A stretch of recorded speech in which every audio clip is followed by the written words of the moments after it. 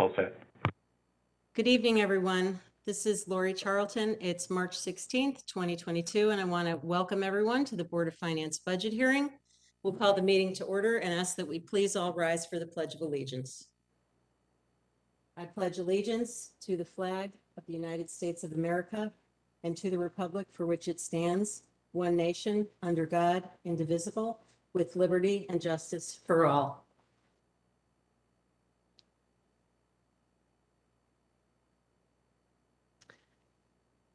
To the members of the public, this is the third in a series of budget hearings for the fiscal 22-23 budget that will take place throughout this month in advance of our vote on March 31st.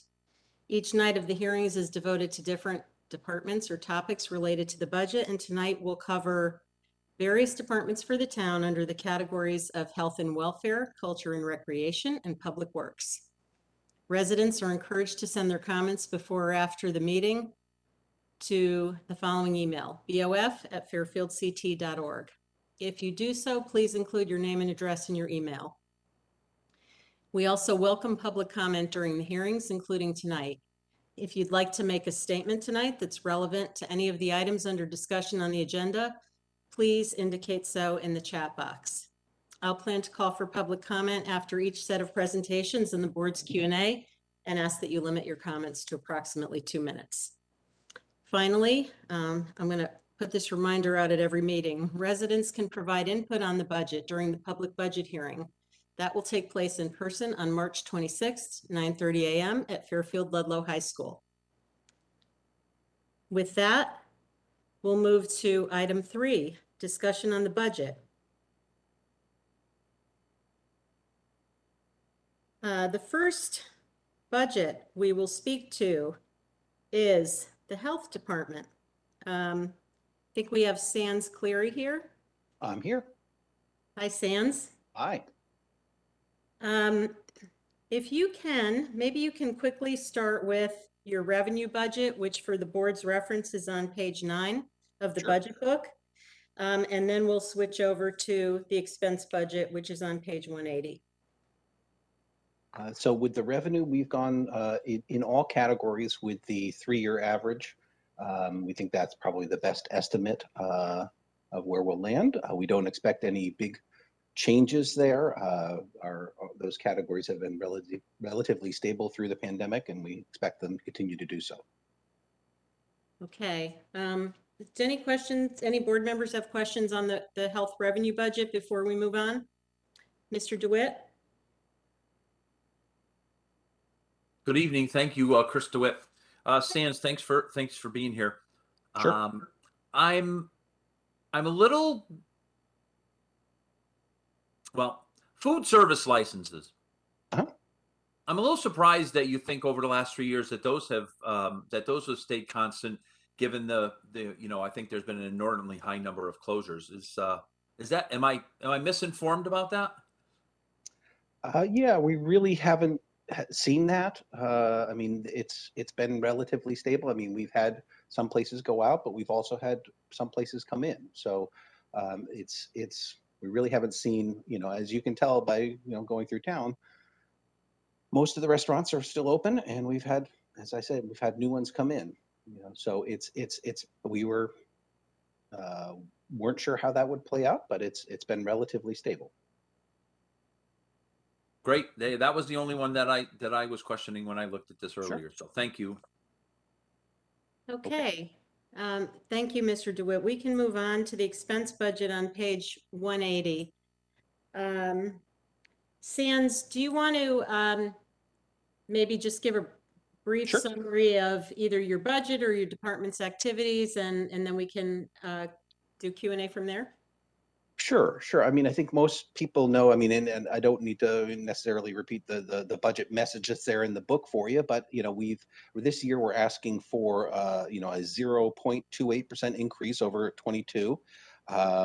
This is largely due to contractual wage increases, some gasoline increases in gasoline costs and diesel costs, and we did, essentially we used the formulas that were provided by the finance department to calculate those, And the only significant change is I moved $2,000 from our fees and professional services line item to our overtime line item. We've been going over on the overtime line item a little bit over the past couple of years, and we shifted that $2,000 away from the fees and professional services, which had been, had some surpluses in the past couple of years, which, we think we're fairly comfortable that we'll be able to, even as more activity, more contracted activity starts back up after the pandemic, that we'll be able to stay within budget on those particular line items.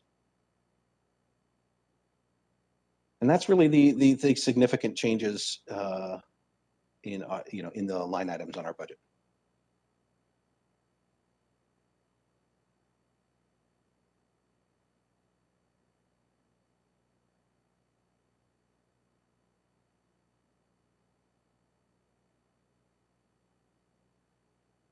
Sorry, I'm muted and I was trying to speak. Ms. Marmion, go ahead, please. Hi, good evening. Thanks so much for all the work you did in the past 2 years. I know it was a very busy time. My question is just on the health educator line. Sure. Was that person directly involved with COVID and therefore that's why that individual is no longer there, or what's going on with that? So the health educator position has been changed to an assistant director position as part of the reorganization in the town. Essentially she's shifted responsibilities slightly, and we've changed that position. So there's no net increase of positions. We've essentially changed her title and given her more responsibility. Thank you. Sure. Thank you, Ms. Marmion. Other questions from the board? I don't see anyone. I just have a quick question, Mr. Cleary. Of course. You mentioned on the motor vehicle fuel and lube. I know that's a relatively small line item, but it's one that appears repeatedly throughout the budget in a number of different departments. And you mentioned that you used a formula from the town to calculate the impact there. I don't know if this question is for you or for Jared. That is a topic that I've been wondering about in terms of how we may have reflected, the risk of rising fuel prices in the budget. So could either you or Jared just talk about what formula you use to calculate that impact? I can start and then I'll let finance department fill in the details, but we're given the gallons that were used in previous years and the price that has been bid out for fuel in the future, and we just use the previous year's numbers to calculate where we think we'll fill. And I'll let Garrett or anyone from finance to talk about the specifics of that. Yeah, and Ms. Carlton, I can follow up on that. So that is correct. So the formula for fuel calculations are we just ask departments put in the number of gallons that they expect to use for diesel or gasoline, and then we multiply that by a projected rate for fuel that we get from Gerald Foley, and that's how we come up with the estimate for fuel. As far as we can follow up with Gerald again to get an updated estimate, that could be a little outdated at this point just because so many things are changing, as we all know, so I can reach out to Gerald to get that update. Thank you for that. I think that might be worthwhile. I don't know what these fuel costs add up to when you combine all the departments, but if they're based on, rates from many months ago, it would be helpful to understand the extent to which there may be risk that flows across departments with that. So I'd appreciate that. Sure, I'll get that for you. Any other questions from the board? Okay. Mr. Cleary, I was remiss and thank you, Ms. Marmion, for your comments, because I really should have started out by thanking you and your department for everything you've done on behalf of the town over the past 2 years.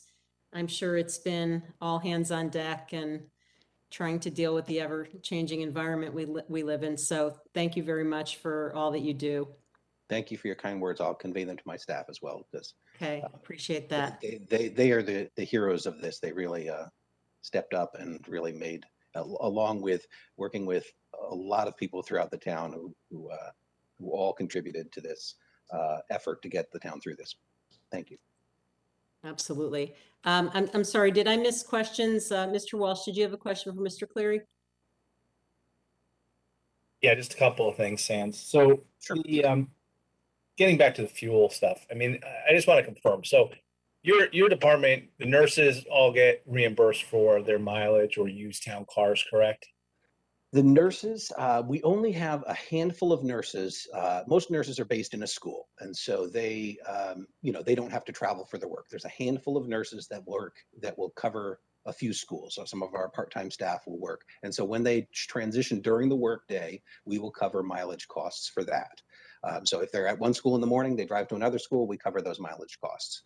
And that's outside of that, that comes out of a, different, that's travel and meetings, that comes out of a different line item, those costs for nurses traveling around and for staff using their personal cars to go to trainings and the like. The fuel that in that line item is really for the vehicles that myself and the inspectors use during our work days.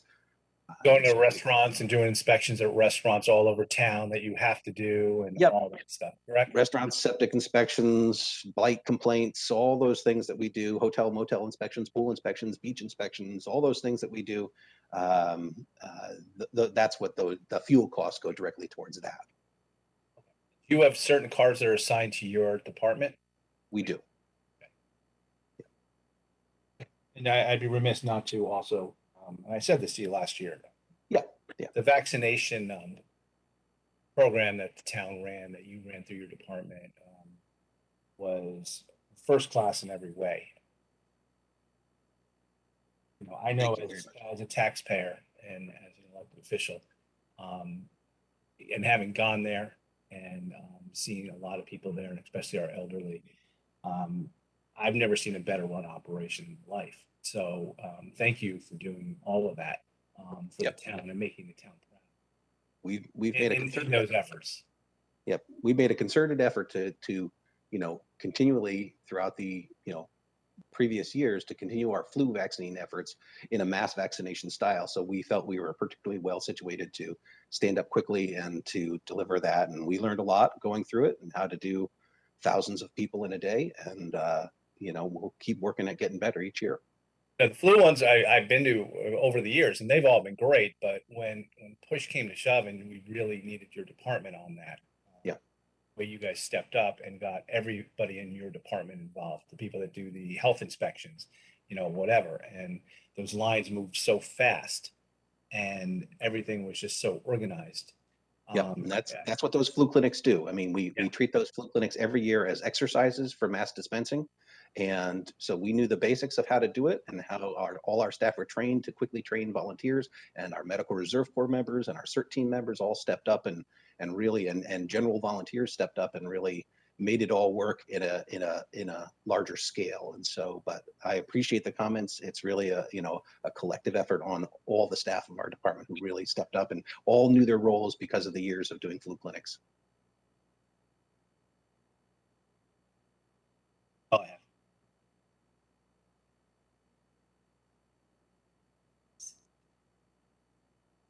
I'm sorry, I think you're breaking up, Mr. Walsh. Oh, I'm sorry. I have no further questions. Okay, thank you, Mr. Walsh. Mr. Testani. Thanks, Madam Chair. Hey, Sands, how are you? I'm doing good. I just want to first echo what everyone else has been echoing. I'm sure I'm going to guess relieved that I think the news media has now classified COVID as an endemic for the most part. And I think that's probably a little bit satisfying from a health perspective. Just curious if you would agree with that assessment. Well, that word has been used a lot over the past several months, and I'll wait till I hear it from our state officials. But we're moving in a positive direction. We've got high levels of vaccination, high levels of natural immunity, vaccine available to anybody who wants it. Our high risk individuals are well vaccinated, and so we're in a good position. And we're ready for what may come if there's a change in variants, if we need to set up, if they reformulate the vaccine, if we're ready to go with new vaccination clinics, if we have to, if they authorize a new booster dose, we are Booster ready number to, 4, right? Yeah, we're they're ready to talking about stand. it. We're ready to stand up, and while we are enjoying getting back to some of the things that we did prior to the pandemic, health education programs and the like, No more nightmares about PPE. Right. well, I'm trying to find a storage space for several The leftover, yeah. gowns and other things right now. So we're Right, still continuing with PPE concerns, but we're in a much better place now, the health department and the town. Sure. I just have one kind of theme. Obviously, a lot of our concern, and I just allude to that, use the word "our" because Ms. Charlton alluded to it, Mr. Walsh did, on the travel, the fuel. It's a small line item, so but out of my own curiosity's sake, obviously we've asked for more information from finance on fuel costs because that's given inflation and what's been happening with gas prices just in our town. It's, as you know, become astronomical. Under line item 58120, you mentioned it a little bit earlier, travel and meetings. Again, in terms of dollars, it's small. I mean, fiscal year 19, your actual was 3873. And the next year, fiscal year 20, obviously was COVID, right? The first year of COVID. So you did roughly half of that, 1749, right? The Yeah. fiscal year 21 was really full-fledged COVID, for lack of a better way of saying that, and it was 961. So now this year, we're back to 3,000, is that, and that was, if I understood you correctly, just for occasionally nurses going beyond the school. Is that, or is there other travel and meetings that's in that line item as opposed to the motor vehicle fuel and lube line item, the 54150? Yeah, so the motor vehicle fuel is for the town-owned and operated vehicles to Right. go back out and doing inspections. The Mhm. travel and meetings is related to travel that the staff does with their personal cars. So we're required to reimburse them for work travel, Right. and so that's part of that. And for our general staff, that also goes for any, if they go to a training across the Like state, an educational thing or an whatever. Okay. educational thing, Yeah. and there's a Got it. $25 Okay. or $50 registration fee. That all comes out from that. And you can see, like all that ended during COVID. Right. Nobody was traveling Sure. anywhere. I think that, people are, Makes sense. I'm just we're curious planning how our you. first in-person training for the region coming up. We're doing an anthrax tabletop exercise. Wow. And so we're, and we're doing it in person. So there'll be, some trainings Yeah. and travel and stuff going on. It's interesting you said that. There was a little anthrax scare I read just within the last couple of days. So it's interesting that would come back up. I think it wound up being talcum powder, I believe. Yeah. But it had been in the news pretty recently. So Yeah. again, Yeah, thank you for all your efforts and appreciate you answering the question. You and your department are Sure. really to be commended throughout COVID. So thank you so much for everything. Thank you, and I'll convey that to my staff. I appreciate it. Okay, thank you, Mr. Testani. Any other questions from the board? Okay. Mr. Cleary, thank you again. Looks like you're off the hook for the evening. All right, thank you very much. Have a good night. Have a good night.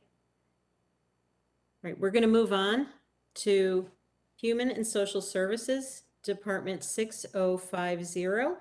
That's on page 184, starts on page 184 of the budget. And I want to welcome Julie DeMarco. Thank you for being here, Mr. Marco. I'll turn it over to you. Hi, thank you very much. I appreciate being here. I'm sorry about the background. I'm not great at the home computer. So the theme of tonight is going to be continuity and consistency. You're going to see on the budget that we're pretty flat except for fuel and lube and the part-time and full-time positions. And I suspect you'll have some questions about those change in positions. What we're asking for this year is for the senior center director position and the social services coordinator director position to go full-time. Both are critical to the department, and we've waited a long time to try to get to this point. I'll start with the senior center. The Bigelow Center has grown from 2,000 members 5 years ago to more than 5,500 right now. Of those members, probably 3,300 are active, which means they participate in 4 to 6 classes a year. That's not just a one shot, but like they might take an exercise class and a lifelong learner class. So they're coming several times a year or to several programs a year. And we haven't changed staff. We've had a part-time program person and a part-time senior center director, for which we're very, very grateful. I would like to combine those two positions. It's a tough model to have part-timers in those two roles. There's a lot of turnover. The program person left in December for a full-time job, and the senior center director can absorb those responsibilities with a full-time role and provide consistency. You know, just because the 19.5 hours is over doesn't mean the day ends. The senior center is open all day. We've grown from a very quiet little senior center a few years ago that was a couple of exercises, movies, and some card games to a bustling place with pickleball and 14 classes throughout the week for exercise of various forms, movies twice a week, card games, pool, lunch, all sorts of activities. And we're busy. We're a senior center of ages 50 and up. So that population just for 55 and up in Fairfield is 19,000 residents, and 65 and up is almost 1,000 residents. No, almost 10,000 residents. Woo, 10,000 residents. And 28% of those are out of towners. The rest are Fairfield residents. We are required to have seniors from out of town able to attend our senior center because we participate in the Older Americans Act senior nutrition program, the congregate meal program. I'm happy to answer questions about what this role does, but you know, with respect to your time, I'd rather just move on to the social services position. We have 6 part-time social workers that most are 19.5 hours. One is 8 hours, one is 14 hours. We have seen through COVID and before an increase in the need for our seniors between food insecurity and utilities and rental assistance. The hardest call in the world to make is that first one to ask for help. And we need to be sure that when somebody calls and they are a Fairfield resident, we are ready to help them. And social services is an amazing department and does help them, but there are times we need the consistency of the social work department. We need somebody who's there each day who can make sure everybody knows who could be calling about this. Right now we do that by notes, which works, but it's not necessarily fair to the residents to have to call and have to retell their story every single day to try to get their assistance. Social work, I mean, the social workers have changed in what they do. It's case management and referrals, but we also participate in town programs like emergency planning, suicide prevention, and those all require a consistent eye, you know, somebody who can follow that project start to finish, and that's hard to do with a part-timer. It is a remarkable department, and the amount of help they've been able to give through COVID, being remote, you know, in the office, but seeing people by video or by phone or at the door has been incredible. I could keep going on this, but I'm sure you must have questions. Thank you. Actually, I will pause for questions. Do we have questions from the board, Mr. DeWitt?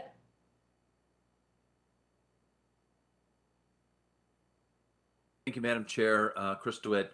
Good evening, Ms. DeMarco. How are you? Great. You? Nice to see you. I want to add, and please tell me if I'm wrong, this social services coordinator also is doing our veterans services, that line item near the end of the budget. And my other role is a commander of one of the American Legion posts. We're desperately trying to get a service officer to help Julie and her team. But that social services, you know, person for the veterans is a key role, and I very much support making that a full-time role, if for nothing else, just that role. So thank you for that. Thanks. Thank you, Mr. DeWitt. Other questions from the board? Mr. Walsh.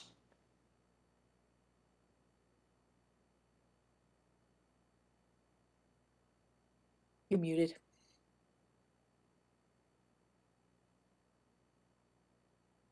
Great things about you, but you didn't hear me. So thanks for being here. Thanks for being here tonight. And I'm in support of these changes. I think you've done great things down these departments, especially with the senior center and it thriving, and raising and everyone's done a great job. But I think it's earned the right to have a full-time person. That's clearly been recognized, and it's thriving, which is great. We have a great building for it and a lot of space, and like you said, the world seems to be ruled by pickleball now. So you have the most popular sport in America being played there. So I'm in support of all these things, and also just the social service aspect, not only our seniors but with others in need. It's been handled great. So I want to support you and all the work that you've done. So I'm in full support of these changes. Thanks. Thank you. Thanks a lot. Thank you, Mr. Walsh. Ms. Marmion. Hi, good evening, Ms. DeMarco. It's great to see you. I have a question. It's related to your description under the Bigelow Center that you were having in-person activities are now being resumed, but you had been doing Zoom or activities via Zoom during COVID. Are you planning on continuing kind of for perhaps residents who have a tough time getting out of their house? Are you going to continue to offer Zoom activities? We've been talking a lot about hybrid technology in town, and I didn't know if that was something that you're looking into, if you have the funding for that, or if you're going to be supported through the town's upgrade with that. That's a great question. I don't know yet. We're still going hybrid through June, and we'll take a survey of the seniors to see if they want to continue going hybrid. For us to try to get as many people as possible in person to the center for that socialization, they've been isolated for such a long time. What we're finding is that for the exercise classes, there's maybe 8 to 10 people on classes on an average day. Sometimes it's just 2 people on the Zoom. So we're going to kind of wing it. That's part of our, it's included in our fees and professional services. Our software package for our membership database provides by prescription a Zoom piece of that. So they set up the Zoom and run it as long as we have people registered for it. I'd be more definitive. I'm just not sure yet. We're just not there yet. So for right now, though, you have what you need budget-wise for that. Okay. Yes, thank you. My second question is, we've gone through so much in terms of looking at ARPA funding, and I know you received some funding, I believe it was for an outside patio. And then we heard different things in terms of renovations for the senior center, or is this the right space for the senior center? I know there's been a lot of back and forth, and I know there's nothing specifically in your budget this year, but is there a plan that the Bigelow Center that your department is putting together in terms of where you want the senior center to go and what that might look like? And is a new senior center being considered? Because we were hearing mixed messages. I just want some clarification on that. I wish I was the person to do that.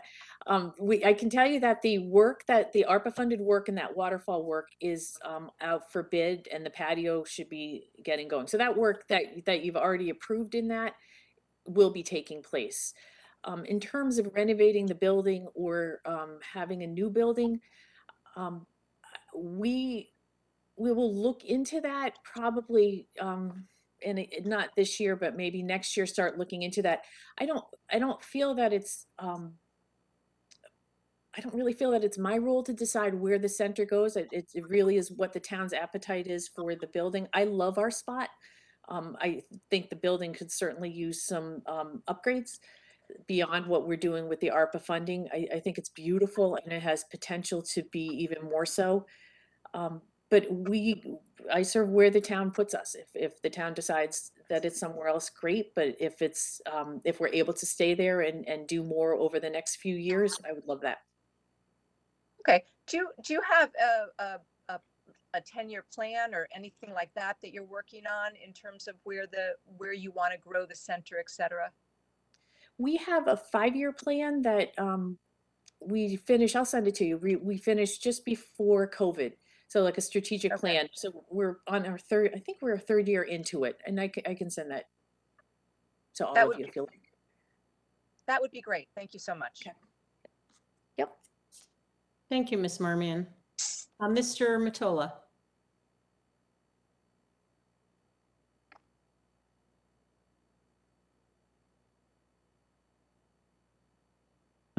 Thank you, Julie. Good to see you. And Madam Chair, I don't know if we're going to get to this. I just was flipping through. There is a revenue piece here, and on page. And if we're not there yet, I can wait. But it's 0. But the other years it was 2,500 and change. I just forgot what that's all about. So I was going to ask that question once. I saw Mr. Testani raising his hand, so he may want to go back to the budget part of it, not the revenue part. So I just wanted to. We can cover that question. I honestly, on some of the smaller revenue items, I didn't bring them up separately, but if Ms. DeMarco wants to answer that question now, that's fine. Sure. Well, That's an what was easy that one. for, Julie, again? That was, when we used to do trips, we would charge for a trip and round up on that fee. But for the last 2 years, we've done no trips. Okay. And thanks. I'm looking to resume them next year, but we just don't know where the seniors are Yeah. going to be with that. And you said just at the beginning you have members. So do you actually have to join the senior center? Is that how it works? Yes, yes. Everybody 50 and up can join. It's free right now. We want the membership just so that we know when somebody comes in the building that they've signed the waiver and that we know that who's in there. Okay. You said it's free right now. You anticipate that's going to be free for years to come?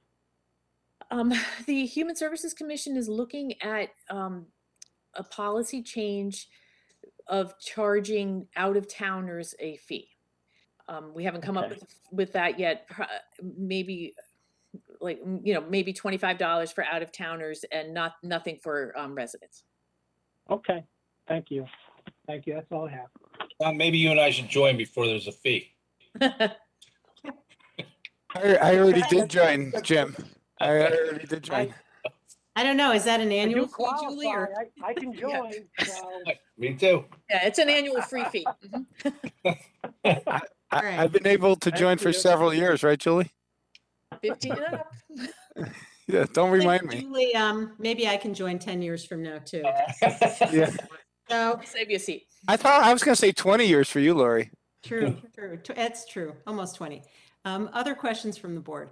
I just, Laura, I just have a couple quick questions. Julie, thanks so much for coming tonight. It was good. It's good to see you. I just have a quick, besides having a phone call with you, I just have a quick question. I just, I'm very curiosity's sake, the printing, binding, and photography line, what is that? I mean, it's, again, it's in terms of dollars, it's small. It's only 6,500. I was just curious, is it information for members? Is it, because there's a separate line for advertising. So I'm just curious what it is.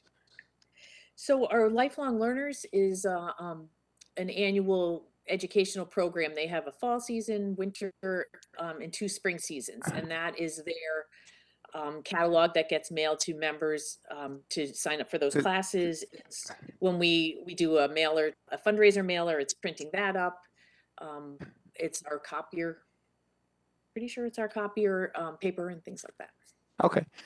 Probably better for me not to look at some of those courses that are offering, and it'll mean less phone calls from me. I don't want to discourage a member, but yeah, that's true. And I just want to shout out to the chess club. I get emails. I've done it a few times. It's very challenging, by the way, for those that play chess. And I don't have a lot of time, but I get emails incessantly wanting me to play. So I just want to compliment that part of the senior center. Having being married to somebody that ran a senior center, as you know, for many years in the town of Greenwich. My only other question is part of their fees in terms of being able to make money was water aerobics. Is that something that's offered, something in the future? I just curious. We don't have a pool, you know, people do go to the Y, but. To the Y, right. Yeah, that's Yeah. where it would be, right. Right, and they do offer that, and they do have a senior discount there. The but Y no, does not offer for a us. separate, okay, well, they have their own senior water aerobics program? Yeah. Okay, But I don't know if it's seniors, but they have water aerobics. right, okay. Great, thank you. Good to see you. Thanks again for coming. And I'm supportive of all the changes, and it's definitely time for sure for the senior center to have its own director. So, Thanks. thank you so much. All right. Thank you, Mr. Testani. Ms. DeMarco, first for the record, I'm also supportive of these changes, and I hope you'll indulge me with, I hope what isn't too dumb of a question on background. I just don't remember. I know from time to time, we've seen grants come through that we've approved for you to buy a vehicle or something like that. So I know that there's been some level of support, at least that you've gotten from grants and other funding. But in terms of the overall level of services that we provide, to what extent are any of these mandated, or are these just benefits that we provide our residents? The financial assistance is not mandated. We're very lucky and blessed that the town supports us with that. And we do get donations from United Way and Salvation Army and Rotary that help supplement that, and donations from individuals. Social services does have, you know, we have mandated reporting for DCF, for child protective services and for elderly protective services, because we're seeing, you know, we serve all residents of all ages in social services. But that's not a financial impact other than the you know, the salaries of the social workers. For the senior center, as you know, part of the Older Americans Act with the lunch, we asked for a suggested donation of food. It's not, nothing's really mandated through the senior center side of it, but we do, you know, having the membership open to out of towners is part of that, but not a financial impact. Got it. Okay. So there's, yeah, it just strikes me, you know, we're able to do all of these things for our seniors. And I just wondered in comparison to other communities that don't have this capability. And does that just mean that, you know, people go to state agencies, or they just have no access to these sorts of services? It really depends on the community. We are really lucky. You know, there's always going to be towns that have more money, and always going to have towns that have less. But we're lucky. We're lucky that we have a lot of support. You know, our CDBG money from through HUD. We're just really lucky with how much is available above and beyond the money for social services for all ages. You know, we use that, but it's not all we use, which is great. Okay, thank you. All right, Mr. Walsh. Just a quick question. On the motor vehicle fuel and lube, we understand that there's a formula that finance has that we're going to be getting increase in fuel costs and oil costs and stuff like that. But your number compared to like health, now I know there are two different departments, you do two different things, has gone up by 90% versus theirs on 75.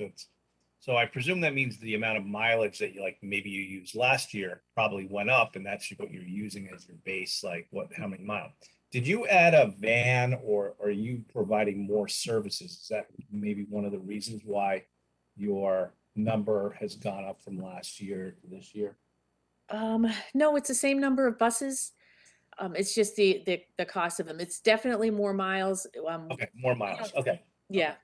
Okay, more runs, and maybe that has to do with the increased amount that you're providing services for at the senior center and things like that, since Right. the volume has gone up dramatically and the number of people you're serving. So And we also just got that new bus grant that you approved. That's for a smaller bus, just a few seats less, but it should save us about 30% on the fuel and we'll get, we'll lose an older bus that's a gas guzzler.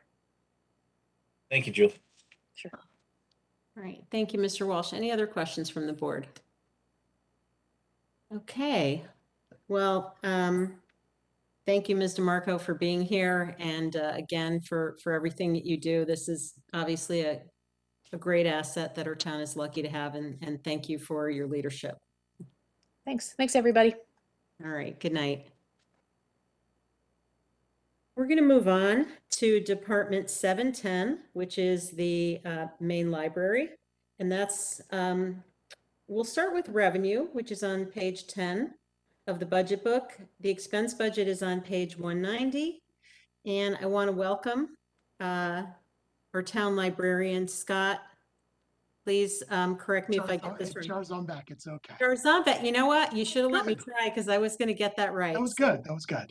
Scott Jarzambek and Jan Fisher, welcome.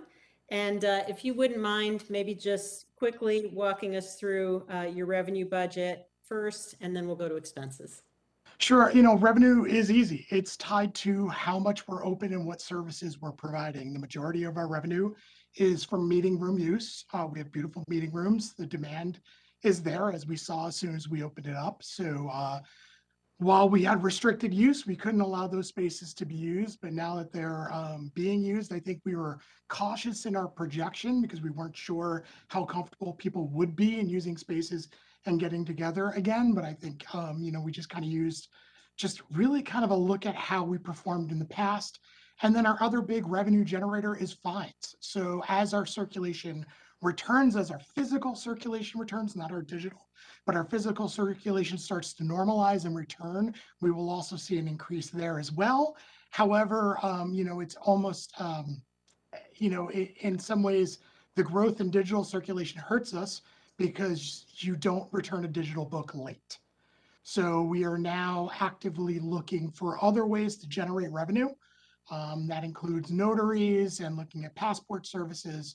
So I'm excited about next year's budget because I think we're going to bring to the table some additional options for us to generate revenue. Okay, thank you. Can you also address the line item called invested funds? Sure. So invested funds are the money. Jan, do you want to kind of cover this? That is the money. It's according to a schedule from when the library was renovated back in 2005. The library board made a commitment to the town to pay that amount that is on the schedule. I think we are headed into the last year of finalizing that agreement that was made. So those funds are taken from the library board's invested funds each year and passed on to the town. Okay, thank you for that. And I think that was related to, so that comes from your endowment. And I think that was set up as a mechanism to reimburse the town, if you will, for some capital funding that the town provided to the library some years ago. Yes, when the major renovation took place in 2004 and 5. Okay, and so that amount is based on a schedule and there's no judgment associated with it. Correct. Okay, thank you.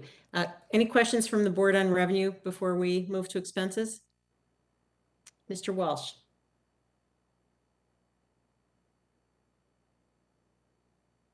Do you mind if I call you Scott? That's absolutely fine. Call me Jim.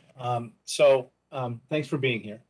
And just if you can give me some sense on the revenue, do you feel like we're getting full capacity back to the library, or you still see that people are building up, or maybe not fully coming back because of COVID, because it's a public spot, or if you could just give me some sense of that.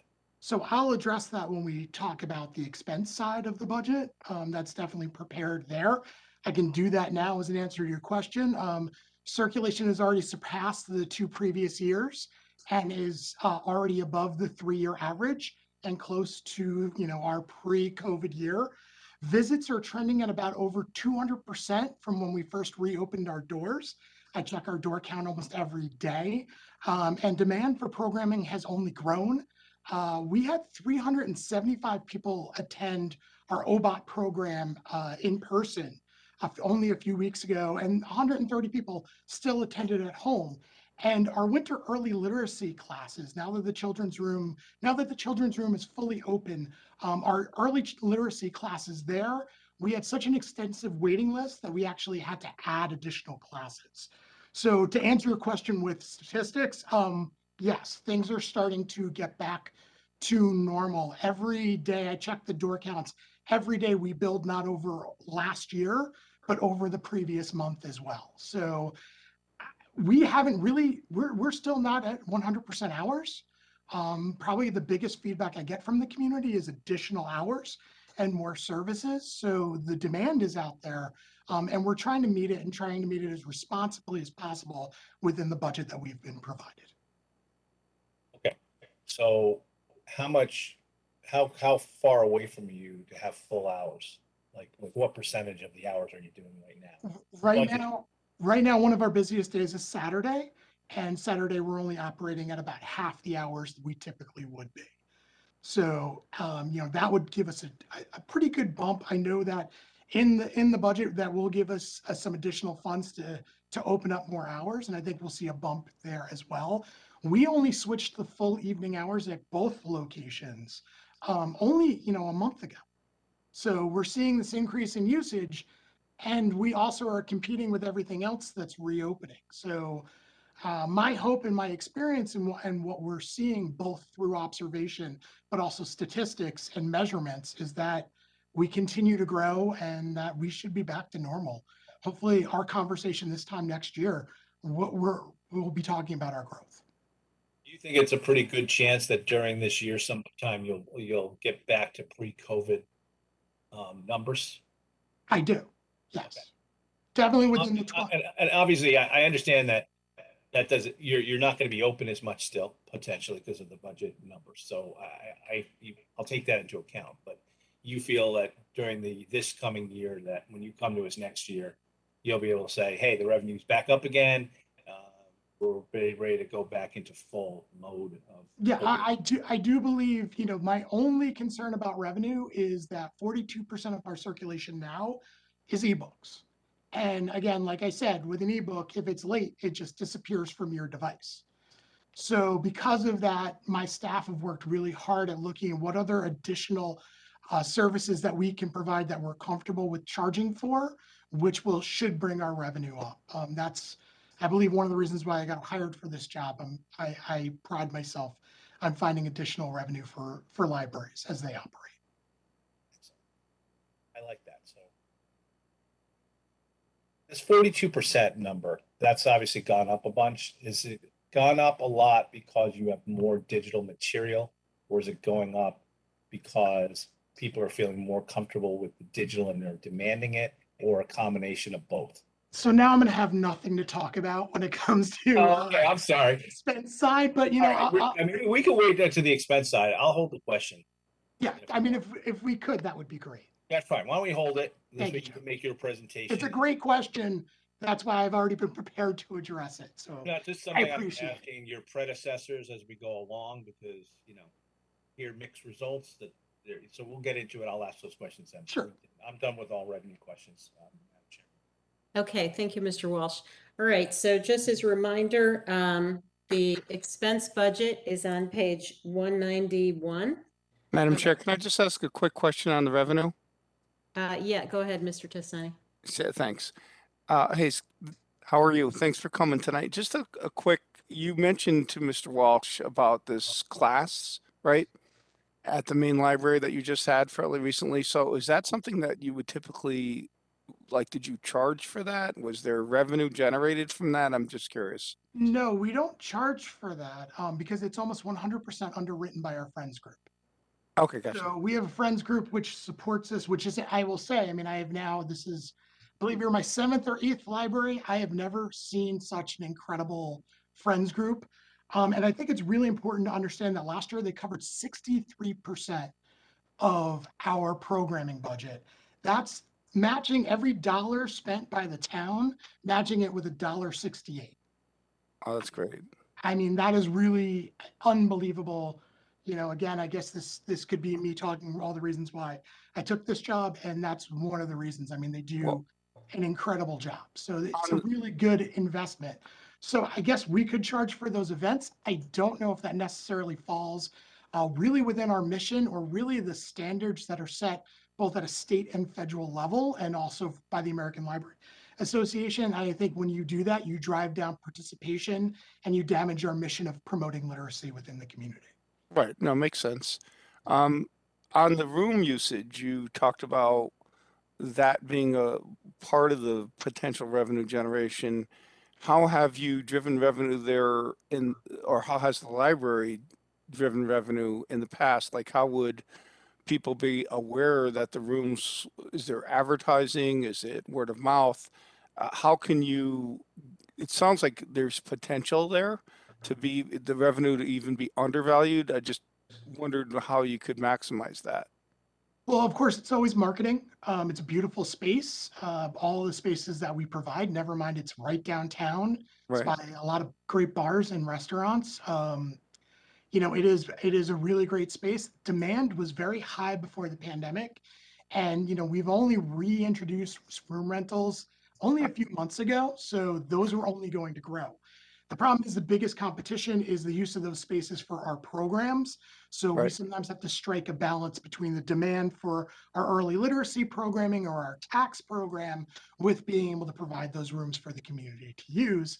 And on top of that, you know, and I will get into this a little bit in our expense side, the more we lease those rooms out, the more those rooms are rented, the higher the need for facility staff to keep bathrooms right. clean, That rearrange makes, the spaces. right. Okay, got it. Makes sense. It costs, you know, costs money to make money, so that's Right. always a concern of ours. Okay. Thanks, Scott. Appreciate it. Thanks, Madam Chair. Thank you, Mr. Testani. Okay, let's move on. The expense budget is on page 191. Questions from the board?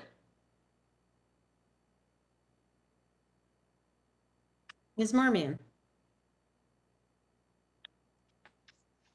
Hi, good evening, Scott, and can you just tell me when we were hired by Ms. the town Marmon, of Fairfield?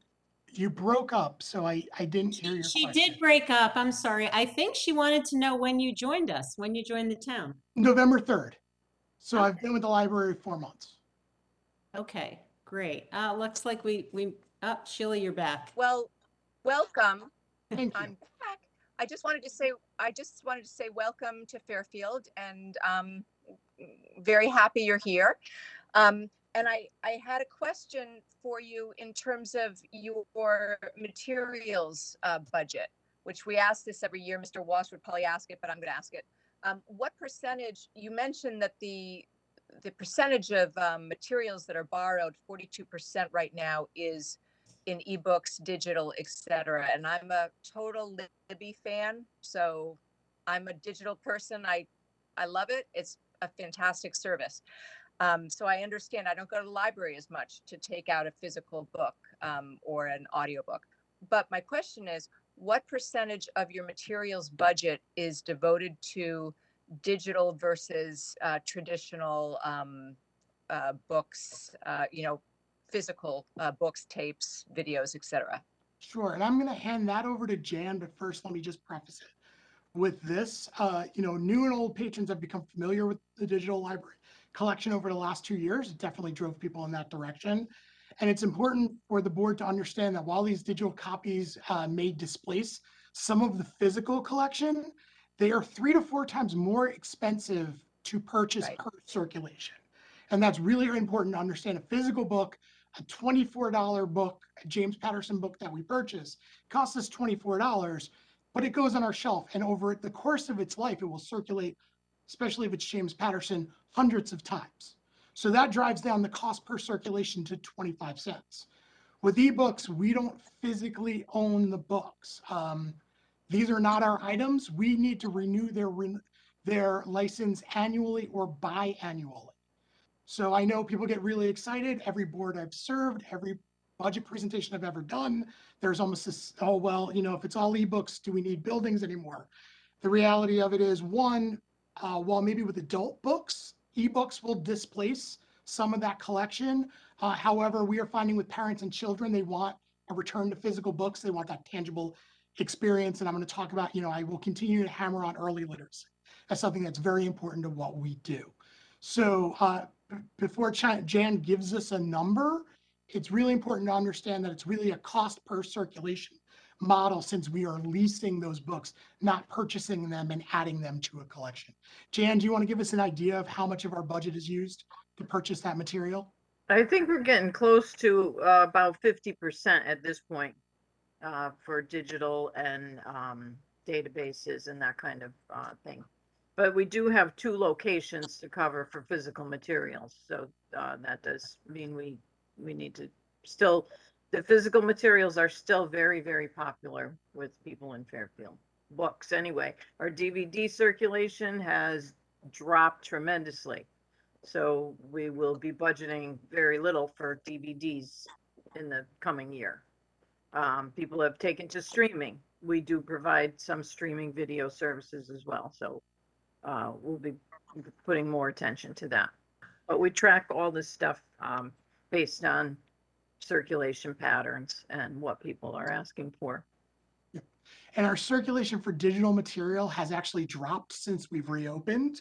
And we do think we hit kind of a plateau, not because demand dropped, but if you use Libby, then you understand there is a waiting list for almost everything. There's friction to borrowing material, so that, if we lease a digital copy on Libby, only 1 copy is allowed to go out. And if we want to provide additional copies, we need to pay additional funds, and 3 to 4 times an expense. There's been a law that passed in New York, a bipartisan law that passed in New York, and it did not make it past the governor's desk. I believe there is a law in Massachusetts that right now is in court, and Connecticut, fingers crossed it made it out of committee, HB 131, which is a Connecticut law, which is trying to also reduce the cost of ebooks, because the cost is prohibitive.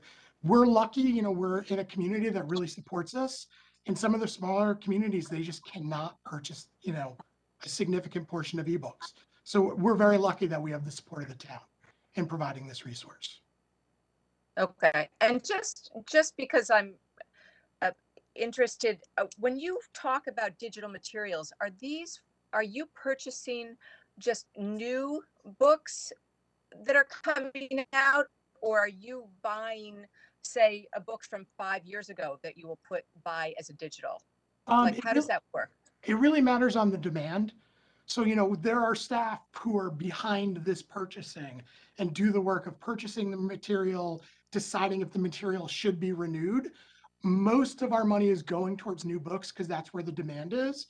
But we also need to be smart, because when a new book is released by an author, Jodi Picoult or James Patterson, I'll continue to use them as an example, every time a new book is released in a series or by an author, there will be back demand for those items.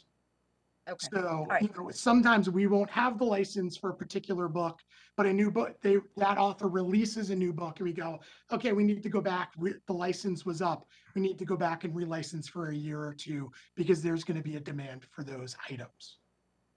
Okay, thank you so much. And recently I worked the reference desk. I helped 2 people whose ebook went up, it was done, and we actually found the physical book so they could finish the physical book. So like I said, while I see in adult collections, ebooks displacing some of the collection, I don't think that will totally go away. And I don't think it's a smart investment. I think we should be buying books to have them on the shelf so they can be accessed later. Thank you. Okay, thank you, Ms. Marby, and thank you for that, Ms. Jarzambek. I'm going to move on to other members. I do just have to say, though, that comment you made about people thinking that libraries and physical books will go away. I mean, I like digital books, but I don't want to think about that world. It's actually a terrible thought, thinking we might not have physical books in libraries. Mr. Walsh.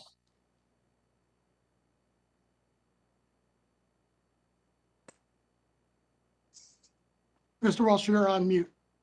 I just want to follow up on Ms. Marmion's question in regards to the materials line, and just a couple follow-up questions. First of all, it was interesting. I think Jan said that may not be buying any DVDs this year. Is that true? No, I You're think moving away from Not that? none, but we're Okay. significantly reducing the amount we spend on it. Yeah. And the only reason I'm asking is because, I don't get DVDs from the library, but I know to do that. But I don't know. I can't remember the last time I saw someone use a DVD player, to be quite honest with you. Just because of We all have the streaming patrons in stuff. every single day. I know. I'm sure there are. It's just that I think most of the world has gone to streaming services on a monthly basis, and they seem to be streaming movies. I'm actually got to the point where I'm like, do I remove the DVD player that I haven't touched in 2 years because I'm just not using it? So do you see a time with what you're seeing that the DVDs will just go away? So, Oh, Mr. Walsh, probably, some point. at some point, but Mr. Walsh, we also still provide a fax machine. Yeah. Some libraries still provide typewriters. That's the beauty of the public library. While the majority of society moves on to the next piece of technology when it comes to digital literacy, which is a big part of what we do, part of our job is to bring those people who are lagging behind along with us. It always surprises me that we have DVDs.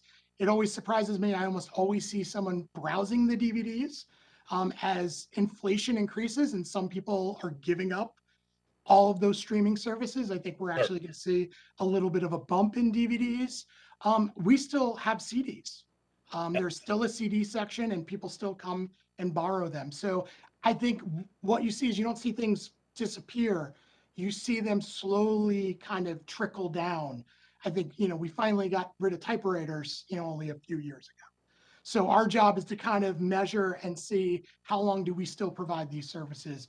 And thankfully they're cheap. I mean, a DVD costs almost nothing now to purchase. So why not still have them and keep that bridge for individuals? We did stop purchasing CD music a couple of years ago, and probably after this year we'll stop purchasing CD audiobooks. Over 90% of our circulation of audiobooks is digital. So, we're looking at what's happening out there. And in regards to the total amount of the library materials fund, the amount, it's gone up from 425 to 450. And how do you feel about that number? Were you trying to get it to be higher? Were you trying, do you think that's a good amount? I mean, just can you explain how you came to that number? I think it's a comfortable amount as we come out of COVID. You just hired a town librarian. Yep. So I haven't been with the library long enough. I am a metrics driven person. I can look at previous metrics and previous budgets, but I'd like to have a year under my belt before really feeling like I'm an expert in our collection development. But I think that's a comfortable level that really meets the demand for ebooks. And then we're really going to learn. I think all libraries right now are struggling with this, learning what is the demand going to be. And we're all surprised by how many people are coming back in the door and how many people are borrowing physical material. So I really look forward to that conversation in the future, because I think libraries will have a better idea, and also we'll have a better idea by looking at metrics and spending to see if we're comfortable there. I think it's a reasonable ask by the library as we see things develop, really only over the last 6 to 4 months. And that's fair. I mean, you're just getting your feet wet a little bit, and it'll be interesting to have that conversation with you next year. So I appreciate that answer. Thank you. Thank you, Mr. Walsh. Other questions from the board?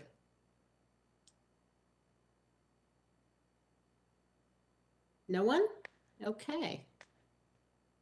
All right, we will move on then to the next library department, 7011, I should say. Mr.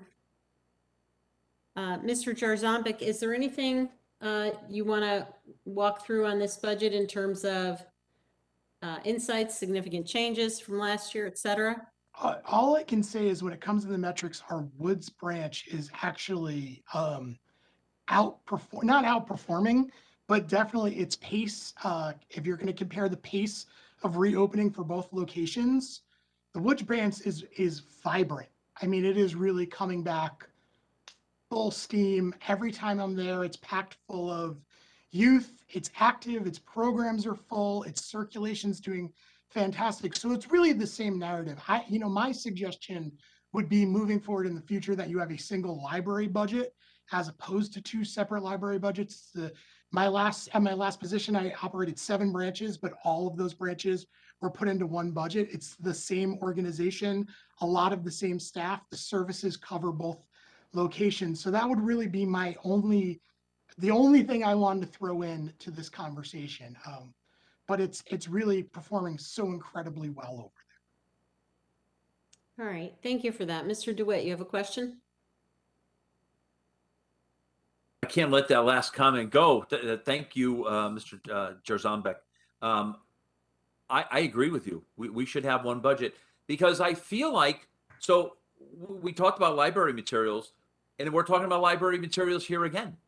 So in the digital world, you're not buying digital materials for the main library and digital assets for the woods separately, are you? No, and it's across the board: collection development, program planning, staffing, services. It's this. You'll see the same. I work the reference desk at Woods on the last Thursday night of the month. So if you want to come and see me, come and see me.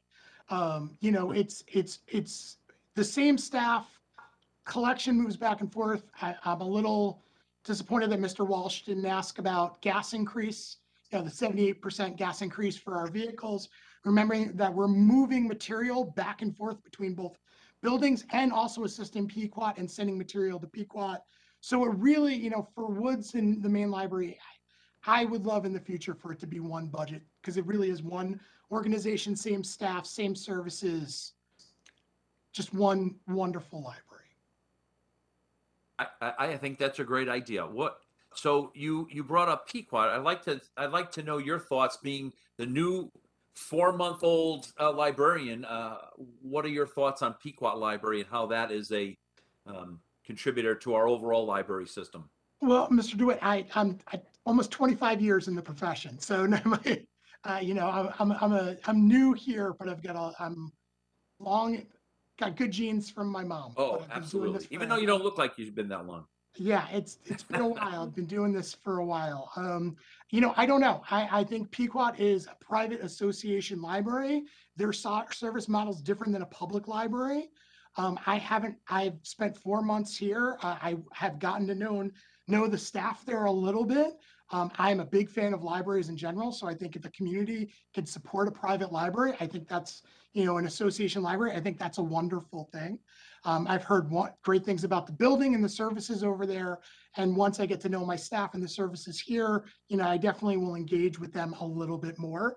What I do like and what I think is very, very positive, and what I've not seen in other communities and other municipalities that I've served, is there is a very good relationship between the public library and the Pequot Library, which you don't often find in models like this one. So I hope to foster that and continue that, and support them in any way that we can moving forward, and also borrow from them. They do some great programming. They have some wonderful ideas. So the only thing I can really say is I want to build on our relationship with them and see what we can do together to further serve the community in Fairfield. Oh, that's fair. Thank you. Okay, thank you. Jared, you heard it here. One budget for the library next year. And Frank. All right, Mr. Curley. Yeah, thank you, Madam Chair. And thank you for coming tonight, Scott, and welcome to Fairfield as well. And I apologize. I'm actually going to bounce back to the previous page. I actually had a note in my book here. It's not talking about an increase. It's actually talking about a decrease. On the fees and professional services line, you're down about, exactly 30,000 from your budget last year, 195 down to 165.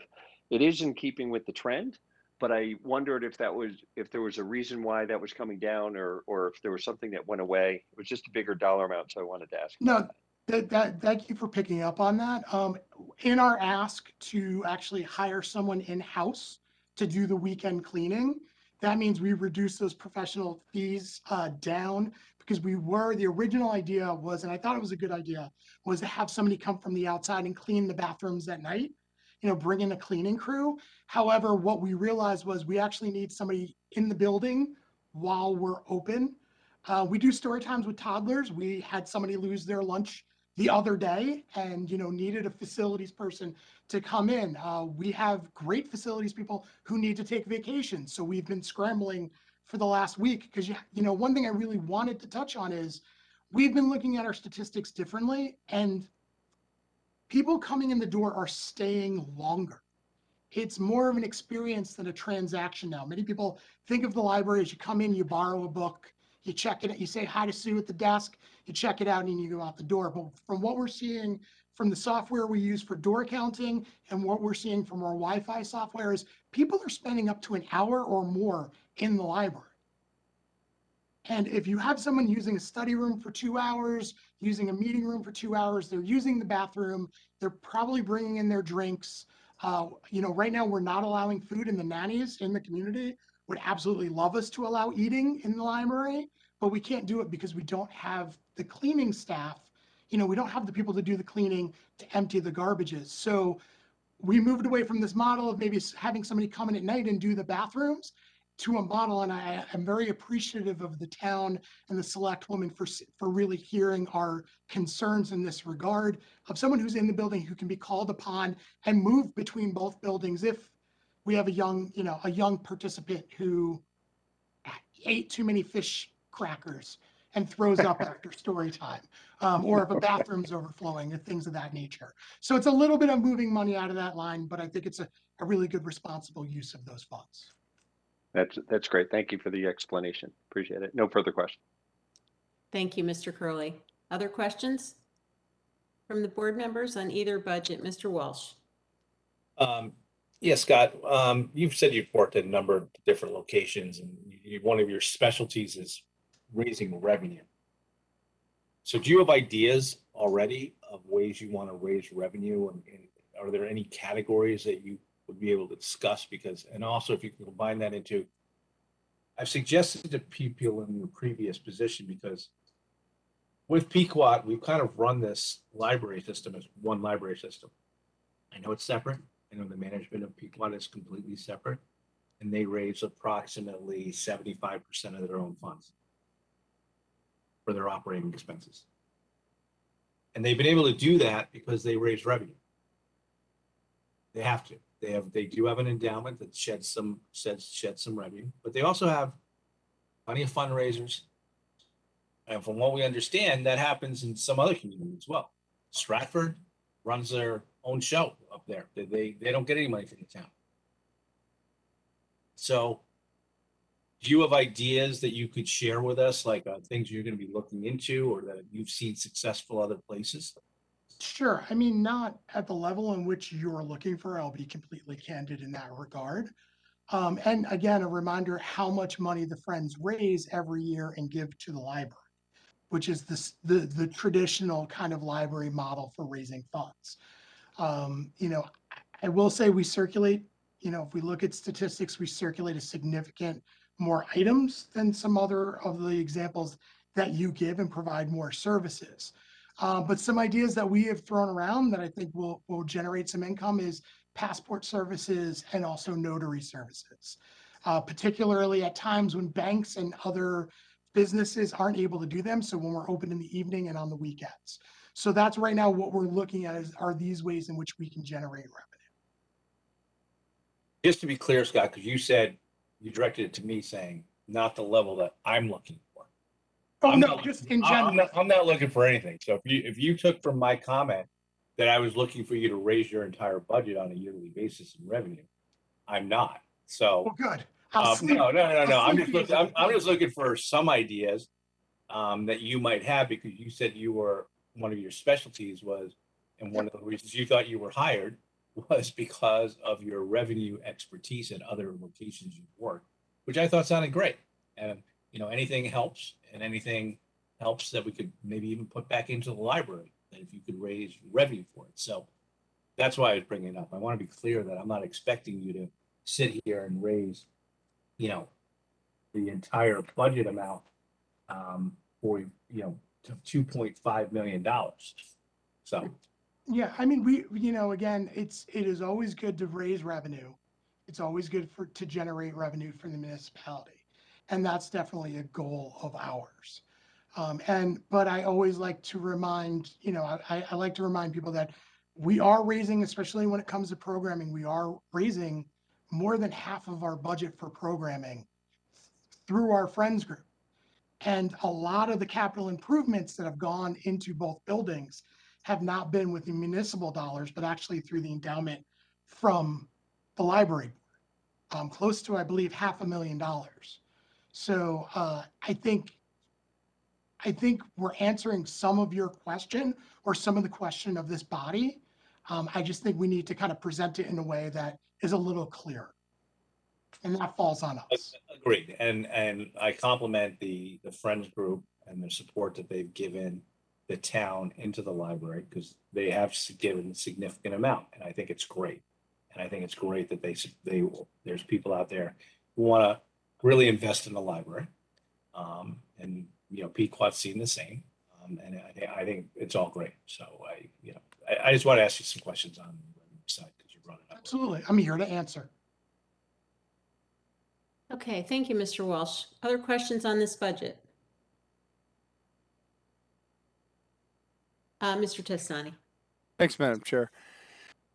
Hey, Scott, how you doing? Thanks for coming. Nice to meet you. As a big fan of a library in general, I think it's you've got quite a mission in terms of taking on the potential to raise more revenue. We sort of went down this trail, Mr. DeWitt did, and by extension, Ms. Charlton, on giving Jared the assignment of combining the budgets. But if I'm reading this correctly, and just to go back to the materials line for a moment, really the materials line should be in the vicinity of $600,000. Am I right? Because we've got 450, correct, for the main library, and 125, right, just for the woods part. So I guess that's one question, sort of. And then from there, if the reduction in the VHS purchases, let's say as an example, and it's just hard to imagine that kind of dollar volume for materials. Given the emphasis on the digital piece, which you had alluded to earlier. So if you could just address that for a couple minutes, I'd appreciate it. Thank you. I mean, that's standard for a library budget. We're not overspending on materials.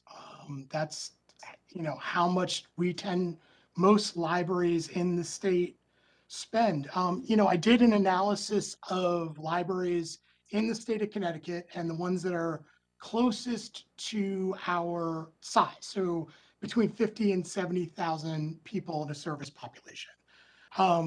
We are the second highest in ebook circulation, second highest in children's programs, second highest in adult programs, thirds in visits per hour. So we have some of the least amount of hours in those 11 libraries. However, we're one of the highest visited libraries in the area. But we're at about 7 out of 11 in terms of spending. And I wish I had done a calculation of where we were in terms of spending for physical and book. So, I think it seems like a big number. However, that's pretty standard for library purchasing, especially for a library that's Scott, yeah, no, I don't mean to interrupt, but I'm just curious. So you're saying a 50% increase, right, in library materials is average? Am I understanding that right? Jan's raising her hand. That's what it went up to, right? If you combine both the main library and the Woods Library, the materials line alone, correct, went up 50%. Jan, do you want to address? Well, I believe that would be 10% from 525 to 575. From 525 to 575, that's not even 10%. No, so I'm sorry, on the main library, yeah, right. So the two combined were really 30%, right? Increase? No, 30 point, yeah. We have 525 this year. We'd like to go to 575. So that's less than a 10% increase. And Jen, forgive me, I'm sorry, where are you reading that? Because in our budget book for the library materials line 56180, under the main library, the budget is 450, which represents a 5.88% increase. And on the Woods branch 56180, the materials went up 25%. Am I reading that wrong? And I apologize if I am. Well, if you take it together, which is actually how we allocate it, we add it together and then we allocate it because there's so many areas that, like all the digital stuff, we don't divide that between the two locations.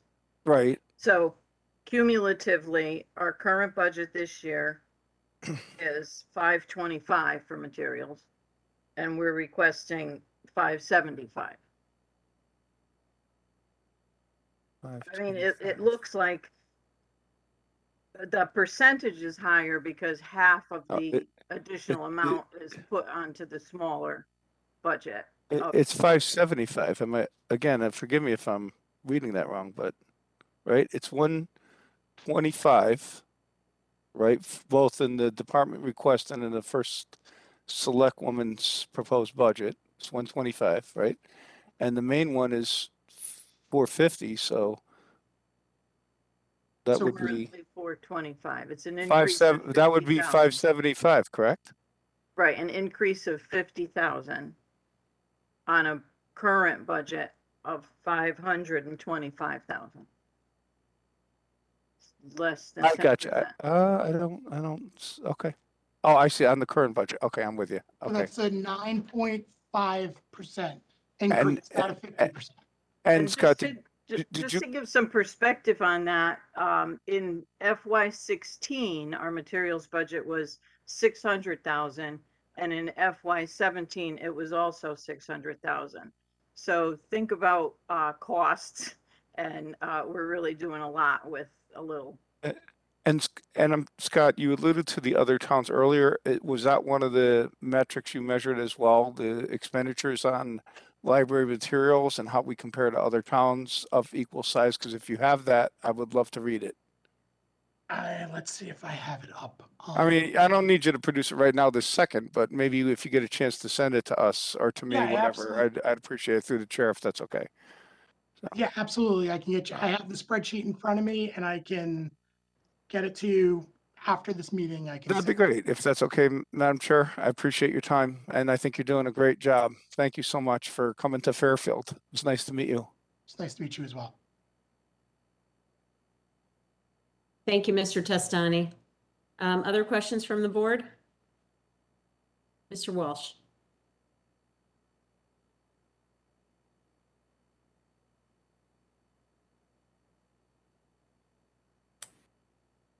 You're muted, Jim. What percentage of your population, Scott, of people that come to the library are from out of town at Fairfield? I will have to look that up and get back to you on that. We have 30,000 card holders, and I believe last I looked, I don't want to give the wrong number, but maybe 6,000 non-resident card holders. But let me look and get that exact number and send it over. And with your experience of working in different communities, does any community ever charge out-of-towners to use their library, or is it always free for everybody? Where I come from, there was a charge for getting a library card, but it was a district library. Libraries are set up a little differently in New York. And I believe there are some state rules and regulations that Jan can probably speak to about whether or not we can do that. Jan? She's got her hand up, but can't hear her. You may recall that under revenue, we get reimbursement for any loans that we make to out-of-town customers. The state does have a program in place to reimburse. We did not receive any reimbursement for last year because when we did curbside, we did it only for town residents. So that is in this current fiscal year, we did not receive any reimbursement. But in the next fiscal year, we will receive a certain amount for each transaction to out-of-town patrons. That's how the state uses to kind of like subsidize or help you not charge other people, that they subsidize it so that it's an open system. Yes. Okay, I'm just asking because when we talked about an earlier department at the senior center, they brought up the issue about If they- we were to charge for yeah, we'd have to give up there are that a lot rent. of things that we're not allowed to charge for. If we do, we would not get neither that reimbursement nor the annual state grant and aid. All right, thank you.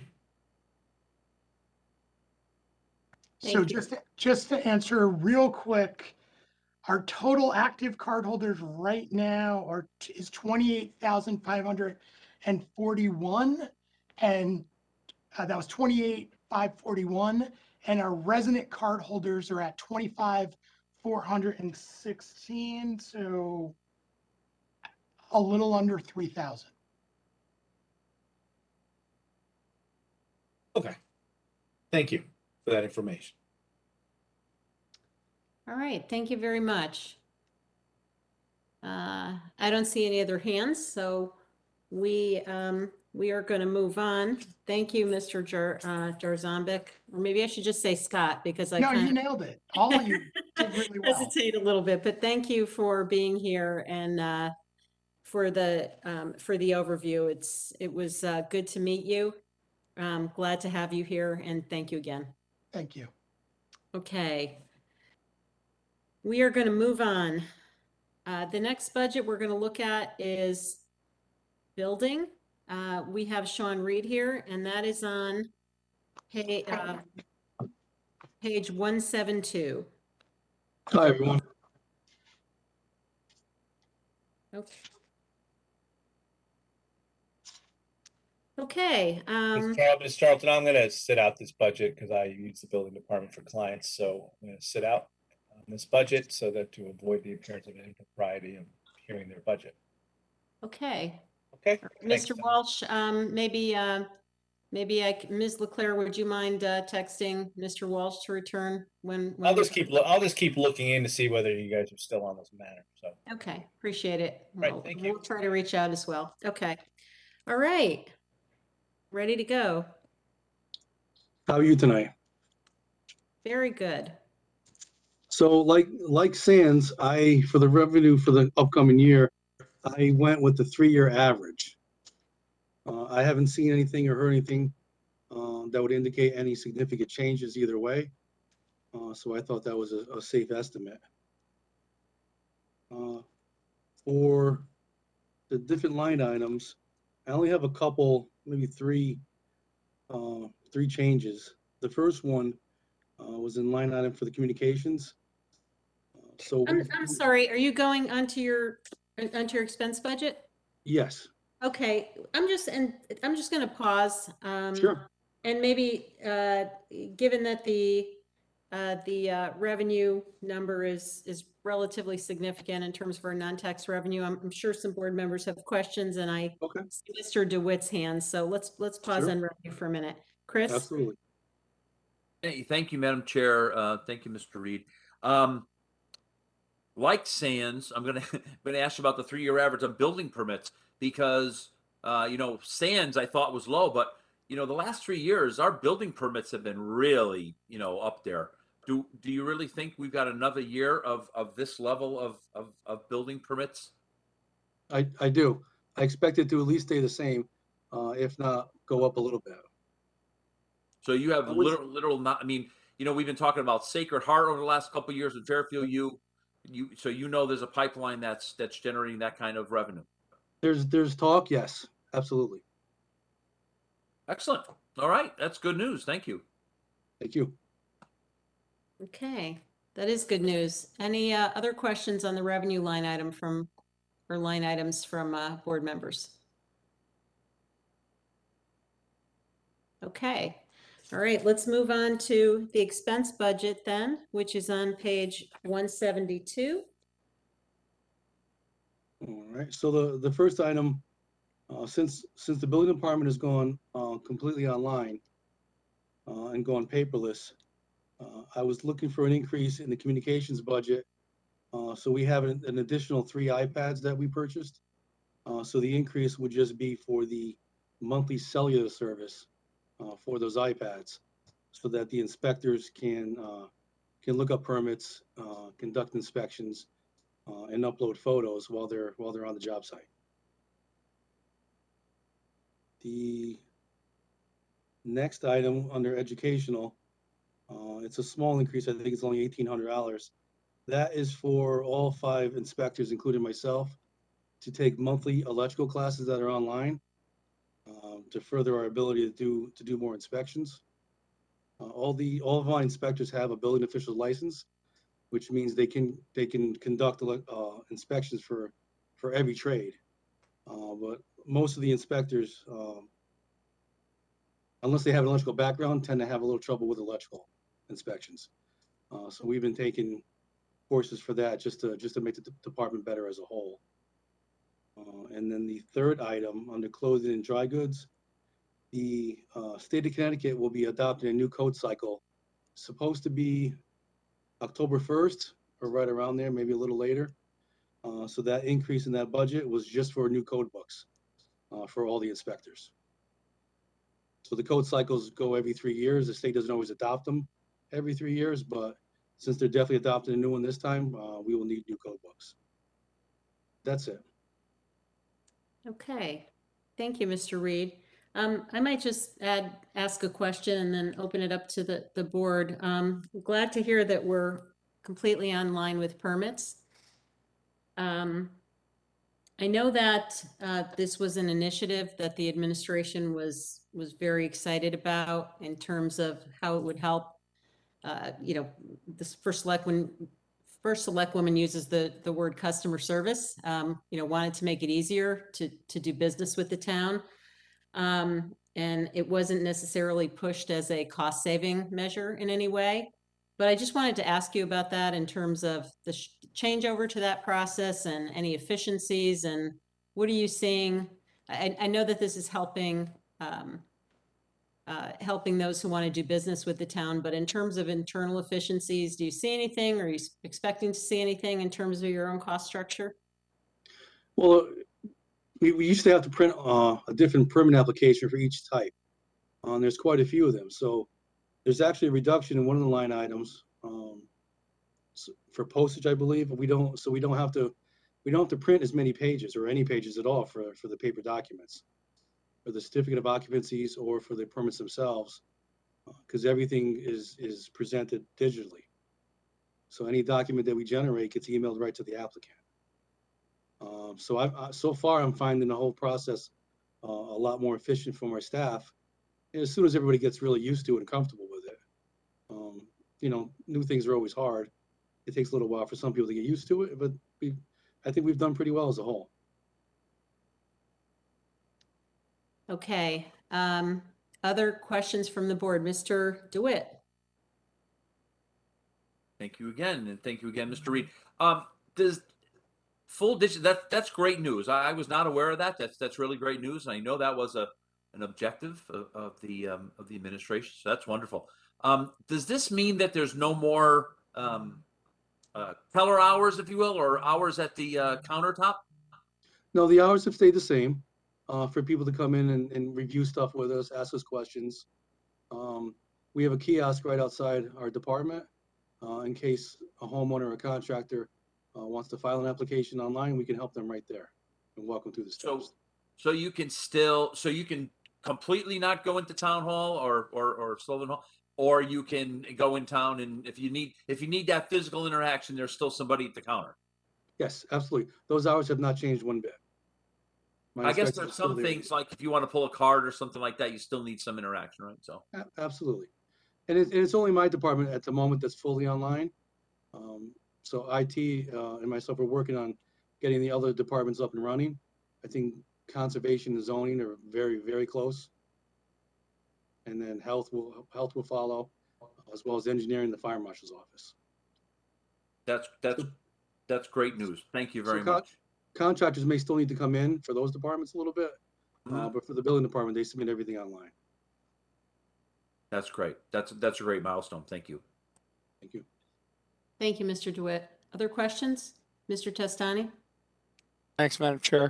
Hey, Sean, how are you? Thanks for coming tonight. I just wanted to kind of follow up on Ms. Charlton's line of questioning a little bit, but I think you may have already answered it, and I don't normally ask about a reduction in a line item, as Mr. Curley sort of alluded to earlier in the evening, but I think you kind of answered it when you said everything went online, because I'm guessing the reduction in the printing, binding, and photography it has is a reflection of the addition of the iPads. Do I have that correlation correct?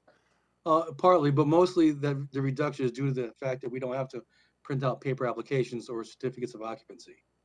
Because of the online system. Correct, yes. The iPads are just for the use of the inspectors in the field to be able to look up permits or annotate inspections or upload pictures. Okay, so in the past, this line would have been used for what exactly? Just so I understand. The printing and photography. Yes, yeah. So basically, it was just to print out all the paper documents. And now they're all electronic. Right. Yeah. So Okay. there's still a little bit left just for. Yeah. Right. No, that's great. And I think you're doing a phenomenal job. In full disclosure, I recently converted from oil to gas and had some interactions with your inspectors, and they were great. So I just Appreciate want to that. compliment you and your department. I think you're doing a phenomenal job on behalf of the town, and it's a vital to our budget as well. So thank you for your efforts. Nice to meet you. You too. Thank you. Okay, thanks, Mr. Testani. Any other questions from the board on this budget? Okay. Well, thank you, Mr. Reed. Appreciate Thank you you. being here, and thanks for walking us through your budget. Thank you. Have a good night. Have a good night. Okay, do I see Mr. Marsilio?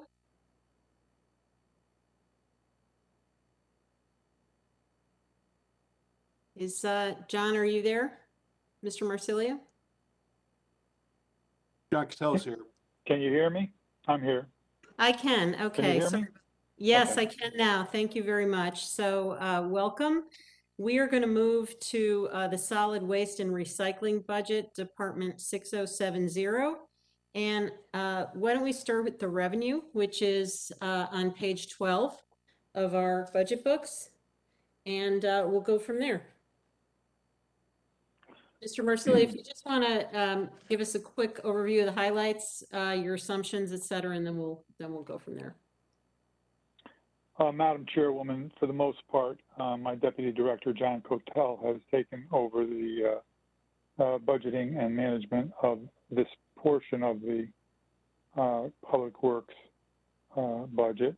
So I would cede those questions to John at this moment, and I can add some background for the board going forward. So John, would you please answer those questions for the chairwoman? Okay. Thanks, Mr. Hotel. Welcome. Thank you very much. We basically went with the 3-year average on the items, which seemed appropriate. And that was consistent on all of them. If you have any specific questions, I'm willing to go for it. Okay, Mr. Walsh, you have a question on the revenue? Yes. Good evening, Mr. Cattell. Good evening. You're silent. You're silent. Hear me now? Barely. Oh, why don't you go to somebody else? I'll see if I can plug in a microphone. Madam Chairwoman. Okay, does other questions on the revenue side of this?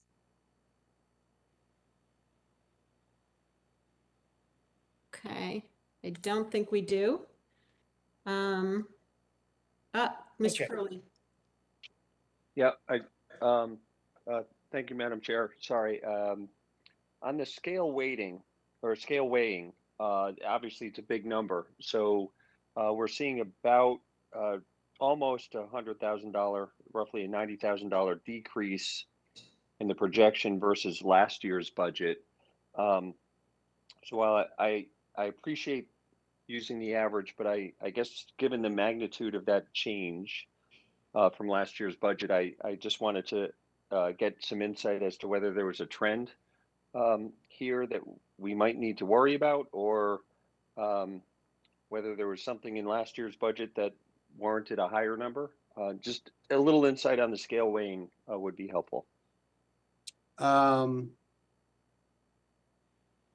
don't know of a specific trend.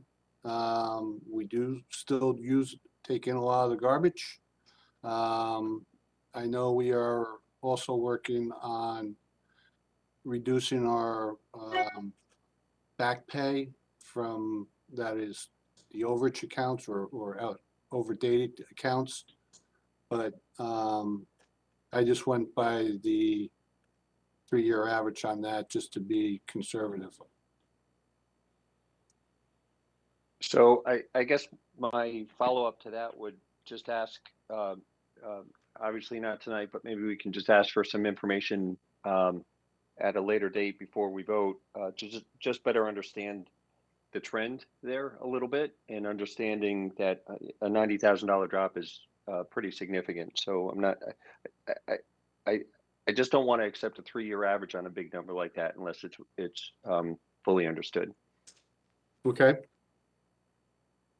Okay, thank you, Mr. Curley. And Jared, can you make sure we have that as a follow-up item, please? All right, other questions on this? Mr. Walsh? Yeah, I'm just going to try to talk louder. John, can you hear me? You're good. Yeah, I can hear you fine now. Okay, great. All the numbers are down in this area, right? Is it because of the revenue we're getting in? Is they're paying less for it, or is it less volume of stuff that's being recycled? We haven't changed the pricing. So we're getting less stuff because there's the pricing, and correct. then there's the amount of stuff that's being brought down there, right? Or the type of material. Or the type of material. So explain that to me and how that varies. Whether it's your higher cost items would be like your bulky demolition versus your MSW trends. Your MSW trends is your biggest charge from your haulers. That's bringing it in.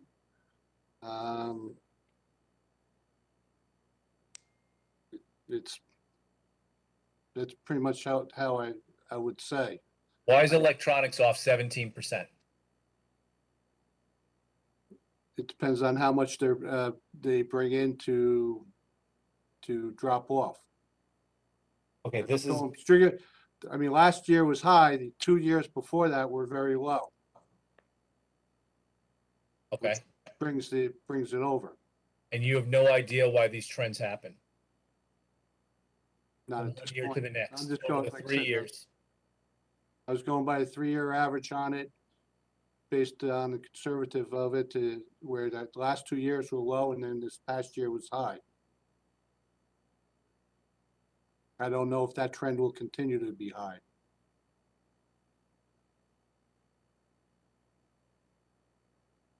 Okay. All right.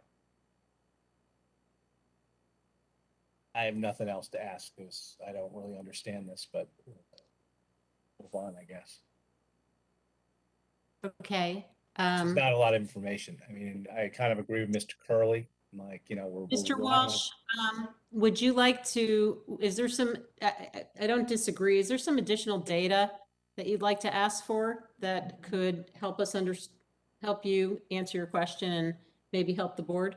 Yeah, I'm just trying to understand, and maybe, I don't know if Bucky can help us, but are other communities seeing these same trends? I mean, it just seems easy to take the last 3 years because no one understands it, as opposed to trying to understand it. So that's my problem. Yeah.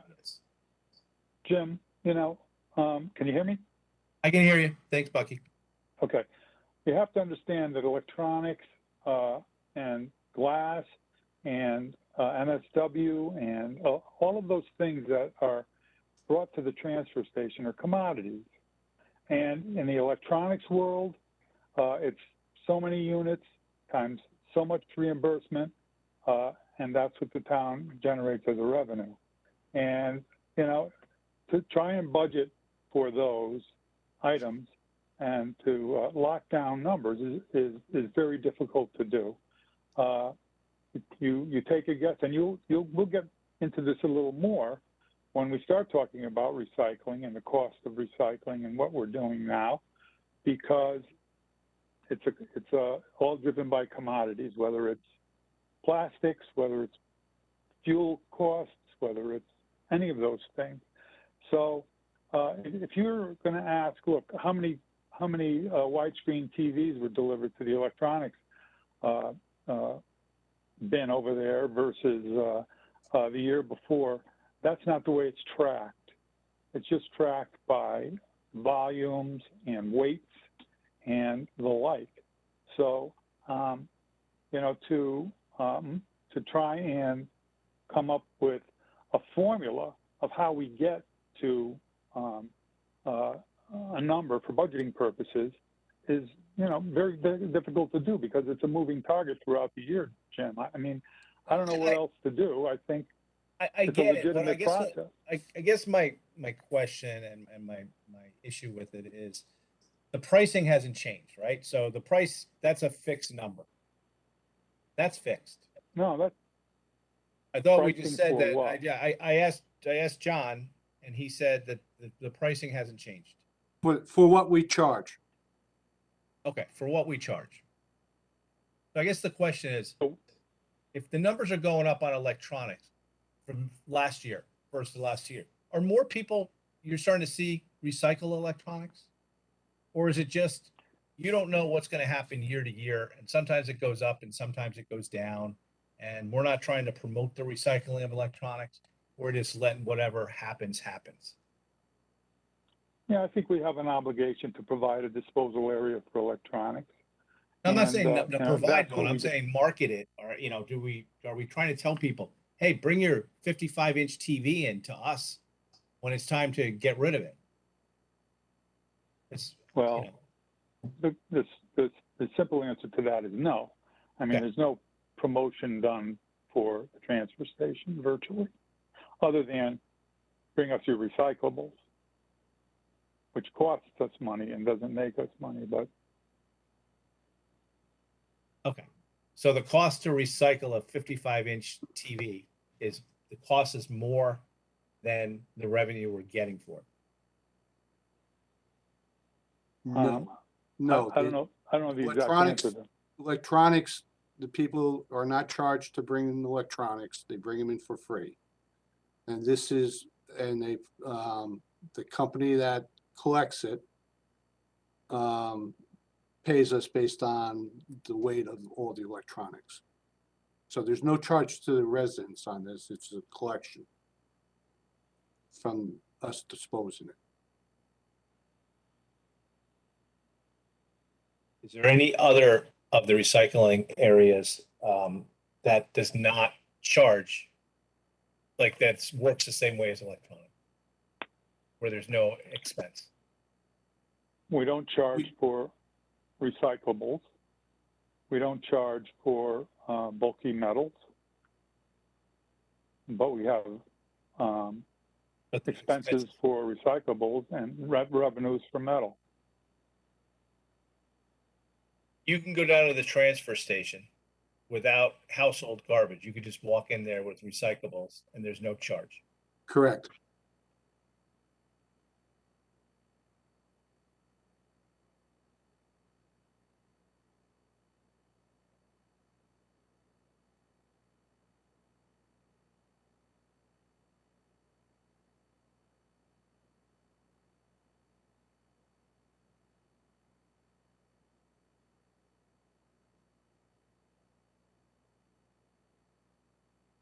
I have no further questions if you're waiting for me, Madam Chairman.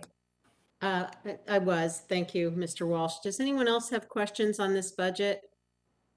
I just want to make sure as it relates to revenue, do board members have what they need? And well, if not, let me know and we can ask Mr. Schmidt. Mr. Schmidt, do you want to offer something? Yeah. Yeah, just, you know, I was looking at the history of the scale weighing, and that number doesn't move around a lot. It's within a range of about $250,000, $300,000 in any given year in the last 10 years. So, if it could be up 100,000 or so, but it's not, we don't see wild fluctuations. So the change from year to year is not a lot, but it's also not predictable. When you go back and look at it over time, you don't see any real trends in it. So, we'd be happy to provide you with that history, but, just to back up with what both Mr. Cotel and Bucky have said, it's hard to predict these things, and not just by the nature of it, but looking at the numbers themselves, it's tough to predict. But the swings are not huge. Just to give you a little reassurance. Okay, yeah, maybe if you could provide that. I think the question about the 3-year average, is it zigzagging up and down, and we really just can't predict it versus a trend? Maybe if you forward that would be helpful. Mr. Curley, do you have a follow-up? Yeah, just on page 17 of the revenue by source section, I do see about the middle of that page, we do have the town dub scale weighing, and I agree with Jared that the numbers are fairly tight. Fiscal year 19 was 2591.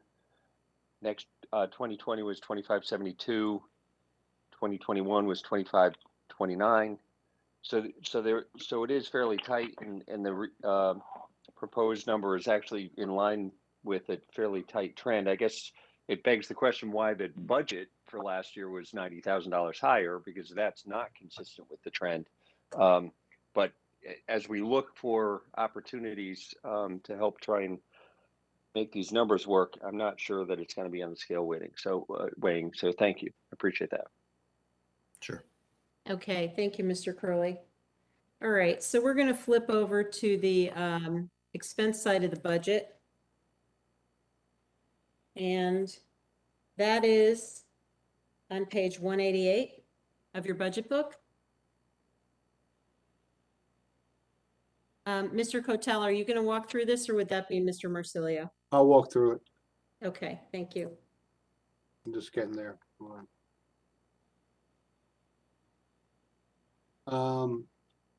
So some of the big items that will jump out on this is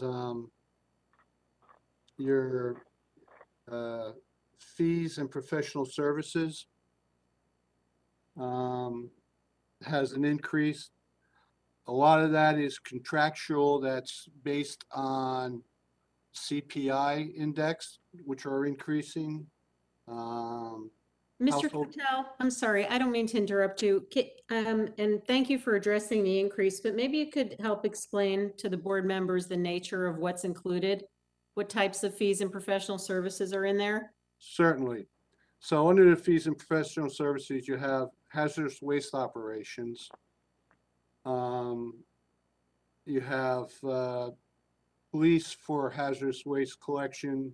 You have public works for hazardous waste. Hazardous waste collection, we host one here in town each year, which is on a Saturday, so it takes overtime for personnel.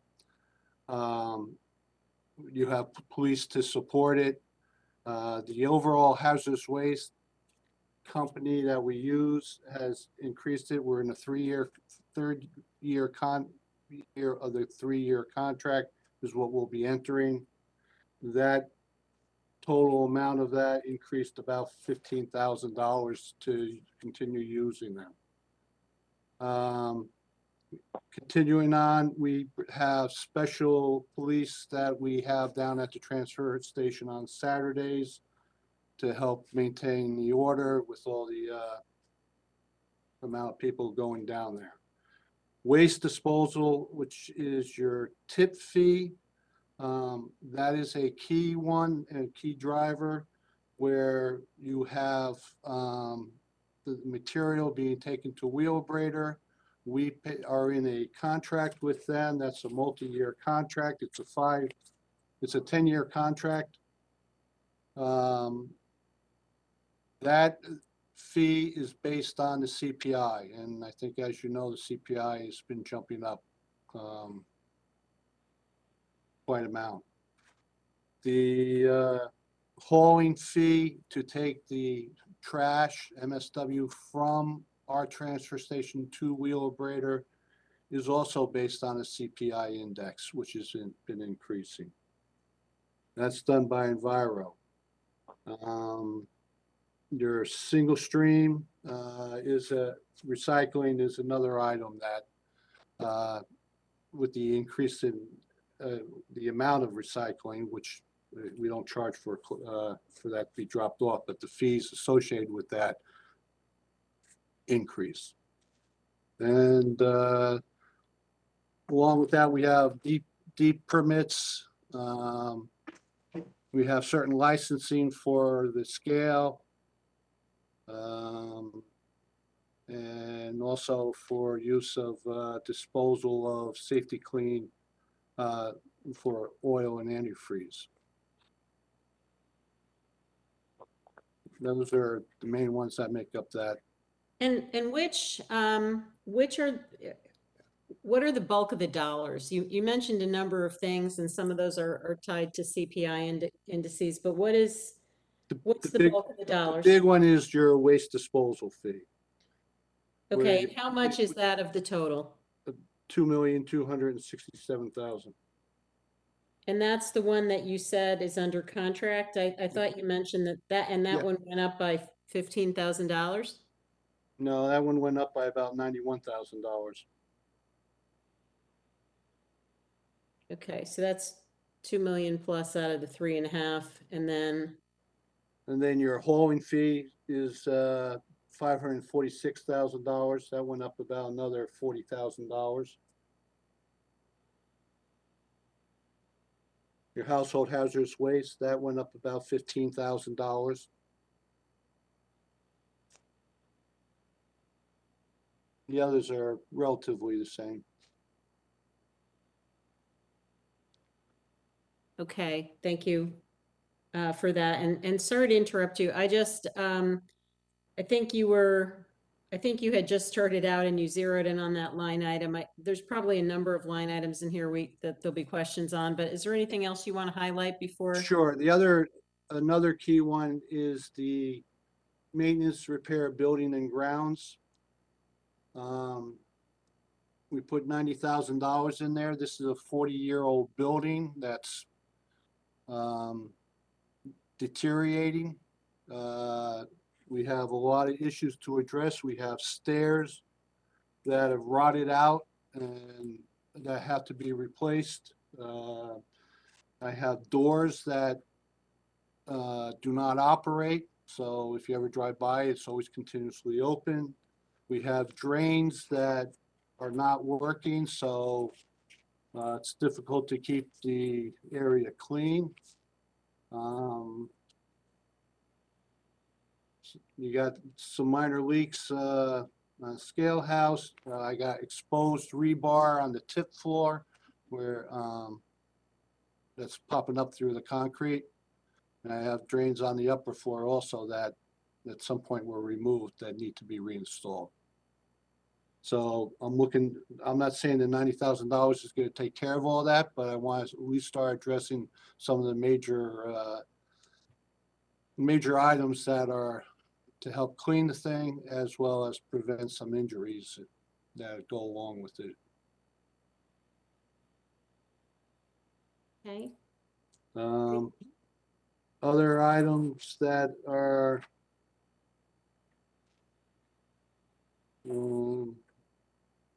in here would be your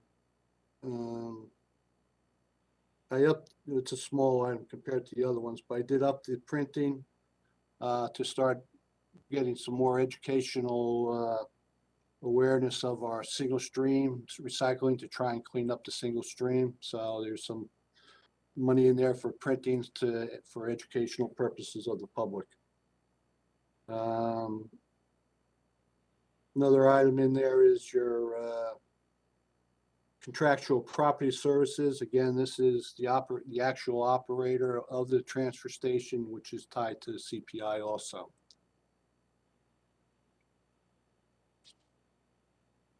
Which went up about $50,000. And with that, if you have any other major items, I'm willing to explain.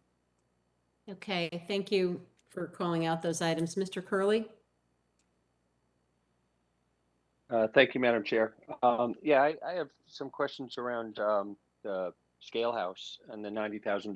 40-year-old building sounds like it's either at or beyond its useful life. Is there a plan to replace the scale house in its entirety at some point? Is that in the waterfall? That's something, an expense that, a capital expense that we might see in the next number of years? That's not the scale house. That's mainly the transfer station itself. Okay. Which is 40-year-old building. There was some capital that was put in it, which for replacing the roof. They're in the middle of finishing up that project. There was money to upgrade the electrical, upgrade some of the lighting in it, as well as some of the bathrooms to get them working. So you have put money in, $250,000 previously to start addressing some of the issues that were concerned. Of course, this roof basically leaked so bad, a lot of the inside is rotted and moldy and has to be redone also, some of it. Yeah, it sounds like it's not a good situation. I guess my bigger question is understanding that if this is a 40-year-old building and we're throwing Band-Aids at a bigger problem, I'm trying to ascertain whether there's a bigger replacement of the entire building in our future that we have to be aware of. And most specifically, I want to know if it's on the waterfall. Not at this time. I can answer that, John. John, can I answer that?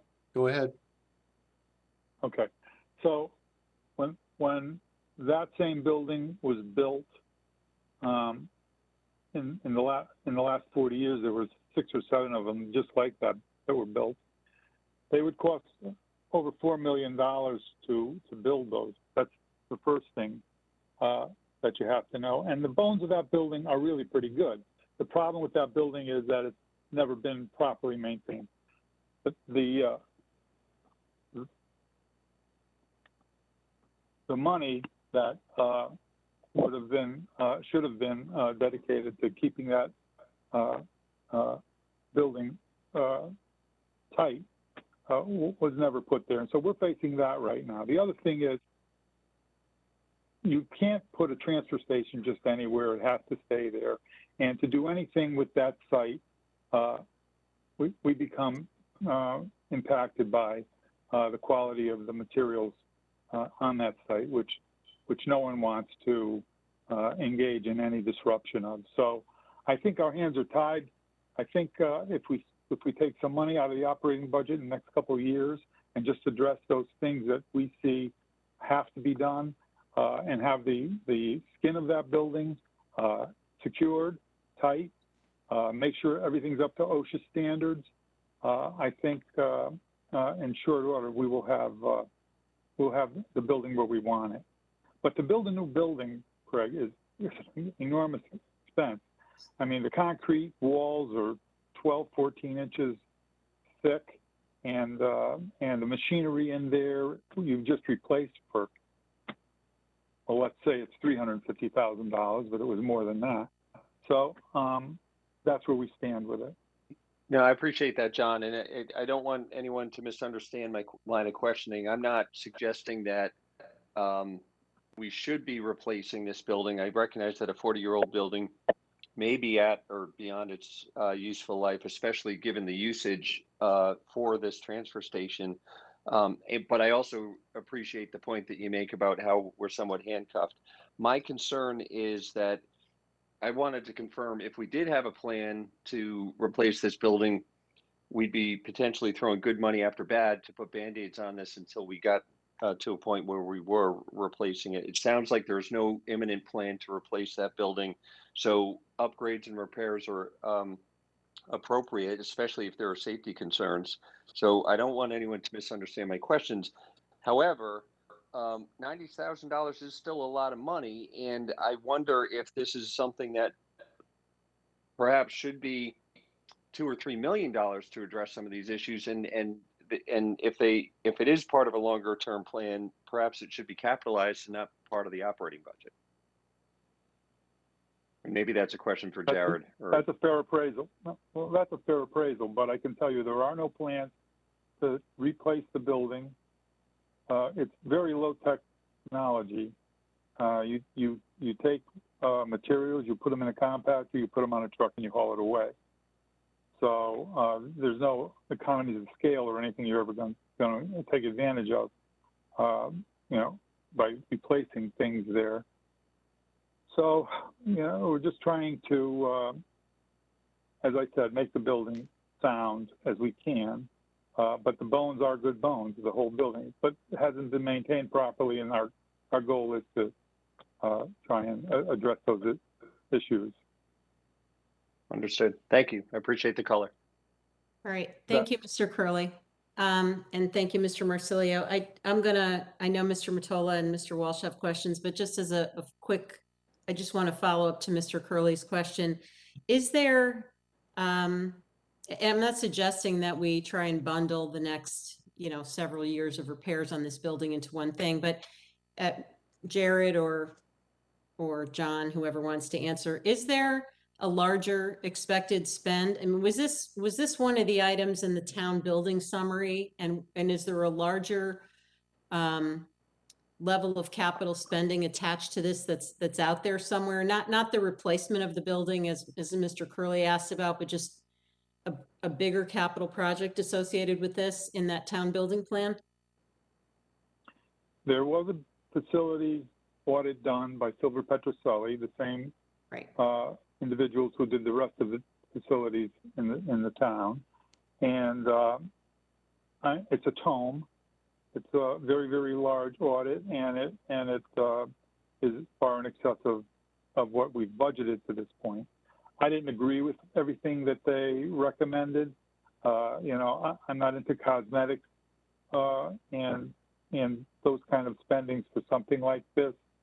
So for the time being, we are operating the transfer station. We have enough money to address those few components that were really needed to be done, like the electrical service, which we had to raise above flood stage, and then do the roof and make that all tight so that we could go inside and stop the deterioration of all of the components inside.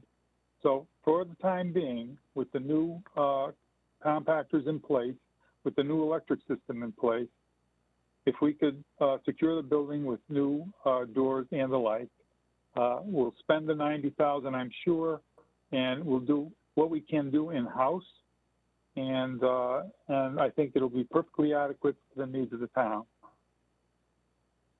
Okay, thank you for that. And just, I'm sorry if I'm being obtuse, but just to be clear, are you saying that there was a larger capital spend identified in that town building audit, but you're not in agreement with the scope of it or financing it in that fashion? You just want to, take on these small repairs this year, and you think we'll be okay with that?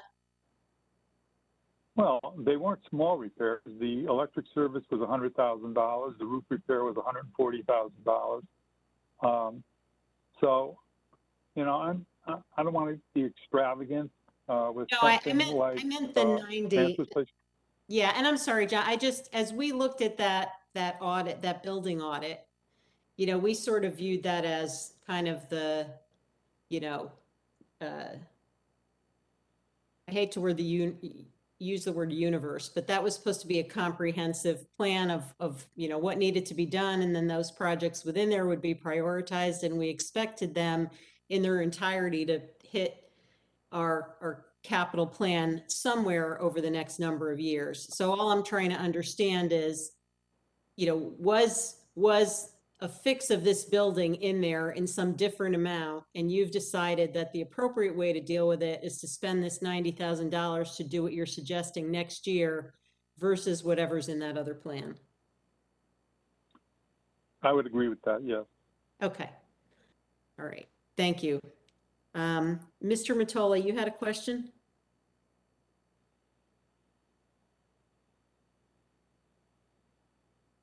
Yes, I do. Thank you. And good seeing you, John Cattell, and Nice to see I you, don't see you, John. John Marsilio, but nice to hear your voice.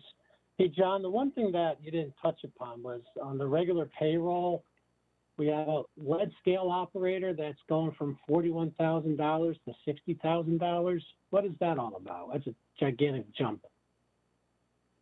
I believe that was a partial year with 41,000. Okay, so we didn't have that position filled all of this current fiscal year. Okay, that's what you think? Yes. Okay. And then just like a general question on recycling, and I may be rephrasing this incorrectly. And maybe other board members who sat on this board a few years ago will recall. How is like recycling going right now? It used to be a cheap thing for us to do, or did we actually make money, but things have changed over the last few years? Like I remember hearing like the Chinese weren't taking it anymore. Is that you laughing, John Marsilio or John Cattell? That's I remember having absolutely, that discussion. that's absolutely true, John. At one point, we were collecting money. We were getting paid for recyclables, and we were taking in anywhere, but depending on what contract you were able to negotiate, we were able to get $85 to $115 a ton for recyclables. Those years that was a decade ago. Then when China closed the door, it got impossible to put your finger on how you were going to get rid of this stuff. And it ended up being landfilled over time because no one would take it. As a matter of fact, I'm pretty certain that the Hartford project is still landfilling recyclables. And so consequently, now we pay. We went from, let's just say in round numbers, getting $100 to not too long ago paying $100. And our annual disposal fees are based on a floating average that's established quarterly of all the components in recycling. And that's where that now comes into the budget. So we've done pretty well this year. We went from, in the 70s down to the 50s. But the thing about recycling is it doesn't weigh a lot, but it costs almost the same to haul because to haul a trailer full of 7 tons of recyclables costs you just as much as to haul a trailer load of, 60 tons of MSW. It's the same. So a lot of costs are just fixed. Okay. But I don't know if I answered your question, but it's a humorous. I laugh at it because, to try and budget these things, to try and figure out where these trends are in the world commodities. This isn't even controlled in the United States. It's all over the planet. It's a hard thing to do. Yeah. Okay. Thanks for clarifying that, or refreshing my recollection on it. That's the better word. Thanks. Thanks. Good talking to you, John. Yep.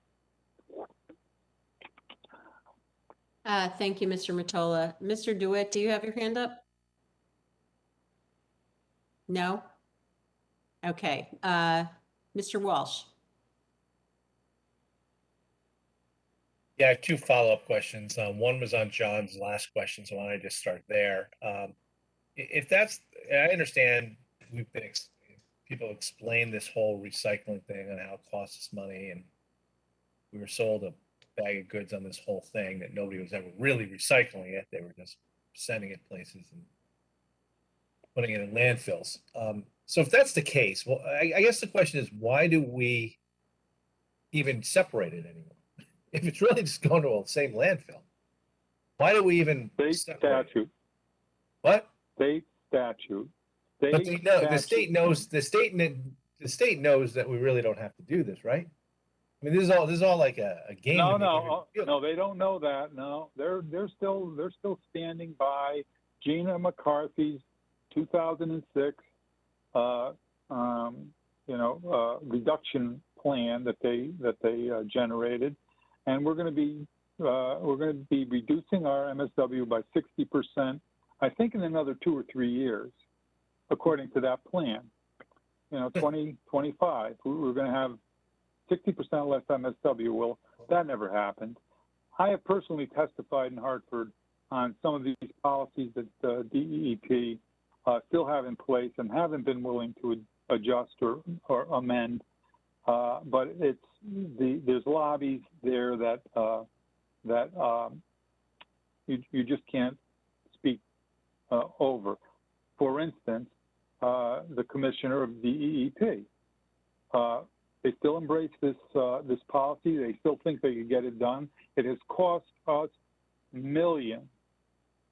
And I don't mean, and if you went across the state, it has cost us hundreds of millions over the last 15 years for this.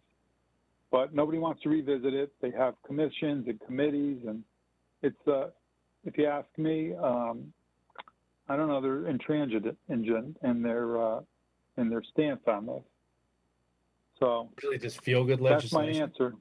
Is it really feel good legislation? I think so. Okay, all right. I think so. Yeah. Well, I'll move on. Thank you for that answer, though. I appreciate it. That explains that. My next question has to go back to Mr. Curley's original question, followed by Ms. Chairwoman Charlton. And Craig, thanks for bringing up that subject matter regarding, because it helped explain a lot of stuff. So I appreciate you going in that direction. I kind of wanted to get an answer, and you kind of covered the whole area, but I just want to have some follow-up questions. I kind of, see the $90,000, and I guess this is for Bucky, I guess more. Do you think by the next budget season, you could kind of give us, doesn't have to be thoroughly detailed, but what else needs to be done at that transfer station, and approximately how much, and how you're going to get it done over the next, if it's a couple of years or if it's 5 years, just so that when we get to this budget again, we kind of know our board knows what direction we're going with this, how you guys are going to catch up on the repairs there after the 90,000, see how far that takes you. But then, some of these doors and stuff that Mr. Cattell discussed, the drains, some of this other stuff that may not get repaired, so that we all feel confident that we're on a track to kind of have an updated, repaired building. I will agree to get that done for you for the next budget cycle. Yeah, in the next year, just I think if you guys made a presentation on our next budget year, told us what amounts of money were going to come, but then we'd have a whole we could understand where this is going, and everybody could feel good. I appreciate that the bones are great. That's all great. I understand the environmental issues about if we ever wanted to move the thing, it'd be almost impossible with the environmental laws and stuff like that.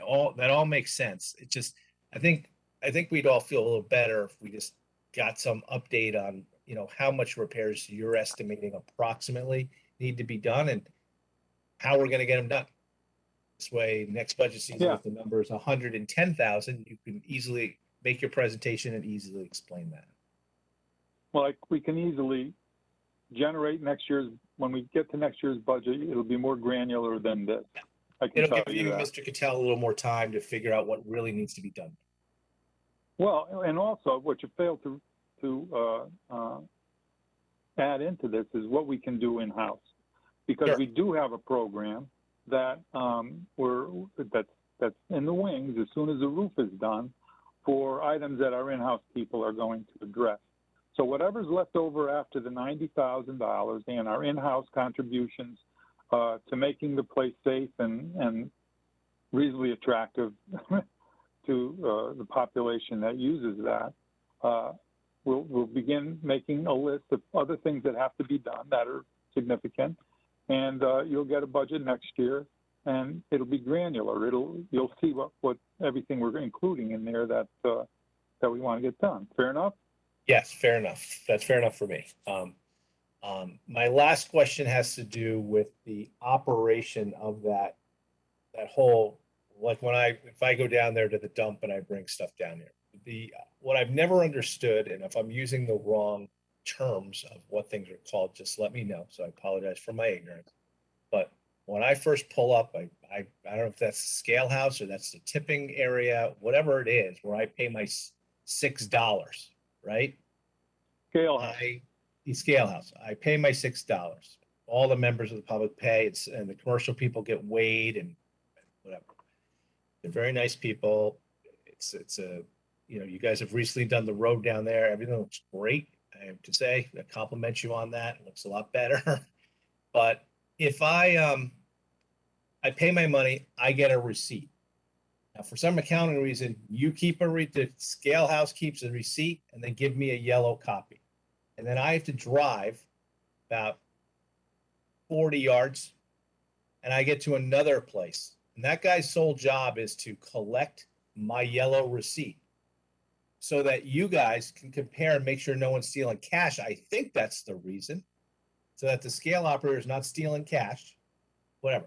It seems to me, and I've tried to talk to predecessors of yours who didn't explain it really well to me, there's got to be a better system where we don't have to have a human being there, like some type of ticket that a public could stick into a card reader with a bar scaler, or a token. I get a token and then someone counts the tokens.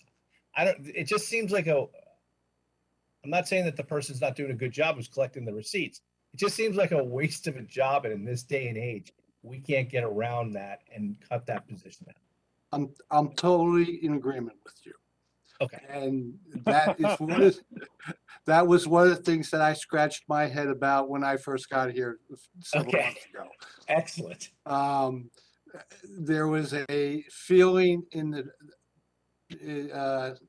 with previous people that were down there running it, that some residents would skip going through the scale house and paying and would just drive right down there and pull in and go dump it.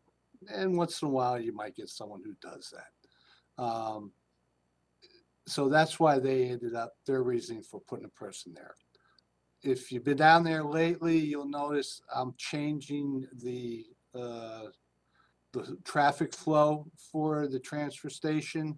I put a little road that after you get off the scale house, right now it's gated because of all the different work going on.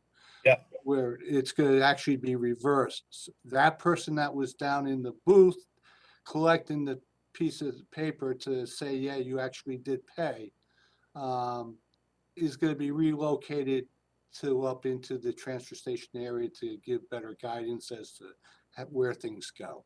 So it's going to be repurposed. I totally agree with that. Does not make sense. Brilliant, John, because I used to come around that thing right after I paid, and I saw the entryway. I'm like, why don't we go in this way, like here? So that's all great. Glad I asked the question. Thank you, though. Appreciate it. That's all I have. Thank you. Thanks, Mr. Walsh. I just to follow up on Mr. Walsh's question, I feel like it rings a bell that somehow that issue came up either in an internal audit or an external audit, and I don't know if that was one of the recommendations about the yellow slip, but maybe Ms. Saxel might remember the history on that and the purpose of what it's trying to do. Not suggesting it's the ideal way to handle this, but there's probably a reason, and I think she may be a good person to get some background from if you haven't already. I just want to follow up on the recycling question also, and maybe it's for Mr. Marsilio. I find it very depressing that first of all, is it really true that none of the recycled materials do they all go in a landfill? I mean, are we talking glass, aluminum, plastic, everything? Or is there a limited portion? I mean, what are we actually saying here? So look, about 4 or 5 years ago, everything was going into landfills because The plastic market tanked. If you look at the plastics that are in some of these recycling bins, they have no value whatsoever. The water bottles you buy for $1 in your local variety store, those bottles have no value. Bleach bottles, they have value. Soap bottles, they have value. Heavy plastics have value. Metal has value. Aluminum is the highest value of all recyclable. Aluminum paper, aluminum foil, aluminum anything. What happened is in the single stream concept of recycling, this feel-good notion that this is a plastic and I can put it in the recycling bin and it goes to the transfer station and it gets put on a truck and it gets taken to, in our case, Shelton. There's a contamination of the recyclables. They separate everything there. They make a big pile of what they can't take. And then what do you think they do with that? They take it and they put it on a truck from Shelton. We just brought it there. And it's generally about 25 or 30% of the load. And they take it to Wheelabrator and they burn it. No one knows this, but that's exactly what happens. The unacceptable materials that we recycle are taken away and they burn it. And guess what? The recycling company has to pay a tipping fee to tip that material, and that goes right into our recycling fee. It's just madness. And my testimony when I sat before the environmental committee was, we should go back to the way this started in the early 90s. Do you remember when it was just newspapers, cardboard, cans, and plastic, right? Certain number 1, 2, and 7 plastics. That was it. And it was successful. And they just got notions that we're going to add this, we're going to add that, we're going to go to single stream, and this is going to be wonderful. And it was just a bad place that they started from, never worked, and it just disrupted the whole recycling market. So some of it still goes to this day out of our transfer station to be burned. In Hartford, they're taking it and put it on trucks, and they're taking it to Ohio, and they're putting it in the landfill because some items just aren't recyclable. And people think they are. They're in the notion that they are. So, look, I've been involved in this business of trash, recycling, and everything for 35 years. And one of my biggest disappointments is the fact that recycling went wobbly the way it did. And nobody was watching it. They were just too idealistic to realize it wasn't nimble enough for them to react and put this thing back together again. So don't get me started on that. Okay. All right. Thank you. I appreciate that, and I apologize to my colleagues for getting a little bit off track, especially considering that it's 10 p.m. here. So I promise to stay on track, and hopefully we all do, because we have a lot in front of us. So, but thank you, Mr. Marsilio. That was helpful. Other questions on this solid waste and recycling budget from the board? Okay. All right. Then we're going to move on to the Public Works Administration budget 5011. That's on page 162. Mr. Marsilio, are you going to take that one, or will it be Mr. Cotel? Well, I'll take the small one. This is the small. Yeah, I'll do the small ones. So the administration budget is myself, John Cotel, an administrative assistant, and a part-time worker. And that's the obviously the payroll budget. And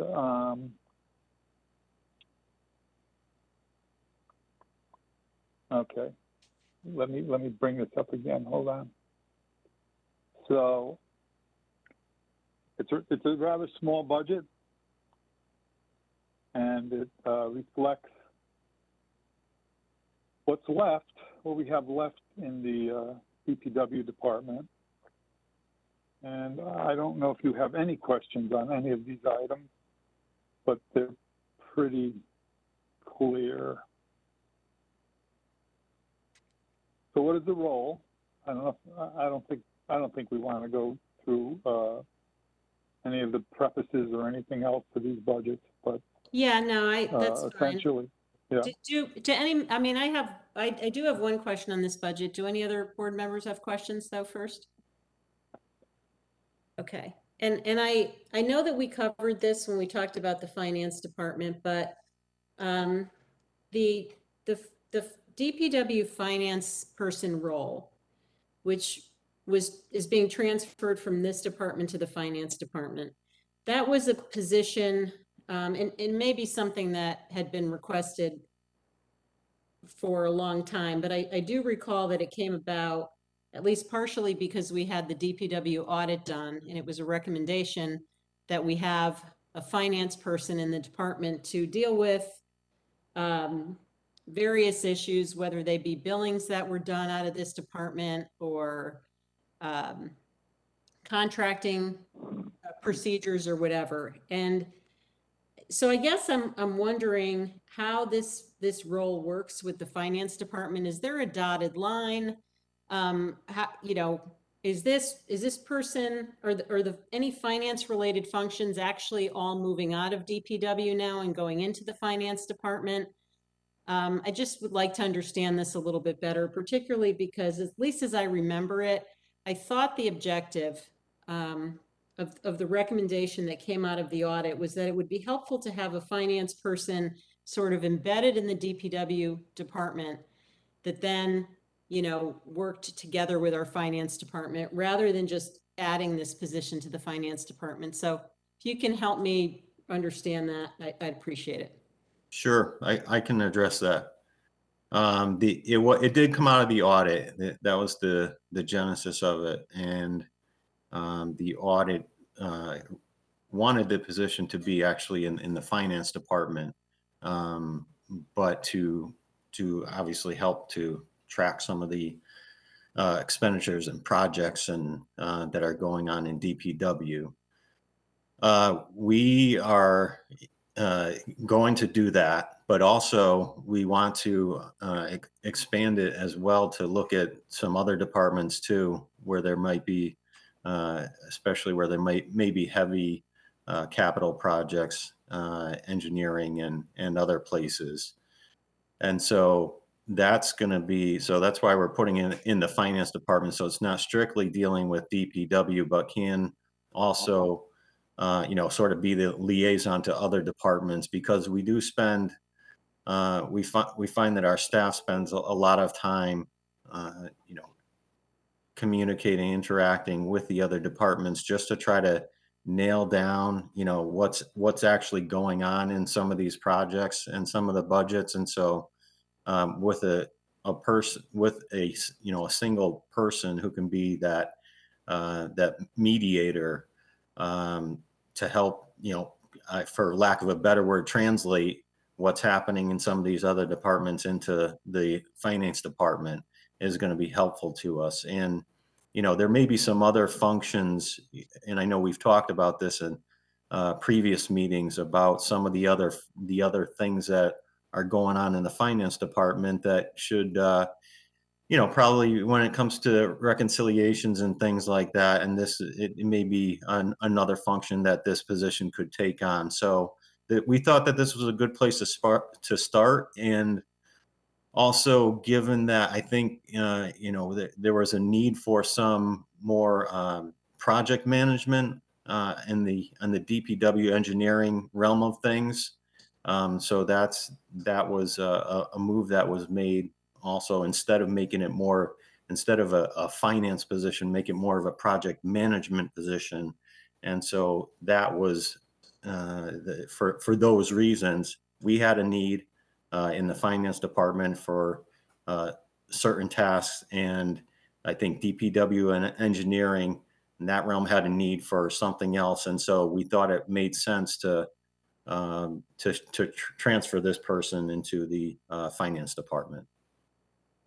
Okay, thanks very much for that, Jared. That all sounds good. I'm glad to hear that the person can, be leveraged to do additional things in the finance department. And I must be misremembering. I didn't remember that the audit, I thought that the audit was looking to have someone as part of the DPW department that was focused on financial issues. And I didn't remember that it was a recommendation for finance. So thank you.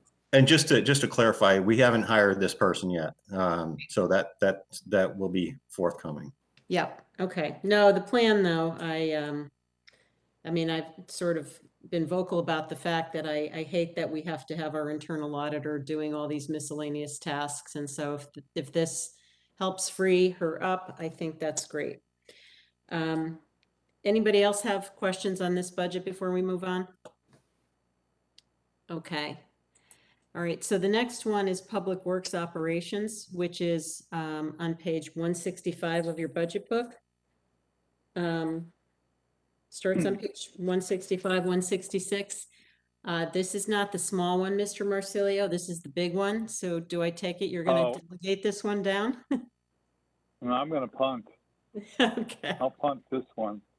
Okay. Mr. Cattell, this has been punted to you.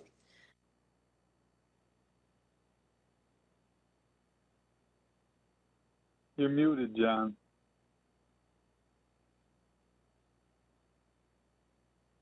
John? Yep, sorry. Okay. Yep.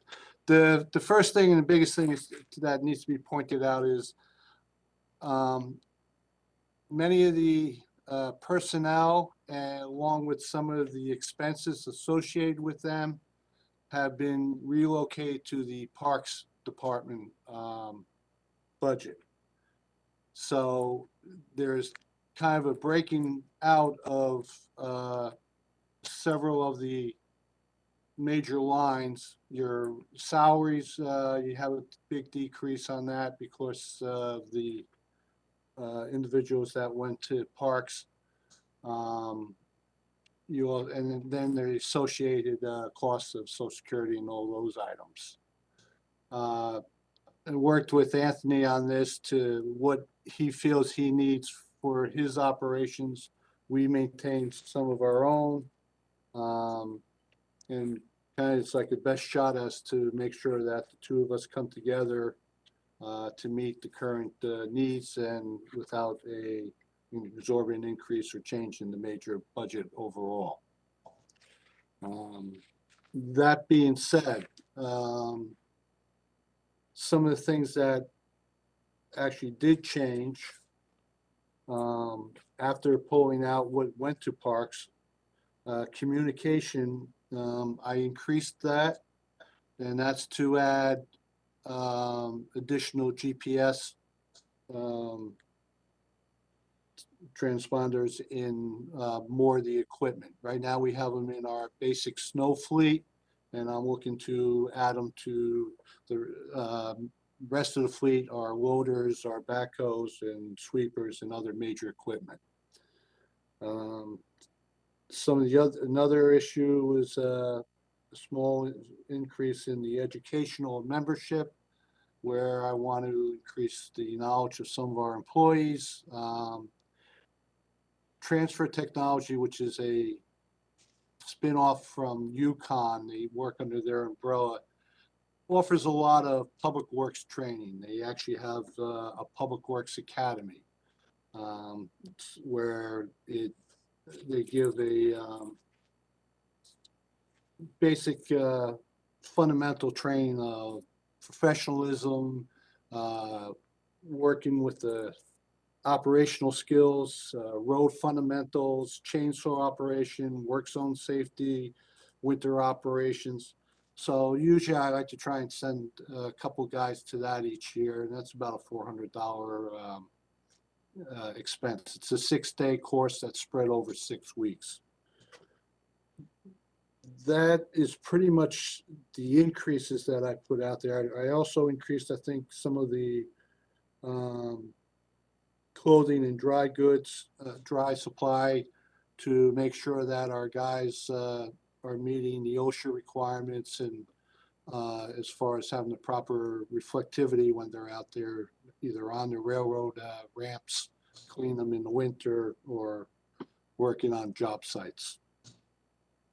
And with that, more than willing to take any specific answers or questions. Okay, I'll ask for questions for the board. I just want the board to be aware, prior to this meeting, I did ask Mr. Schmidt if he could give us something to show these departments on an apples to apples basis so that we could see the new department that was broken out and you know, add it together with this one so that we could have a proper year over year comparison of all the line items. And Jared, I don't know if you, well, I can take other questions from the board first, but I just thought it might be helpful to put that out there. If that would be helpful for board members to understand this. I can share that if you want. Is that helpful for board members, or would you rather ask questions first? I think it'd be helpful. Okay. Frank, you want to put that up, Frank?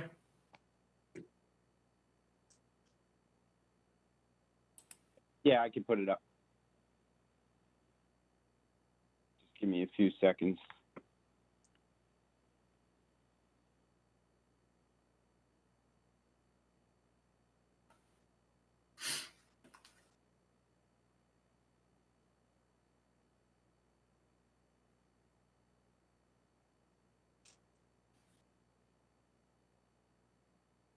All right, it's just on the VPN, so it's just loading here.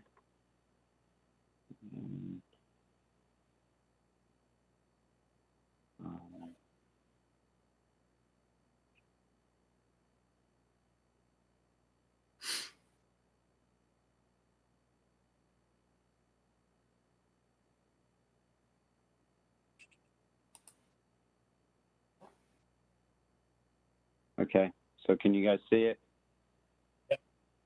Yes, it's small, but we can see it.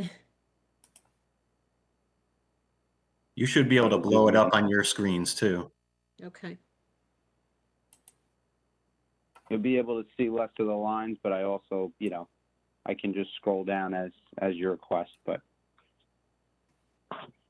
And just while, if I can say, Ms. Carlton, while you guys are looking over this, I would just note also that there was a change in the Board of Selectmen to increase the capital asphalt paving from 1 million to 1.2 million. So just when you're looking at the budget, just noting that they made that change.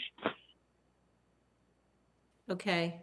So overall, as I look at this, and I hope everyone can read it, that the whole thing's not visible on the screen. But Jared did email this to me shortly before the meeting, and what I see when I look at this is a bottom line. Maybe you could scroll to the bottom line. So bottom line, the two combined are an increase of 532,000 or 4%.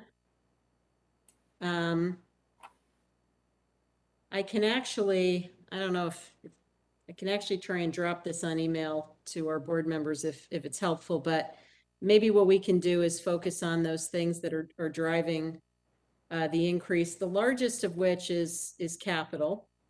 That's 383,000 out of the 532. And then anything else that you want to make reference to here.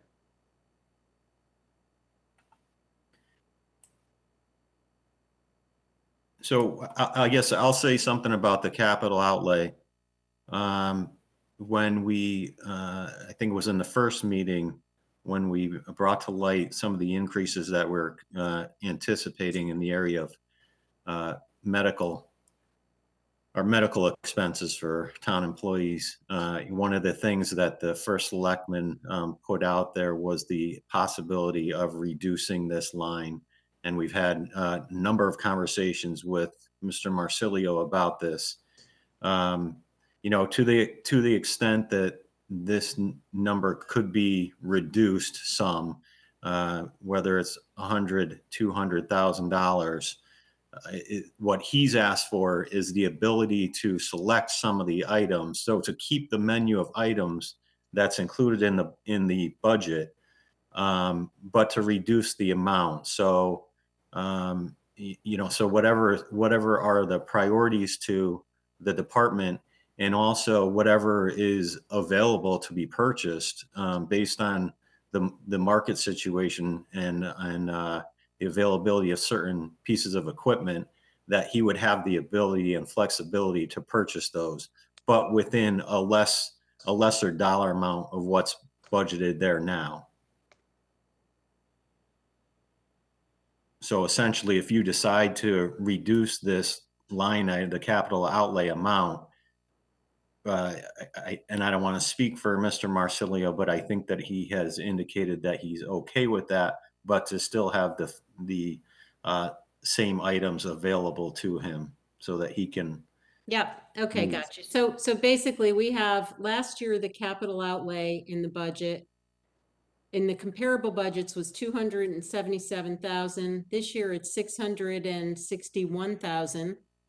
Most of that still does sit in DPW, a little piece in parks. So it went from 277 to 661, a 383,000 increase. And within that 383,000 increase, you have suggested that 200,000 of that could be reduced to address the other budget issue on the health insurance.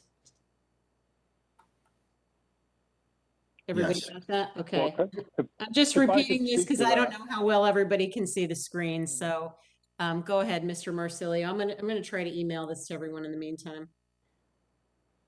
The capital expenditure budget that was awarded last year within the DPW budget was probably about 40% of the original ask. The Board of Selectmen took a couple $100,000 out, and then the Board of Finance took money out, and what you had left was what was in last 277 that was in last year's budget. Now, those items that were taken out of our request last year just spilled over to begin the budget this year, plus all those other items which we needed as wear and tear occurred. So we had a couple of utility trucks. I think we had a Mason dump truck that didn't get approved. We had a number of items that were essential to be replaced, some of them which have 180,000 miles on them and are just unsafe at this point and have to be taken off the road. But here's our dilemma now. If I wanted to, I couldn't buy $616,000 of stuff this year. Why? Because they're just not available, number one. Number two, with all the ARPA money out there and all of the dollars chasing this sort of equipment, it makes it not only scarcer, but more expensive. So what I said to the Board of Selectmen, I said to Finance was this: just give me a number and let me buy from the menu of items that are on that list that support this $616,000. Let me buy what I could buy instead of attaching units discrete units for the $616,000. That's the dilemma we're facing now. I mentioned this last year, and I tried to explain that we saw this coming, and sure enough, I didn't know anything about the chip lack of chips for these vehicles, but I just knew that there would be a lot more money chasing a finite number of vehicles. So I guess that's where we're left with this. I don't know if I clearly was able to share that with you or not, but. Okay, thank you. No, I appreciate that. It's hard for me to, I don't want to take this down off the screen, so just bear with me. I do see Mr. DeWitt has his hand up. Mr. DeWitt, do you want to ask a question on this capital piece or anything else? Yeah, I absolutely do. Thank you. Thank you, Madam Chair. Mr. Marsilio, so last year we did indeed give you less capital, but did we not also invest $3 million in a bond to kind of play catch up with a bunch of your capital equipment last year? So there's two capital budgets, Chris. There's the one that's in the operating budget, which is generally items that are under $100,000. Yeah. And then there's the actual capital budget, which is can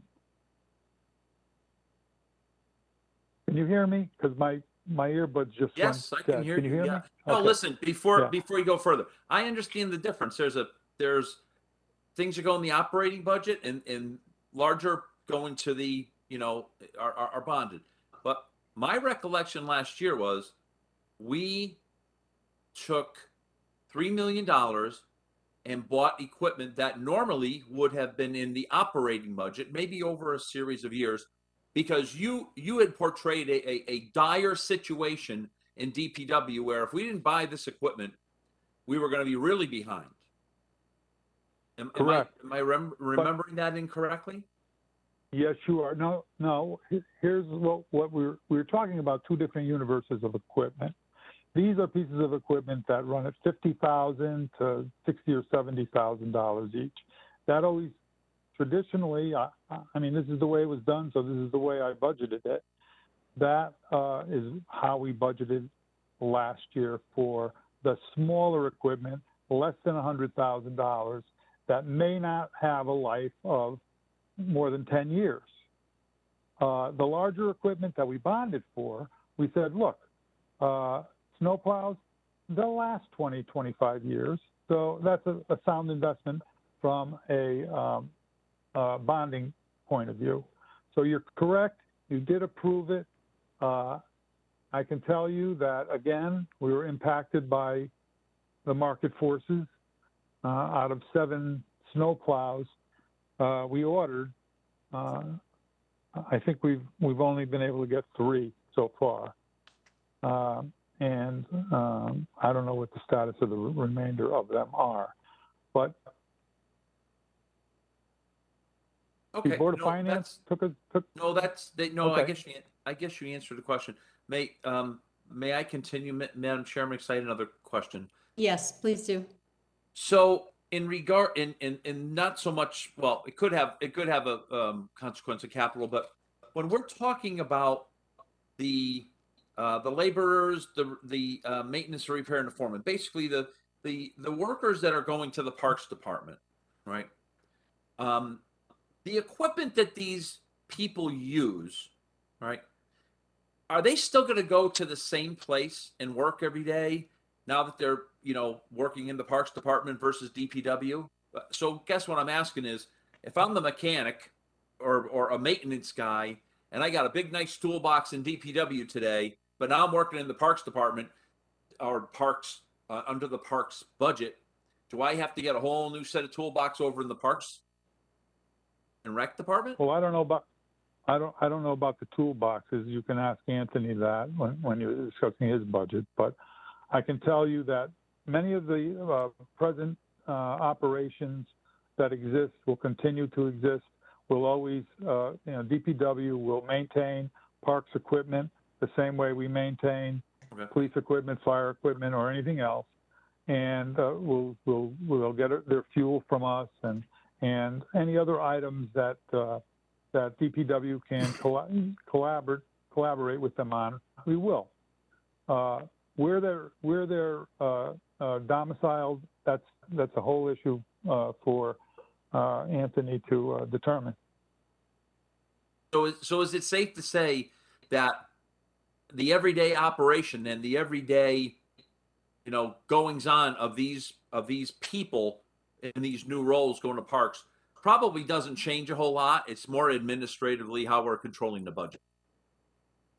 That's a pretty good take on it, Chris. Yeah, but that could change. They're under the management of Anthony, and he can decide just how he wants to manage those people. Okay, I mean, I'm fine waiting to ask Mr. Calabrese the question when it's his turn, or he can answer now. It's up to is that up to the chairman, certainly. chairperson, excuse me. That's fine. Thank you, Mr. DeWitt. Why don't we, Lori, just a quick yeah, question. sure. Thank you. Hey, Bucky, how are you? I'm good. You're feeling better, I hope? Thank God, Jack. I hope, well, let's not go there. Okay, I'll call you. I'll call you. We'll get Give me caught a up. call. All right. I just want to get back to Miss Charlton's question, and it's kind of a theme throughout the evening on the $200,000. I just didn't hear you sort of be confident that that line, that capital outlay line, could be reduced. I don't want to misstate what you were saying, Laurie. I want to make sure I'm on the same track, but I think you asked something close to that about whether or not that line could in fact be reduced to cover the shortage, for lack of a better word, in the insurance allocation. Did I get that right with what you were asking Mr. Marsilio earlier? Yeah, I reiterated what we heard from the first select woman during the opening remarks she made, in that since we had this $800,000 negative surprise in health insurance, she recommended two things to cover that. One of which was adjusting the tax collection rate, which would reduce roughly 600,000, and then And the 200,000 from reducing this 200,000. So that's a recommendation to our board of something that essentially the first select woman said she would bless, if you will. So that comes from. No, I understand. I just wanted to get Mr. Marsilio's final thoughts on that. wasn't I clear. mean, that's where I was going. I don't know why I was done here. I didn't think I was done. Well, I asked Chris, Lori gave me the floor, so what can I say? My apologies. Chris, all right, my apologies. It's fine. Don't worry about it. It's always hard navigating the boxes, but when you're teeny little boxes across the top of the screen, it's even worse. So Mr. DeWitt, if you were not finished, I apologize, and please go ahead. No, my last comment was going to be, Mr. Marsilio basically just told us that, he can't really even guarantee that he can spend $616,000, right? So I think what he's, and I'm generalizing, Mr. Marsilio, and I don't mean to mischaracterize it, but you're kind of looking for a blank check, maybe for $416,000 if we reduce it, right? So that you can buy what you can certainly try to buy in this next 1 year period, and we'll leave it to you to buy prudently. And you might not be this specific list, but you're kind of looking for an open check for 616. Is that correct? Well, I want to be realistic about this. In the present environment, I don't think we can acquire these needed objects, whatever they are. So what I said to the Board of Selectmen, and I said to Jared, was, look, this is generated by the facilities, the head mechanic down at Public Works. It represents what he didn't get last year, plus what he had forecasted that he needed this year. But through this whole year, I've come to the realization that it's not going to be possible to obtain these number of items. That's my personal opinion. And for that reason, I'm willing to say, look, let me give you a list of products that add up to $616,000. And let me buy off of that list what I can find that is available and can help DPW in their operations. I don't know if I'm explaining this clearly, but yes, you can take $200,000 out of this, and but I don't want to. I just want to make sure you understand that this is a moving target right now in the present vehicle market with this chip crisis that we have. Fair enough? I mean, it's clear to me, Mr. Marsilio, you're giving us a list, a wish list, if you will, and you're looking for the money to spend as prudently as possible. You might not spend it all, but and you might not spend exactly what's on this list, but you know, as a department head, we got to give you a little bit of flexibility here. So, I mean, I understand and I'm in agreement that that's the right thing to do. I'm also fine with taking away $200,000 for the other activity. So, thank you. Madam Of course Chair. you are. Yeah. Okay. Mr. Matola, did you have a question? Hey, John, could you spend, if we took $300,000 away, could you spend $316,000? I mean, You're killing me, I know John. that's a loaded question, but I thought I'd ask it anyway. You know, if we didn't have 400,000 taken out of that budget last year, I would say, yeah, sure. You know, let me be a good team player here. But I can tell you that there's objects down there that absolutely have to be replaced, and it adds up to well over 150, near to $200,000, just residual requests. So with that said, take 200 out, John. Go to another team player and ask them to, you know, give you some skin and you know. Okay. Be I nice. hear you. That's all. Thank you. All right. Great answer, All right. Bucky. Appreciate it. That's an honest answer. Thank you. Well, Thanks. Mr. So I know we probably have other questions on this budget. Does anybody else have a question about this capital line item? And just feel free to speak up because I can't see everybody. Okay, it doesn't look like it. And Mr. Marsilio, maybe just to ask Mr. Matola's question a different way, and not trying to kill you here. Are you confident that you can spend the 416? I'm sure you'd love to spend the 416 or the 616, but given all the challenges you've described, are you going to be able to spend the 416? Hey, look, I have to be optimistic, and I have to have vehicles that are safe for the guys down there to drive. So we're going to do everything we can to get those items. But I can't promise that to anybody. But if you give me the ability to make substitutions, perhaps it'll all be done through our purchasing department. There's no, you know, it'll all be done exactly how it always should be done. But if something isn't available, let's go to, you know, the next item and so on and so forth. So it's my hope that we will be able to spend $416,000 and improve the fleet to make everybody's life better down there.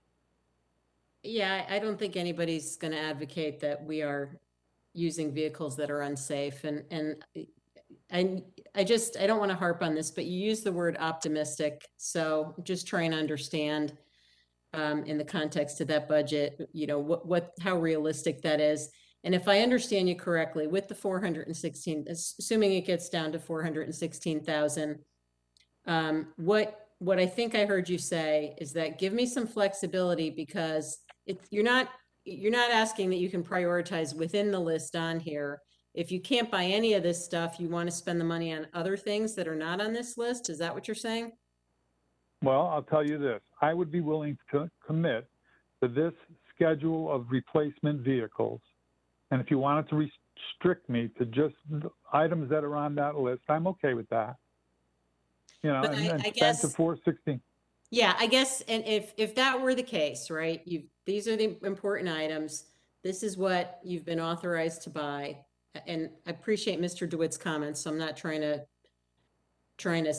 you know, make any proclamations here. But if the 416 on the list was what you had the ability to buy, or within that list, you're optimistic you can spend that money, but you don't sound confident you can spend the money given the supply chain.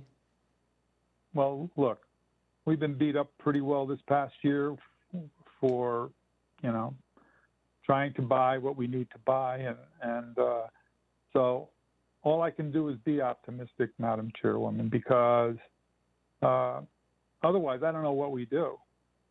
Go to the used market and get something that has 100,000 instead of 180,000. Well, I don't want to do that. That makes no sense. But we need to replace vehicles. No, I understand and So- just appreciate. I think what I'm trying to get at in so many words is I don't think anyone's looking to reduce the budget for vehicles you need. But if it's not possible for you to spend that money, I don't think at least I personally have an appetite for keeping it in the budget if it's just going to go unused. And so, or if it's likely to go unused. That's all I'm saying. Understood. Got it. Okay. Mr. DeWitt. Thank you, Madam Chair. I just want to be clear on what I was saying. I understand the supply chain issues. Mr. Marsilio has been very clear that even stuff that we budgeted for last year didn't come in. So when I say an open checkbook, what I'm referring to is, there's a list of 10 here that's generated by his department. I think we did get a reclamation program from Mr. Marsilio a year ago. So I would hate to limit Mr. Marsilio and the group to this 10 things when maybe the 11th, 12th, and 13th thing could be bought, in 2 weeks from now. So I share your concern, Ms. Charlton, that I don't want to put $416,000 in this budget when no one thinks they can spend it. But I also don't want to constrain Mr. Marsilio so much with these 10 things that we're making it hard for him to spend the 416. So I don't know how we, I don't know how we do that, right? I mean. Yep, understood. No, I think I appreciate that perspective. I wasn't trying to make a judgment or really even a suggestion. I was just trying to provide clarity and understand where we are. Because I do know that this has been a struggle that we've dealt with on multiple fronts. Okay. Yeah, and in this supply chain environment, again, I'm not sympathetic to it too much, to be perfectly honest with you. But when this equipment is gone through the proper channels and it's used the right purchasing policies, and we've gone through the RFP process, I don't think there's anything wrong with it. So thank you for letting me clarify my point. Okay, thank you. All right, Mr. Curley, did you have a question?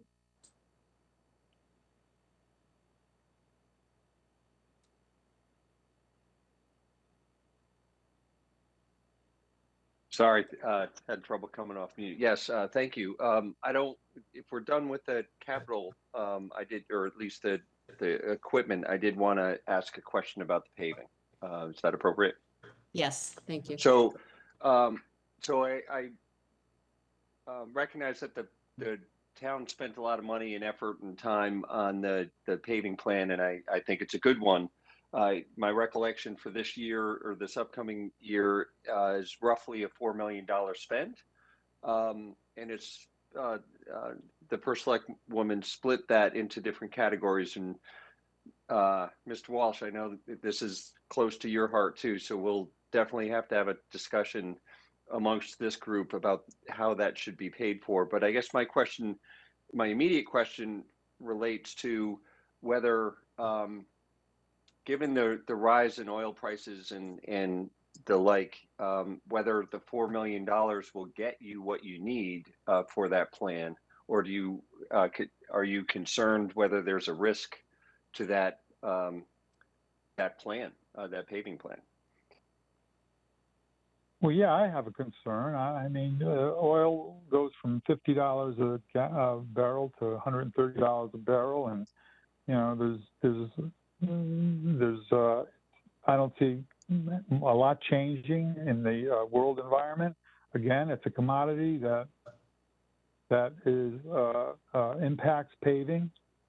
Asphalt's made of that stuff. So all I can say is the plan that's there is reflective of a certain cost of asphalt in place.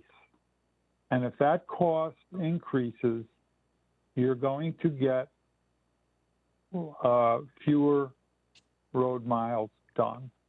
Got it. It's just the way it is. And I don't have a crystal ball.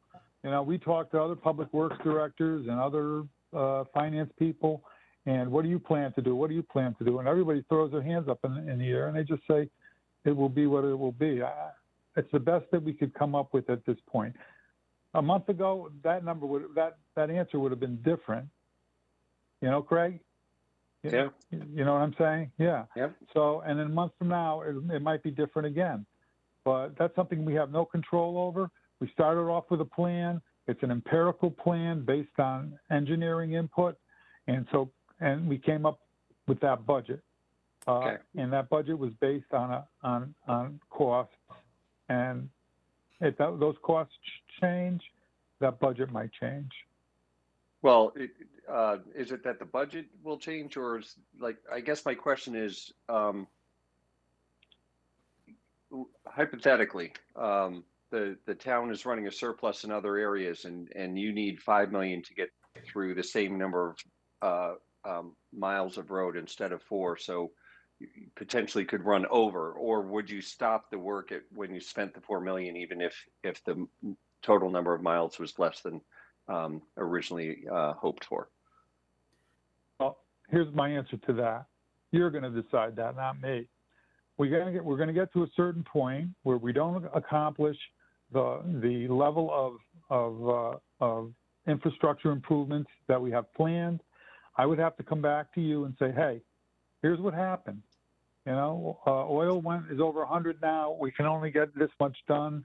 These roads were on the plan. We're not going to get through them all. What appetite do you have to fund some more of this?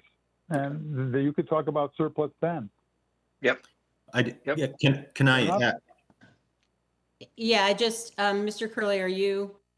No, that's the color I was looking for there. Okay, Mr. Schmidt? Yeah, I just wanted to add that built within the numbers that we have and within the plan is a 20% contingency.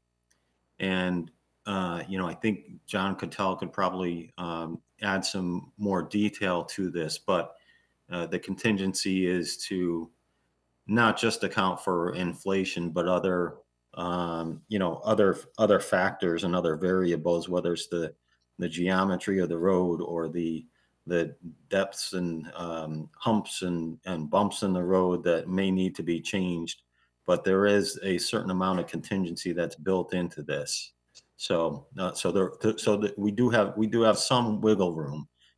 Whether or not it's going to be enough to accommodate those other factors as well as inflation, we'll have to see, like Mr. Marsilio was saying. Okay, Mr. Schmidt, if it's okay with everybody, I just want to let the board members know, I did email all of you this schedule. So if we can take this, spreadsheet off the screen, if everyone's okay with that, it might make this easier. Okay, thank you. And Mr. Schmidt or Mr. Marsilio, just to clarify Mr. Curley's question, I know you don't have a crystal ball, but as of today, if we were to take the plan, and Mr. Curley got, I think, to a key question, are we defining the plan in terms of dollars or in terms of road miles? Because if we talk about it in terms of dollars, but as John pointed out, the dollars don't mean the same thing as they do when we were presented the plan. So the plan has changed if we define it in terms of dollars. As of today, what does pricing look like for asphalt? Would 20% blow through? Would a 20% contingency blow through what today's pricing is? Forgetting about, I'm not asking you to predict a year, but we want to pave those roads today. What does that look like? So the price that we use to pave roads is the State Department of Administrative Services bids. And in all honesty, there's two firms that vie every year to be the low bidder, what they call the VIP price. It's Tilcon Tommaso and it's O&G. And when we talk about a program, we don't talk about miles. We talk about dollars because there's different applications that are required for different road conditions, number one. And number two, roads can be 26 feet wide, 28 feet wide, 30 feet wide, 32 feet wide. So a mile of road isn't the same as a mile of road everywhere. So we talk about dollars, and that's where the program emerges from. Every road is assigned a cost based on its width, based on its condition and so forth and so forth. So it's always dollars, not miles. And your question about right now what the costs are, I don't think that those bids are completed yet. I asked John Cotel today to get an idea of where DAS is on this, but inside the DAS bid, just for everyone to know, there's an escalation clause. So whatever that bid might be, Hilcon or ONG are going to get an increased fee based on all these market conditions anyway. So there's no way to hide from it. And you can't say how much that is versus, I mean, you're saying you can't, right? So right now we don't know. Last year it was $81 a ton in place. And then there was escalators. So between the beginning of the summer and the end of the summer, we were paying 7% more for that in-place ton of asphalt. I don't know what impact this present world oil market has on these guys. They might buy futures. They might be insulated from these costs. I don't know, but I haven't seen them yet either. So look, as soon as we get it, we could share it with you and let you know what that translates to. The last thing I want to do is take roads off of that program for any single year, because people really look forward to that, and in a lot of cases they deserve to have that road repaired. Yeah. Okay. No, thank you for that. And I think what we're trying to get to is there's been a consensus, I think, among this board that we want to stick to the plan. But, you know, if the plan is, the plan could potentially be disrupted or jeopardized, not by the fact that we fund less than what was asked for, but the fact that that funding doesn't go as far. And I just trying to understand it, because to me, a plan is, you can define a plan in terms of dollars, but I think of it as in terms of how much we're trying to get done. So if we can't get as much done for our dollars, it extends the plan. It changes the parameters in terms of what maintenance is required and how we get through it, et cetera. So I guess the answer is we don't know now, but it's a risk that is in the budget. So thank you for that. Other questions on, I think we have a discussion to have on paving in general, but in the budget, I know that people wanted to return back to that, but are there other questions from board members at this point? Do you see my hand? No, I don't. You're fading into your background. Thank you, Mr. Stark. Go ahead. As a person who participates in the financial markets, I would like to caution this board from trying to think that it has expertise in market timing. And I mean this in regard to both the capital outlay and the price of asphalt.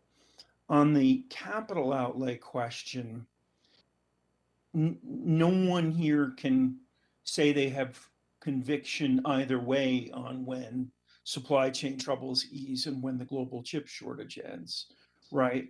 And then meanwhile, the need for equipment in the Public Works Department is what it is. If you are going to rely upon the advice of macro experts, you will read generally that they think it ends, the situation eases either by the end of 2022 or into mid-2023, and that's the time frame in which this budget runs. So it is entirely possible that this department could purchase all of the equipment it wants to purchase in that time frame. You do not know. We do not know as a board. And then on the price of asphalt, it's a commodity. We are price takers. We are not going to, if you think that you can time the market and buy asphalt toward the end of 2022 and the thinking that the price is going to go down, you're telling me that you have a crystal ball. So I think, it is very important for us to stay focused on the needs rather than trying to time the market. That's all I wanted to say. Other questions from the board? Just on paving, correct? Yeah, why don't we stick on the question of paving?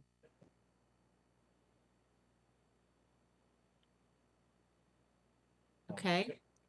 Madam Chairman, are we gonna have a further discussion on how we're gonna pay for whatever we're gonna do some other time? Yeah, I think we may as well go ahead and have it, because we, I know we've talked about this before, but let's go ahead and have it. I mean, I think I've been clear or I've tried to be in terms of my personal opinion on this, so I'll hold back. Does anybody want to discuss the financing of, let's just say 4 million of paving as it relates to this budget? Right now, we have $1 million on this piece of paper. We know that the Board of Selectmen added 200,000. So we've got a variety of other funding sources that have been proposed to get us to 4 million, you know, namely use of surplus, ARPA funds, and bonding. So, you know, I think we just need to be clear whether that's palatable to the people here and how they're going to vote on that. Mr. Curley? Yeah, I recognize I'm new to the board, and there are a lot of people on the board who have a lot more experience on this than I do, but I have been close to this for a number of years, and I have some pretty strong feelings. You know, we all know that the town got away from bonding for paving many years ago. It was a drug that we weaned ourselves off of. I just don't think it's appropriate. I fully support the paving plan. I think it's smart of the administration to have engaged the expert to help us prioritize and come up with this plan. But the spend and how we pay for it are two different things. And so if the spend for this year's round numbers, $4 million, we've got 1.2 in here after the Board of Selectmen adjusted this number. We've got 2.5 million from ARPA. I know that was going to be split over 2 years, but I don't see a reason to split that.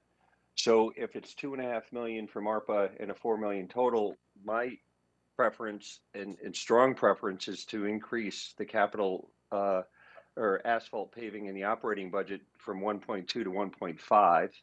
That gets us the 4. That doesn't have any bonding, and then that would also leave the surplus intact for other capital needs of the town. I'll leave it at that. Thank you, Mr. Curley. Break that down again, please, Greg. Sure. So 0 from bonding, 0 from surplus, 2.5 from ARPA, which was already designated, and the balance 1.5 would be operating. There's already 1.2 in the operating budget, so, or a proposed budget. So that would mean a $300,000 increase to the what's in the proposed budget now. Number 4 in the plan by the expert was 4 exactly. It was 4.03, but I think the $30,000 we can probably absorb in the 20% contingency that Jared had mentioned. Okay, thank you for that. Somebody else want to weigh in on this? Mr. Walsh? Yep. Oh, wait, I'm not, well, I respect what Greg has to say. I'm not into spending the 2.5 in ARPA right now. When oil is right now at the 130 barrel now. I'd rather split it up. That was the plan that was discussed, that we all went through. And I think there is, I mean, I've been involved with this paving thing for a long time. And I don't like bonding for paving. The only time I supported bonding for paving was one, when I was overruled by my body. One, I didn't support it, but it passed. 2 was when the Tetra administration came to us with their plan to this body. And we got a nice 40-page document, all color, was done by DPW. It's like a specific plan of what we were going to do. And they said we had to play catch up because previous administrations, and including the Tetra administration, not fully funded paving, but they wanted to catch up and come up with a plan similar to what we're trying to do now, so that we'd know what we'd spend. And, you know, that was presented, I think, by Mr. Bartlett at the time. And we kind of all had some questions about it, but we wanted to get a plan and we wanted to get something done and we wanted to catch up with the paving. And I think the bond was approximately $3 million. And we all signed up for it, I believe, unanimously. And we bonded the money. And we gave the administration the $3 million. And they took it. And they spent it. And the very first year of the plan, Mr. Tetra comes to us with a budget that doesn't put money in pursuant to the plan, saying he didn't want to overburden the taxpayers. And then that 40-page document got ripped up, put in the garbage. We never talked about it again. We just had the $3 million. So I was a little nervous about a plan. We never really did a plan again. And now here we are. I think it's an improvement that the plan's done by an outside organization. I think we all were impressed by the presentation. And that plan does call for approximately $4 million of spending. But once again, some of that paving is for catch-up paving. And I don't think there's really an acknowledgement that anybody really wants to do that. I want to do it. I want to do the catch up and go by a plan so we know what's going to be in our budget for at least the next 5 years. And I would like to do that, but without there being some bond to catch up, it's too much weight on the taxpayers, and I don't want to do it then. I mean, I for those reasons. So, I mean, we have $10 million. We have an unprecedented, what's looking like an unprecedented surplus. We know that it's unprecedented alone in the fact that we already have $6 million of cash in the bank. 60% of that prediction is in the bank right now. And we have an opportunity to use $1 million or some part of it. If people don't want to do the bonding of any part of it, we can make it a larger part. And I don't see why we wouldn't do that. So I think that, I will say, in other times when we've done this where we fell behind, I was one of the people that wanted to, pressing hard to get not bond paving when we used to bond paving. And when we did that, we did a step up, kind of like what the Board of Selectmen suggested. You go from 1 to 1.2, the next year you go to 1.4, and you step it up so that the taxpayer does not get hit with that all in 1 year. And I thought 1.2 was a good amount, but if people don't want to do this, I get it. But where we're really going to get to, I think, is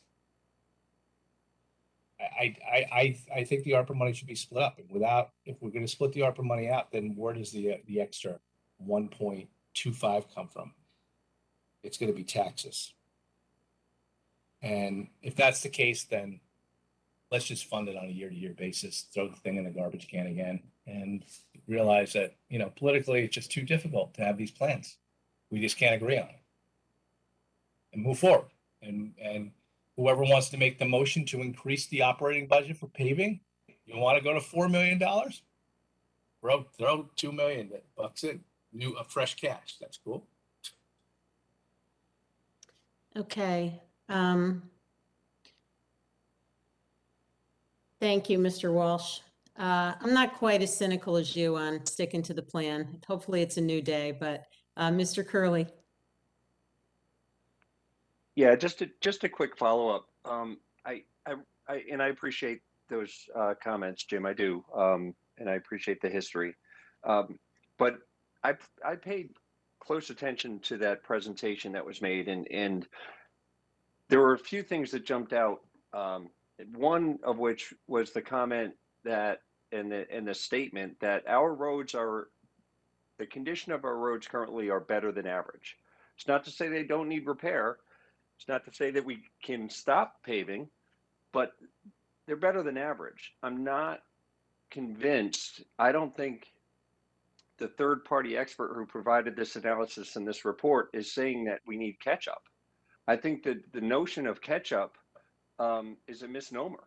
I think the town has gotten lucky because over the last 4 to 5 years, unfortunately for the DPW group, paving has been the low-hanging fruit that has been cut by $500,000 a year for 5 years or so. So it has been underfunded, but that's not to say that we have a substantial problem and we have a lot of catch-up to do. In fact, I would argue that if it was $500,000 a year for 5 years that was cut, roughly $2.5 million, we've got $2.5 million available from ARPA. So while I understand that the plan with ARPA was to spread it over 2 years, the reality is we have an infrastructure bill coming out of DC that's very likely to provide something else to the town. And there's no reason why we can't spend the ARPA money now and need to spread it out. So I personally feel like we got the information that we needed from the third-party expert that confirms that our roads are above average, but let's not let them get any worse. So let's follow their plan, roughly $4 million a year. And oh, by the way, if there was catch-up, it would be $4 million this year, and then $1.5 million or $2 million for the years going forward. The plan that was put forward is roughly $4 million a year for the next 5 years. Well, I think the catch-up, Craig, was what I heard, and I heard him talk about what the catch-up was. It was big projects. It was the actual going down on me. And Bucky, jump in if you're on this thing. If I'm wrong, just Yeah. please, No, please say it. It was some large reclamation project. It The was reclamation reclamation project. Yes. Didn't know the term, but where you actually have to really go down to basically dirt. Large projects like that were the catch-up projects, because everybody was just paving over and doing the most basic repairs to make sure that the roads were smooth. But there were a lot of roads that needed reclamation process where you actually go all the way down. And that's what I thought the catch-up was. Bucky, am I incorrect on that? Well, that was a component of it, but the one thing that and I'll offer this to you, and I don't want to prolong the discussion, but the reclamation projects probably are the one piece of the plan that is really suitable to be bonded. Because in my experience, if something has a life of 20 years or more, or you can improve something and bring it and add to the life of that item 20 years, then you issue a 20-year bond. Yeah, but John, with look, all due respect, the town has already asked and answered that question. That debate happened years ago. Because it's paving is a recurring, whether it's going all the way down to the dirt or whether it's a patch job, at the end of the day, paving is a recurring capital spend but it's recurring, and therefore it by definition, from any accounting standard, should fall into an operating budget. I mean, this is not new. This is not new territory. My only reason for saying that was to provide justification should you decide to go that route. That's all. And it's your job to determine how these plans get funded, not mine. Okay. No, Thank you. Yeah, no, that's helpful. I want to make sure everyone has an opportunity to weigh in on this. Mr. DeWitt, did you want to speak here? Yes, please. Thank you, Madam Chair. So, Mr. Curley's right. When I was on the board in 2011, we said we don't want this in bonding anymore, and I think we stair-stepped it, as Mr. Walsh said, for 3 or 4 years before, and we weaned ourselves off of it, and we did wean ourselves off, but I think it's important to remember something Mr. Walsh said, right? Mr. Tetro came before us with a plan, You know, it wasn't quite as detailed as the plan we have today. It wasn't done by as reputable a company, I bet. But we all stood up and saluted and said, "Yep, we're going to put this money up front." And you know, when I hear catch up, I think of fiscal catch up, right? You know, we need $4 million to start this process. Maybe that's, you know, but there is some, you know, as Mr. Marsilio said, there is some of the catch up, whereas you're just going to take it down the dirt and you know, go from there. And we got to get to we've got to get to some baseline. So, if you asked me this 2 days ago, I probably just said, you know what, I'm okay knocking some of the money off of the $4 million plan. But you know what? Mr. Marsilio really reoriented me tonight. And he said, you know, the price of gas, the price of oil, all the stuff, we could be funding this thing at $4 million, and we'd be getting half the roads, a third of the roads, who knows, of what was in the plan.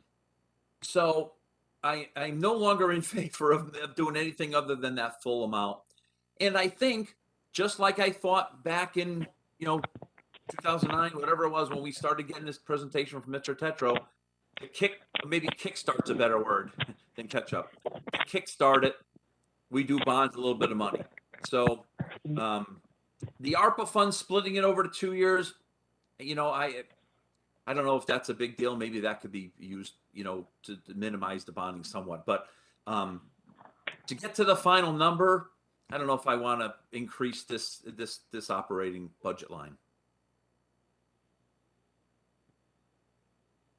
Thank you.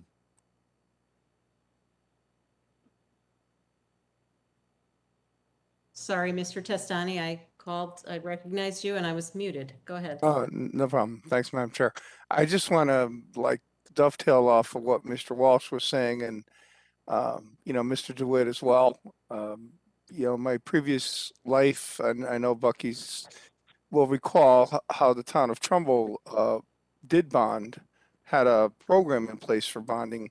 What I've seen here is that, similar to what Mr. Walsh was referring to, we hired a reputable company. Mr. DeWitt also alluded to this, to come up with a plan for us. And in terms of the ARPA money, I personally think it should be spread out. I think, given, you know, the prices we're paying or will be paying, I think we're fortunate to have the kind of personnel we have that may help us to keep some control over the cost in the near future, but it's also out of their control as well. So, you know, I think at some point we have to come to an agreement that we want to use the methods that we hired this outside company to help us in terms of the paving piece of it. I know I'm far from being an expert. I'm familiar with the payment process. I just think we need to follow the plan that they recommended, take half the ARPA money, basically the way, Ms. Charlton, you laid it out at the beginning. I want to say I believe it's $1 million in bonding.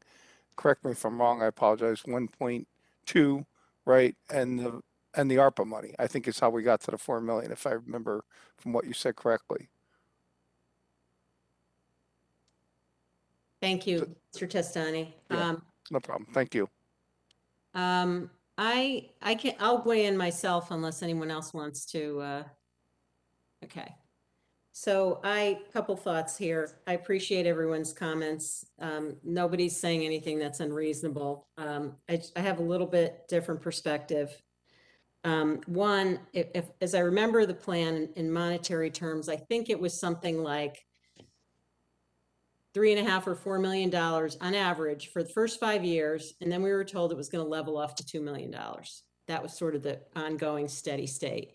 And the $2 million is roughly, more or less, what we've kind of been averaging over the past years, the exception of, you know, beginning in the pandemic year, we ratcheted back.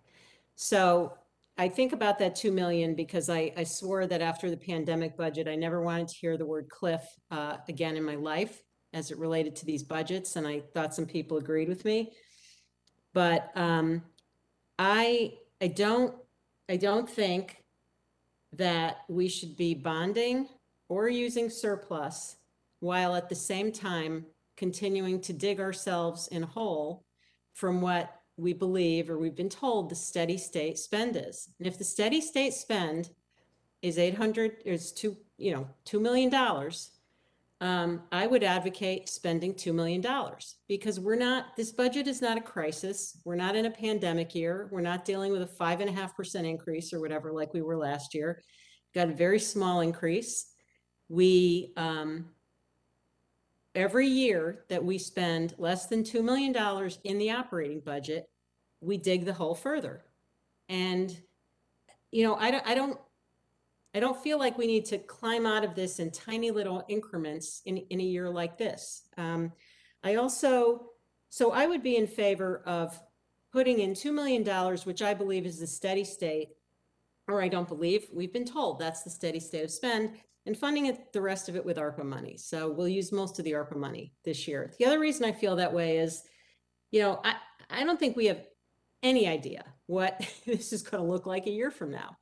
Mr. Curley mentioned the federal infrastructure bill. We've had so much money flowing and so much money in the system. We'll get more money. Spreading, money's fungible, whether we bond or use ARPA money or take it out of fund, it's all fungible, it's all cash. And so I'm not sure I understand the advantage of parsing that out between 4 different funding sources. So I would put $2 million in the operating budget, keep us from digging a further hole, use the ARPA money for the rest. We have $500,000 or something like that of ARPA money for next year, and we'll see what next year brings. And maybe we start to increment, maybe we could put a little more in the operating budget next year, 2.2, I don't know. But I do want to say I agree with the plan. I do just want to address a couple of other things. I know other towns bond. That doesn't mean it's a smart thing to do. Other towns bond recurring capital because because once you take money out of the operating budget, it's hard to put it back. Nobody wants to do that. Nobody wants to throw unless you have a windfall, no one wants to throw that extra $1 million or $2 million back in.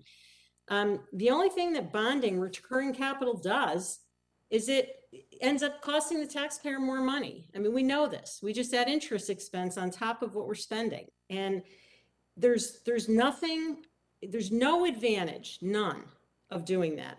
I'm putting catch-up aside, but on an ongoing basis, there's no advantage to doing that, especially when we've been a town that has gotten away from, we've taken the pain to get away from that. So, the recurring $2 million, avoiding the cliff, keeping it in the operating budget, picking up on Mr. Curley's comments about, potential funding sources in the future. And I say that because I think these last couple of years have shown us we just don't have any idea.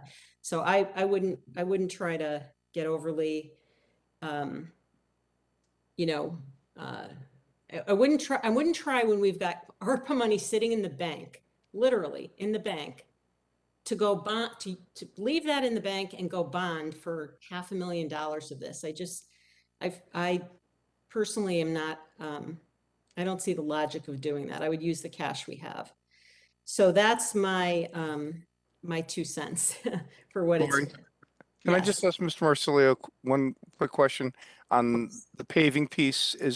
John, are there any LoSiP funds? Are there any possibilities of any kind of grants that might help with this expenditure? Well, I agree with what Chris is, Craig, I'm sorry, said that there is a pipeline of money that's on its way. We just don't know what it's going to be designated for or to. So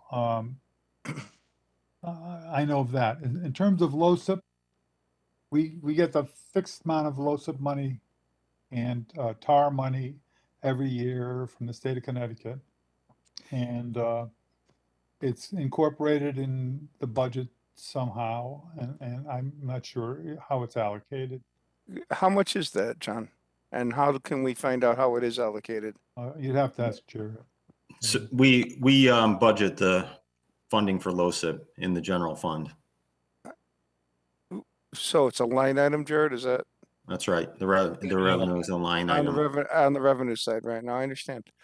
Is there any possibility of getting that increased somehow, or any other way with which we might be able to generate, for lack of a better word, revenue or funding to help us absorb the cost of the paving? It's a formula grant. It's a state formula grant. So they just, they have we send them our data about how many miles of road we have and Okay, those kinds of things, and other factors, and they tell us. So unless you can get them to increase the amount that they're appropriating for whether it's town aid road or LoSiP, it's not like we apply for it like a grant, like a like a non-entitlement grant. Right, I got you. And there are none of those, I'm guessing. A non-entitlement grant? None that I'm aware of. As a couple people have said, there is going to be money coming from the federal government. Whether my sense is, I kind of doubt it's going to be used for paving. They're using it for other okay, for other projects. infrastructure items. I got it. Okay, thanks, Jared. Thank you, Madam Chair. Appreciate it. Thank you, Mr. Testani. I do listen. I said we'd have the discussion. It sounds like we've got a variety of ideas, and ultimately I'm sure there'll be some motions around this item when we vote, and it sounds like some conversations or some reflection is going to have to be had. I think so I'm going to try to move on, mostly because I want to be respectful to our other department heads, and poor Mr. Calabrese, who's sitting here patiently at 11:15, and we're still far away from his departments. I think the only thing I just want to throw out to the board on this whole question of using bonding and paving is we all sat through a presentation of the capital waterfall. We all saw that there was a universe of $450 million of asks, which I don't even know if that's complete. We have a lot of big things coming up in front of us, and every dollar that we take out of surplus and every dollar that we bond is one less dollar that we can devote to all of those projects that are competing for attention and that everyone wants, whether it's turfing fields, whether it's HVAC for schools, whether it's fixing town buildings that are growing mushrooms out of the floor or whatever. That surplus money, I talked about my aversion to cliffs. I think that should go to capital items. We had a preliminary meeting, or not a preliminary, we had our first meeting of the working group for the capital plan that Ms. Kupchik promised she would convene. We had that meeting Monday. We have not begun the discussion about all the things that are in front of us and how the heck we're going to prioritize them. But I just want to be mindful that, the two are related, and everything we do here, and every time we think we're saving the taxpayer a dollar by, bonding and keeping it out of the operating budget, we really are just taking it out of another pocket in terms of what we can do elsewhere. So these are all decisions that are interconnected. So I'm gonna, unless anybody else wants to weigh in on this, I'm going to try to move on. I see Mr. Walsh does. So Mr. Walsh, why don't you wrap up for us? I guess we'll all have to make votes, and it's going to be, our vote during this budget season is how much we're spending in this budget. That's what it's going to be. Yeah. And to be quite honest with you, I know I'm going to be limited on that. If we don't have a plan, let's just kick it down the road. We'll see what federal monies come in. Everyone keeps talking that there's this pile of money coming in for infrastructure, and maybe it'll pay for paving. Maybe it won't. Who knows? So we'll just kick it down the road for a year, pay for a normal amount of paving, including the ARPA money, get through this year. We'll see what happens. We'll see what happens. We'll see what happens with prices and whatever. As for regards to the surplus, I don't care. We'll take this $10 million surplus and add it to fund balance. That's awesome. We're gonna have a great fund balance. We're gonna have a great fund balance. It's gonna be awesome. No. Yeah, it's gonna be special. It's gonna be special. I'm gonna be really happy. we'll start getting closer to. Yeah, I hear. Now listen, I don't misunderstand me. I have no desire to add 10 million to fund balance. I do have a desire, and I know we have a separate discussion. That's what's going to happen. Yeah, no, but we can, I think we all know that we've got capital needs and we have this fill pile thing sitting out there. And so we've dedicated fund surplus to that before because it avoids cliffs, keeps us honest in the budget and gives us a source of money to deal with those items. So that's another discussion, but thanks everybody for their input. It's funny though, it's like, it always says like, say this about people. Jim, you're kind of fading in and out. Oh, I'm sorry. I'm like, it's just really funny because the more money we have like this year with surplus, and ARPA money and whatever, it's like what they say about the rich. You think you don't have any problems. You have more problems. When you have People more can't money, agree how to spend it. You can't agree how to spend it. So it's just like the wants and needs increase along with the everything else. And God knows we have plenty of wants and needs in the community. So, all right. I'd like to have that problem for a little while. Yeah. Just to try it on for a little while and then, All right. And part of the reason I want to move on here too is I get concerned that when the hour gets late like this, we're rushing through these budgets and I want to make sure that, this is a big one, this DPW budget. I do, and it's combined with the new parks budget. So does anyone else have questions beyond paving on this budget? yeah, I just, if you don't mind, I'd like to just jump in and just ask some questions about this whole, we bring it up every year. I just want to get some clarification now that it's being split up. The contracted services line.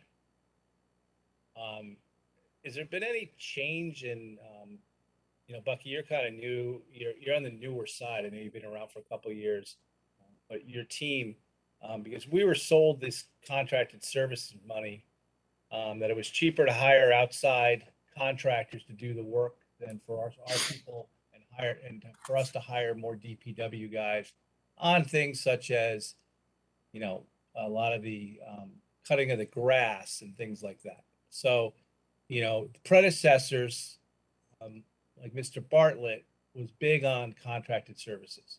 I see the number really hasn't changed. I know we've broken some up into parks, like 900,000 of it. But are we still getting our bang for our buck there? Does like all the grass cutting still get done by outside contractors? Or are we just kind of, can you just give me your state of affairs on that line item? Because the whole line between the two departments now is still $1.9 million. It's a lot of money. Correct. And both organizations have their own challenges. On the contracted services part of the DPW budget now, by and large, it's dedicated to tree cutting, tree trimming, taking down trees. Okay. That goes on every day. We have our own crews that also engage in that. And we have equal amount of outside vendors who supply the remainder. In terms of the cutting of the grass, I think, that you'd have to speak to Anthony about. I think it would be prudent to do an audit of that. I don't know. That's I could pave things, but I can't make grass grow. It's not my world. So that's the best answer I have from you.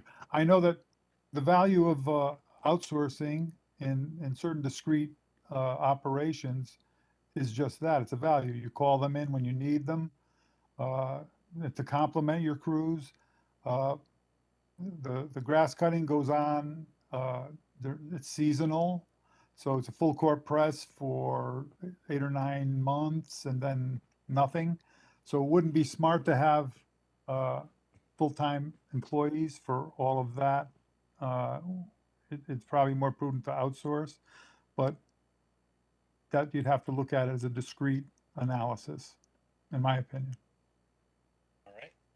In follow up on that, are we still having the problems with all these ash trees? Is that like all dying and us having to take them away and all that stuff. Is that process still going on, and will it be going on for a number of years, like for the perpetual future, or they all, at some point, will they all just be gone? And The white Let's ash see. will all be gone within the next 5 years in Connecticut.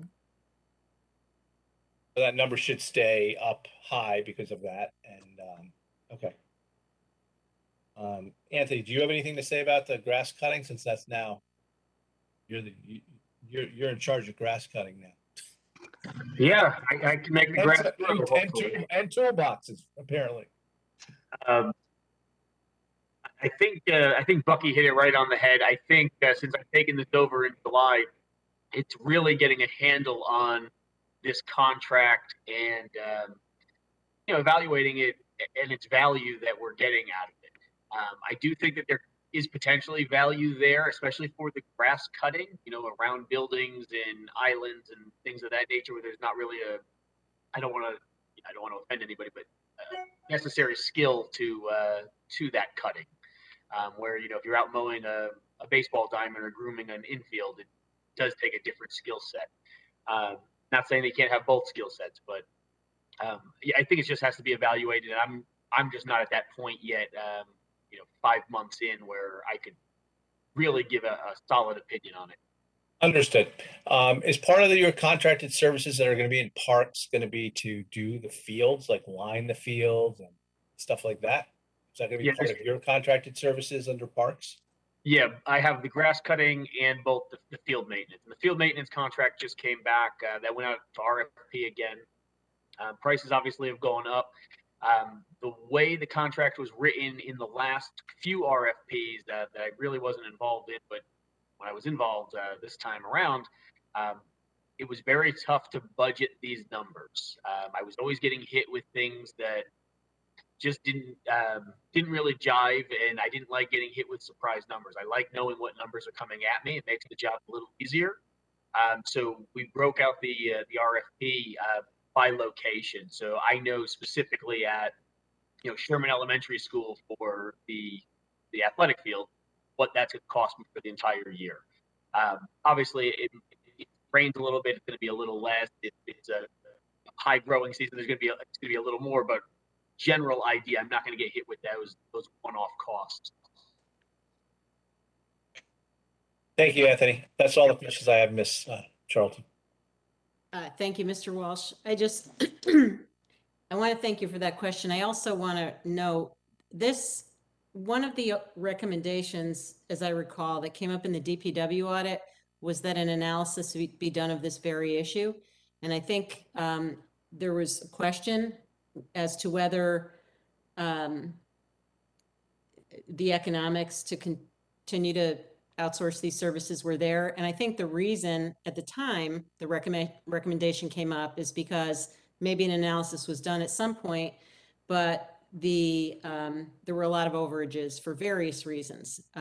And it didn't make financial sense at the end of the day. At least this was what was implied by the auditor. So I honestly do not remember what the response to that audit recommendation was, and if there was an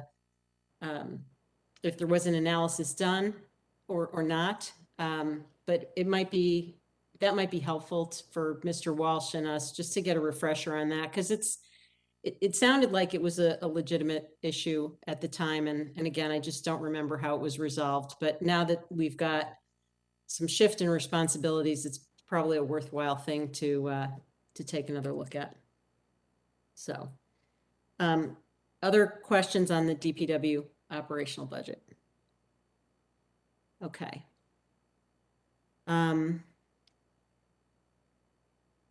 Let's see, engineering.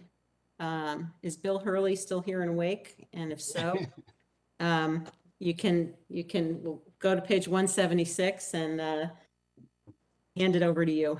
All right, thank you. Everyone can hear me fine? Yes. Good. Good evening, everyone. Annually, the engineering department prides itself with a very prudent budget. However, this year, there are a few significant increases and revisions that I will discuss. With 36 grants on the engineering schedule and many other upcoming projects through ARPA, the Infrastructure Investments Jobs Act, Lot SIP, and Federal Local Bridge Program, the department required reorganization that includes an assistant engineering manager and construction project manager / engineer to meet the demands of these projects. For fees and professional services, the significant increase was due to the stormwater testing and monitoring requirements, the pavement preservation program, and traffic signal management plan and repairs. Some of these items are new, and some, like the traffic signal repairs and the stormwater testing fees, have been transferred from the DPW operations. The fees also include roadway and subbase. This is for fees and for professional services. The fees also include roadway and subbase samples, if we have to take any concrete cylinders, any special permit fees, software training for traffic signal analysis, GIS updates, design revisions, DEP or EPA unfunded mandates for the stormwater sampling, testing requirements. For the motor vehicle fuel, it's an increase that was due to the current rise in the motor vehicle fuel, similar to the other departments. The communications increase is related to the additional cell phone service plans and one field tablet, and upgrading the flip phone to a smartphone for the survey crew. Advertising was increased due to the legal ads and public notices that are required by the grants. The state and federal government still require legal ads and public notices to be published in daily newspaper. The cost of these legal notices have gone up from $400 to $1,200 in just the last 2 years. And so those were the main points of the engineering budget, and I'm here to answer any questions anybody has. Thank you, Mr. Hurley. I just want to say I'm really glad that whoever is upgrading their flip phone is getting that upgrade. All right, questions from the board? Just me. Mr. DeWitt. Yeah, just real quick, it's getting late. Mr. Hurley, you went through real quick your personnel changes. Could you just run that through a little bit slower for me? Okay, sure. For our the personnel, we in fiscal year 2022, we did not have an assistant engineering manager in the budget. Yep. And so for fiscal year 23, we have one proposed. And for the project manager, there was no position for that, and we have one now being requested for fiscal year 23. There were 2 positions that were eliminated as part of the reorganization of the first selectman's office, and so because, as I said, because of all these grants and really high technical construction projects going on, these were necessary. So yeah, listen, when you read your budget message and the highlights and goals, it's mind-numbing the amount of stuff that's going on in the engineering department. So I'm really glad to see you've got another engineer in there and a project manager. So I'm really surprised. I think this is a great change. I mean, 2 of the positions, we're draftsmen, and probably you can work that through. But I'm really glad to see you got another engineering manager, because I said this list on here, and I know that's only probably a partial list, is just crazy, the amount of work in that department. So I am very supportive of you adding staff in the 2 people you're adding. So, and you're not even adding heads; you're still the same heads. You're just you're up in budget a little bit, which makes sense when you're talking about having an engineering manager. So I definitely support this. So thank you. okay, thank you, Chris. Thank you, Mr. DeWitt. Other questions? Mr. Walsh. Thanks for being here, Bill, so late. Sorry to get you so late. That's okay. I was working anyway, catching up. Well, why am I not surprised by that? Okay, so the traffic signal management plan, is that for the money that we're using from ARPA to start putting in those traffic signals? That is the traffic signals. Yeah, they are related. They are related. The traffic management plan. I just went to a workshop even yesterday.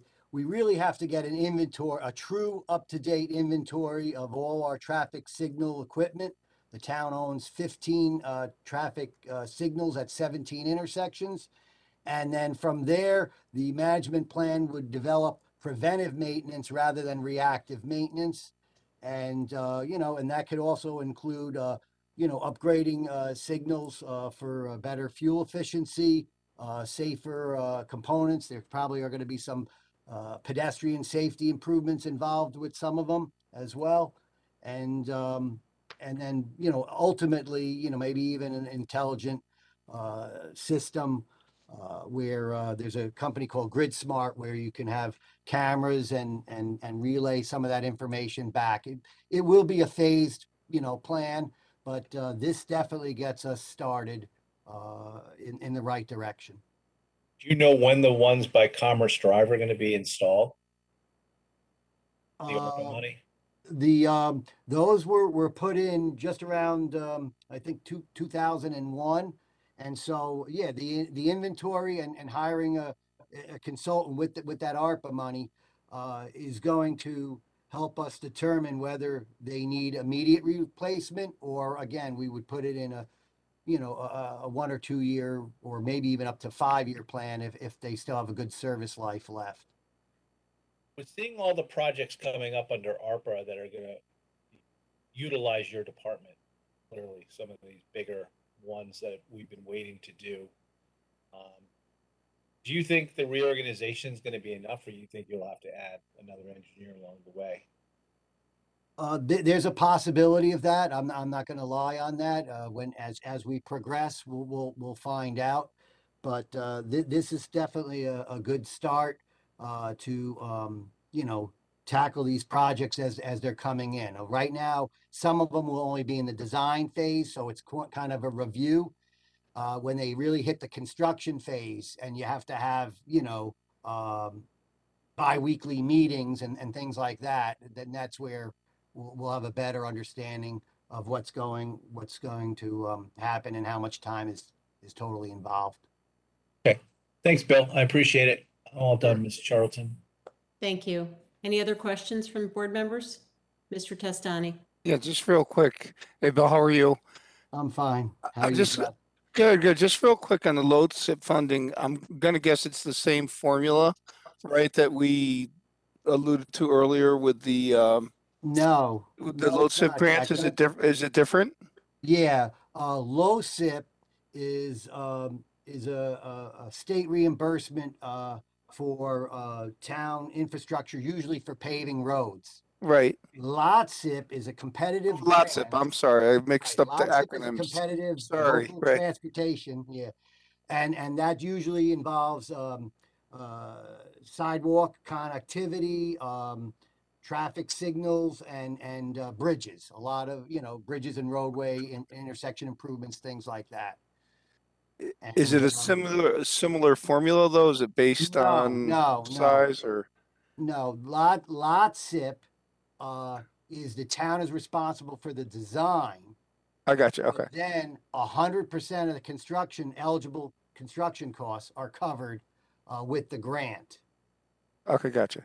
Yeah, right. And so being honest, a couple of the bridge projects that we have where the local bridge program is 50% design, 50% construction. Well, with lot SIP, and since the bridges are usually in the $2 to $3 million range, we have to pay the design. We get 100% construction, and that usually averages out to 85 or 90%.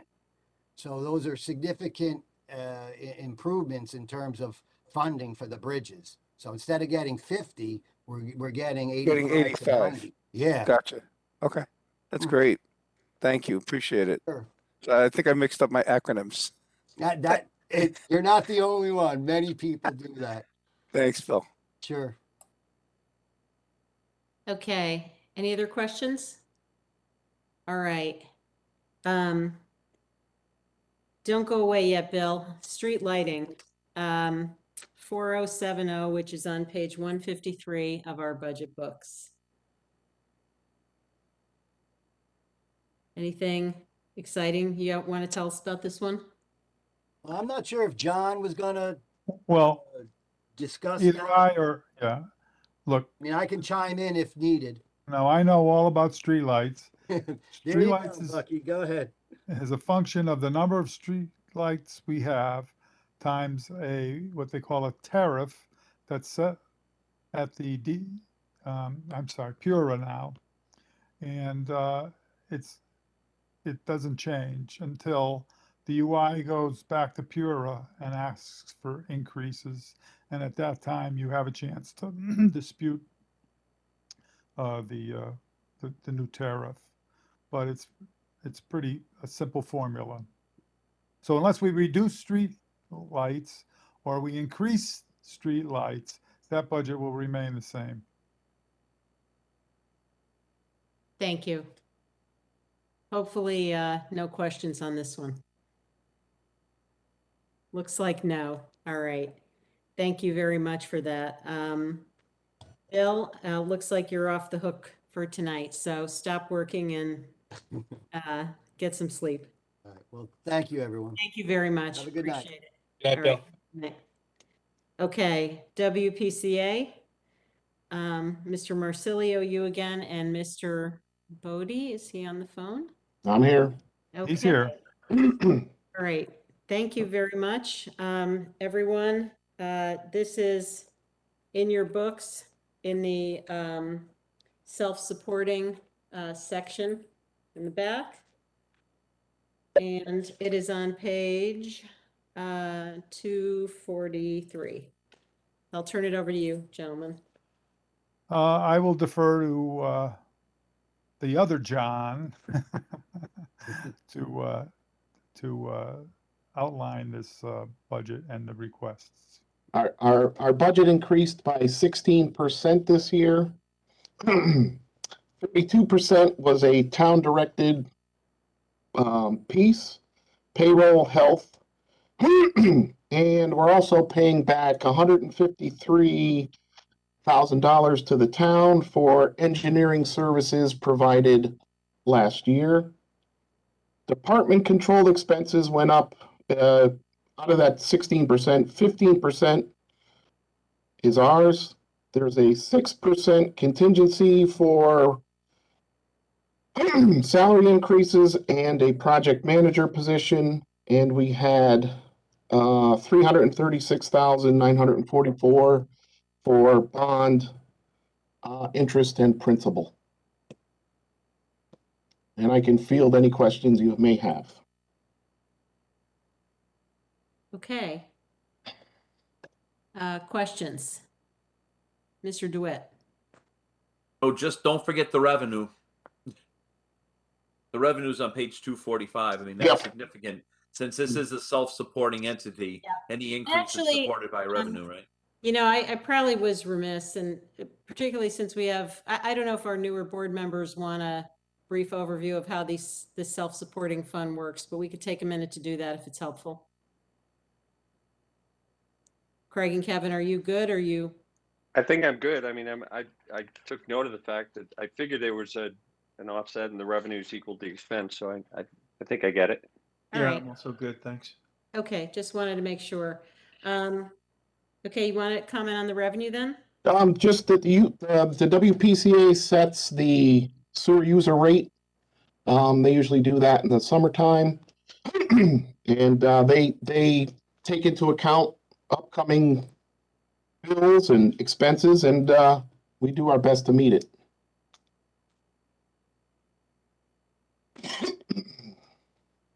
Okay. Questions from the board on this? Mr. DeWitt? Yeah, thank you, Ms. Chair. The 3-year, the current sewer use fees, the 3-year average, way higher than what we're projecting here. I mean, listen, I know you're trying to get to 16, you're trying to get to 16.07%. I get that. But why are you projecting that revenue to be so low compared to just the 3-year average? I'm going by what the tax collector has collected so far this year, which is based off of water usage by the residents. So that's my best guess as far as what it's going to be for next year. I'm just surprised. It's like it's $400,000 different, lower than the 3-year average. You know, these 3-year averages, Madam Chair, it's an interesting number, but sometimes it's nice to see all three numbers. You know. Yeah, I agree. If one year is 10 million and the other are 4 and 4, I probably wouldn't be having this discussion with Mr. Bodie right now, right? Yeah, Jared, I don't know if you want to have numbers available or you want to comment. We can follow up with the actual 3 years separated out. Okay. And that one just jumps out at me as really being a lot different than the 3-year average. Well, there's a lot of numbers. Even the infiltration, which I'm not even quite sure what the heck that is. But Mr. Bodie, just so I'm clear, these are all tax. This is all tax revenue, pure sewer tax revenue, correct? Yeah, this is sewer user fee revenue Right. based on individuals' water usage in a 5-month period. Yeah, well, this is extrapolated over the year, of course, right? Correct. Over the fiscal year, right? Yeah. I mean, maybe you're just trying to get to the number of the increase, Well, you try to match your revenue to your expenditures. Right. And I don't want to overshoot and say we're going to have 6 million one, and people don't use the water. Yeah, no, you're matching expenses. I mean, I'm fine. Listen, if you collect more revenue, we'll deal with that happy problem later, right? Exactly. All right, thank you. Okay. Any other questions from the board on this one? Mr. Stark, is that you? Yeah. Your revenues are heavily affected by droughts, I guess, right? No, not well. Well, if I don't get rain, and I want to keep my lawn and my garden watered, I use a ton of water. We're not looking at that time of the year. You're not? No. Oh, okay. We don't look at pool time when you're filling your pool, watering your lawn. We set the rate between, I forget, November and April. Okay. Somewhere in that area. Know that. Okay. Never mind then. Thank you. Okay. Any other questions from the board on this budget? Okay. Well, that one was easy. Thank you, Mr. Bodie. Appreciate it. Sorry to keep you so late, but thank you. No problem. All right. Okay, Mr. Calabrese. Thanks for hanging in there. I know the hour is late. With your budgets, I'm wondering if you could, if this isn't too confusing for everybody, it might be helpful, unless you have a different idea, to sort of flip back and forth with the revenue and expenses. So if you have, Penfield revenue, Penfield expense, and so forth, rather than kind of go through all the revenues and all the expense, I think it might help everybody understand it, if that's okay with you. Fine with me. All right, thank you. So for the board, the revenue starts on page 11. And Mr. Calabrese, if you want to start with Penfield. Sure. Penfield budget revenues in front of you guys. You will see that we are projecting decreases at the Penfield concession and the Penfield rentals. and that is due to the building only operating from July 1 through November 1st. Jackie Durrell, we will see a little bump in rentals there with Penfield coming offline. So those are our estimates.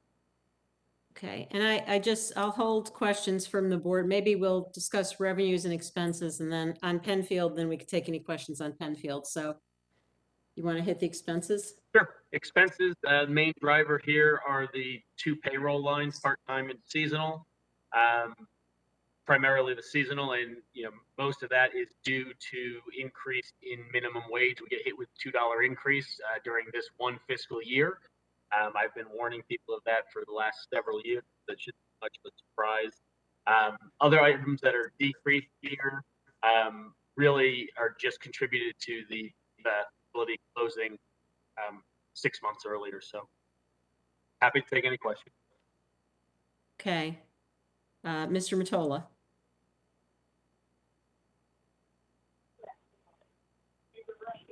Hey, Anthony. So you're not renting any lockers out this year? Well, the lockers that we're renting out for this year are coming in right now. The rental was today. The lottery was today. Well, I meant for, oh, that's right. That'll be for next year because you probably aren't going to have the facility to use. Correct. That's I why just it's, don't. Yep, yeah. exactly. A late at night dumb question. Sorry about that. Thanks. Not dumb. It is late though. Yes, it is. Thank you. Mr. Curley. Yeah, sorry, Anthony, I gotta ask. I appreciate the comments on the seasonal payroll going up with the $2 on the minimum wage, but I need a little help understanding why the increase on minimum wage doubled the number over 100%, going from 61,000 to 125. And I'm sure there's more in there than just the minimum wage. I just want a little color. Yeah, so really the way I treat these two, the part-time and the seasonal lines, are really as one number. The part-time guys are typically a little older, maybe work year-round events. Sometimes they do a little stuff for us in the summer. So really I look at it as a whole number. So I took some of the salary from that top line, the part-time line, and slid it into the seasonal line. And then we basically just take the salary, we take the number of events that we have on the books, project how it comes, we're looking at. So basically we're looking at about 80 parties at Penfield from now till November 1st, and about 140 or so at Jackie Durrell. And then from there, it's really just simple math of putting, 2 people on each event. And then the other part of that, this line is also our locker attendance, which would still work this upcoming summer, so July through Labor Day, and then our parking attendant. And I kept parking attendants in here through next year, even though I don't know what's going to happen with that facility. I know the facility's coming offline, but I don't know if we're going to close the beach. We're going to let people park in the overflow lot. So I'm thinking I may still have to staff, so I didn't want to leave myself in a hole there. Got it. Okay, that's helpful. No other questions. Thank you. Yep. Thank you. I should probably point out, and if the board didn't notice it, these numbers, the part-time and seasonal payroll, I believe they were adjusted by the Board of Selectmen. So we should be aware of that. So what I have in my notes is part-time payroll that's here decreased by another $8,000. Seasonal payroll decreased by $25,000. So that answers part of Mr. Curley's question. But I guess, Mr. Calabrese, I'm not, if this facility is going to be closed half the year, can you just help us understand how, and the revenues declined as a result of that, shouldn't there be more? I'm not following the expenses, particularly where it's part-time and seasonal. Wouldn't there be more of an impact on expenses, or is it just because we don't usually have stuff going on in Penfield in the winter? Anyway. Well, a bulk of the salary is spent obviously between Memorial Day and Labor Day. Okay. But we're still staffing. I'm still staffing this as of right now. Like I said, with parking, all year. So that's still going to be Memorial Day, July 1 this year through Labor Day, and then Memorial Day next year through June 30th. Because I don't know how we're going to staff that facility, or if we're not going to staff it. If it's just going to be closed and we're going to lock up those parking lots and not let anybody go to the beach. I don't know what that's going to look like. So I have to staff it. But again, we're basing it on 80 events for the event side of things at Penfield, then 140 events at Jackie Durrell. And again, those are 2 people at each facility. Seasonal staff, really just consists of a locker attendant, 2 parking attendants, a supervisor, and a maintenance person. So, yeah, and I realize it's late here, but again, I'm trying to, our payroll, even with the total budget, even with the decreases by the Board of Selectmen, is still higher than it's been in the past years. I realize we have the minimum rate increase, but I guess I'm just trying to reconcile. What are you saying? Are you saying that you kept all the expenses in here not knowing what's going to happen, but we cut down on the revenue to be conservative? No, we cut down on the revenue because the building won't be open during our peak time next year. Right. Okay, so that I get that part, but then doesn't that also, that you're saying that doesn't affect the expenses? No, it does. My expenses would be much higher if I had another 80 parking field to staff. But then why are the expenses still higher than prior years? I'm not following. Because payroll went up $2.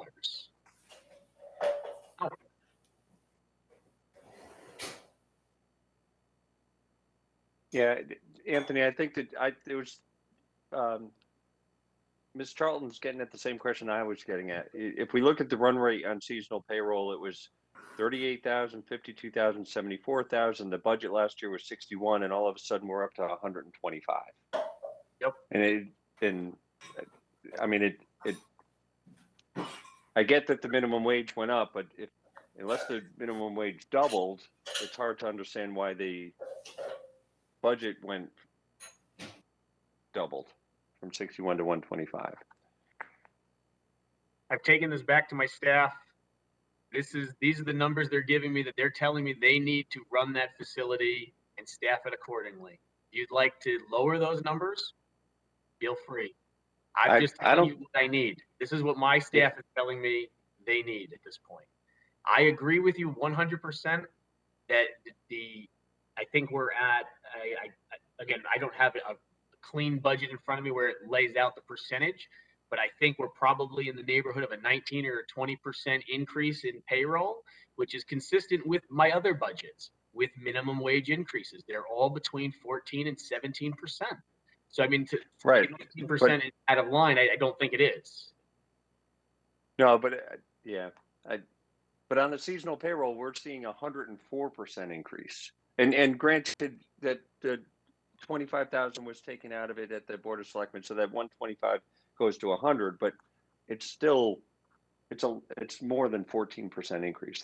That's just and no, I don't think anyone's looking to cut your budget. I know that one of the things I feel strongly about is supporting the departments that generate revenue, and clearly Parks and Rec is a big part of the revenue for this town. So I don't think anyone's looking to handcuff you guys. We're just trying to understand it.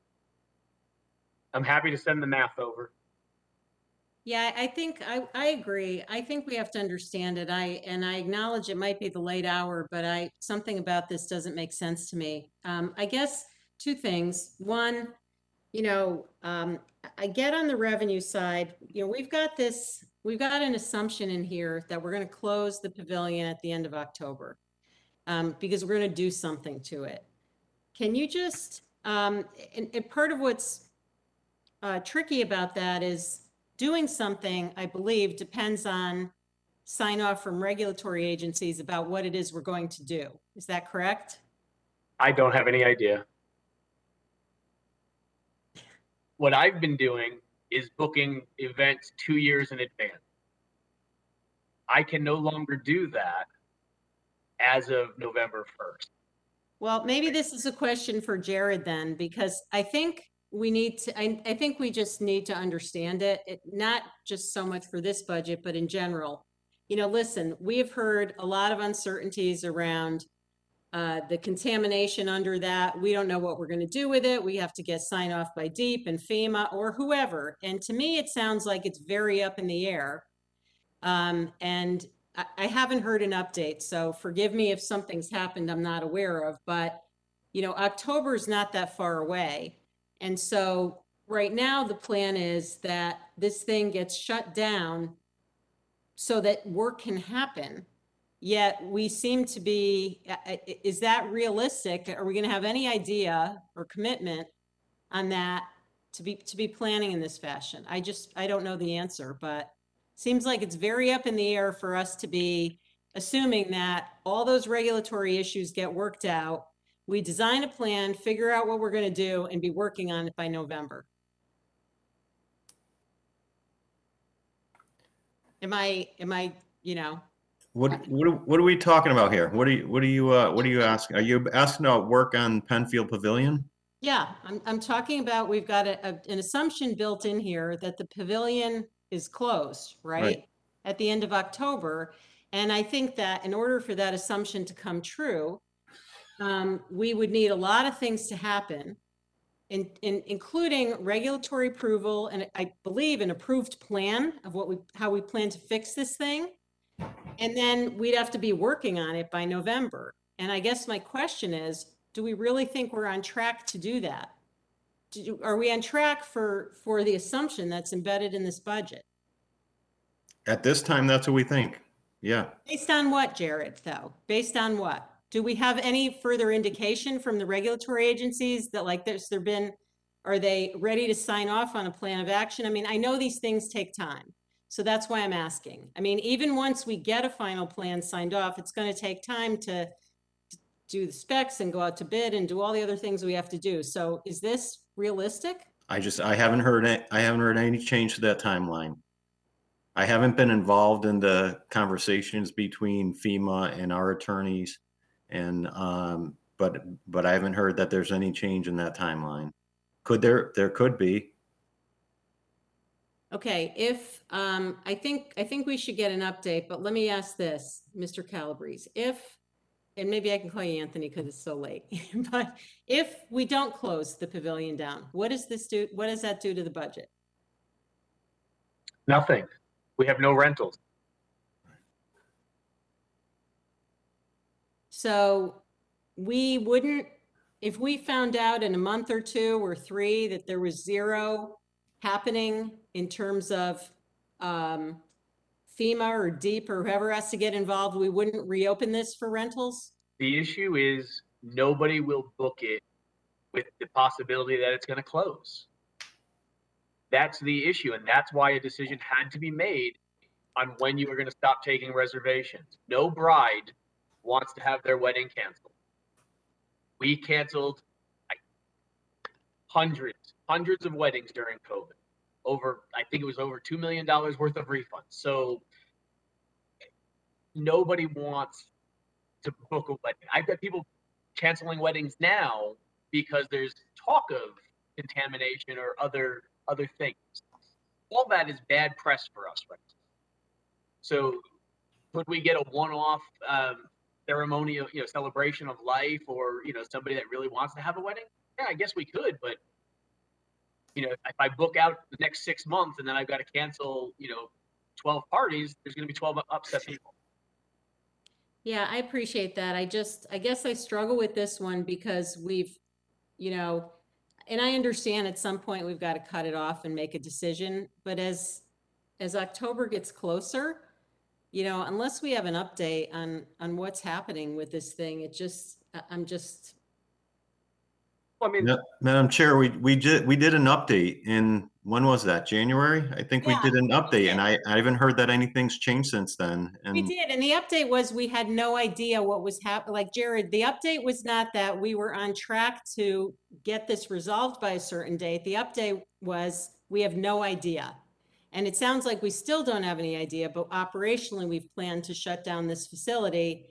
And if if this FEMA deep thing takes 2 or 3 years to get resolved. Are we going to keep Penfield closed for that time? That's my question. Well, I'll I move mean, on, but we I don't think- we don't have a, you know, we don't have a finite timeline of when things are going to happen. So we have to make some assumptions and make our best guess, just like, you know, like any other thing in this budget. We're doing the but best we can with what information we have. Jared, it doesn't sound like we have any information. That's all I'm saying. I'll move on, but I think that you know, it's bigger issue than the budget, but you know, doesn't make a lot of sense to me. All right, Anthony, do you want to go on to, does somebody else have a question on Penfield? Okay. Do you want to go on to the next budget, starting with revenue? I would love to. Thank you. The next budget is Parks and Recreation. And revenue line items in there, we've got our swim lessons, which is the 3-year average, programs, 3-year average, miscellaneous, which I believe has actually been zeroed out, but somehow money continues to show up in there. It has something to do with park benches and picnic tables and things of that nature. Tennis concession, that's a contract, so that number is solid. And then field rentals is our best estimate based on the way rentals have been trending. The expense side, we'll do the expense side. Just to expense side, everybody, you're on page 203. Expense side, not much changes here. Couple little things. Contracted property services went up. That's our lights on our Christmas tree on the town hall green. That went out to bid, came in higher than in past years. Other than that, there's not much else that's really going up there. Happy to answer any questions. Questions on this one?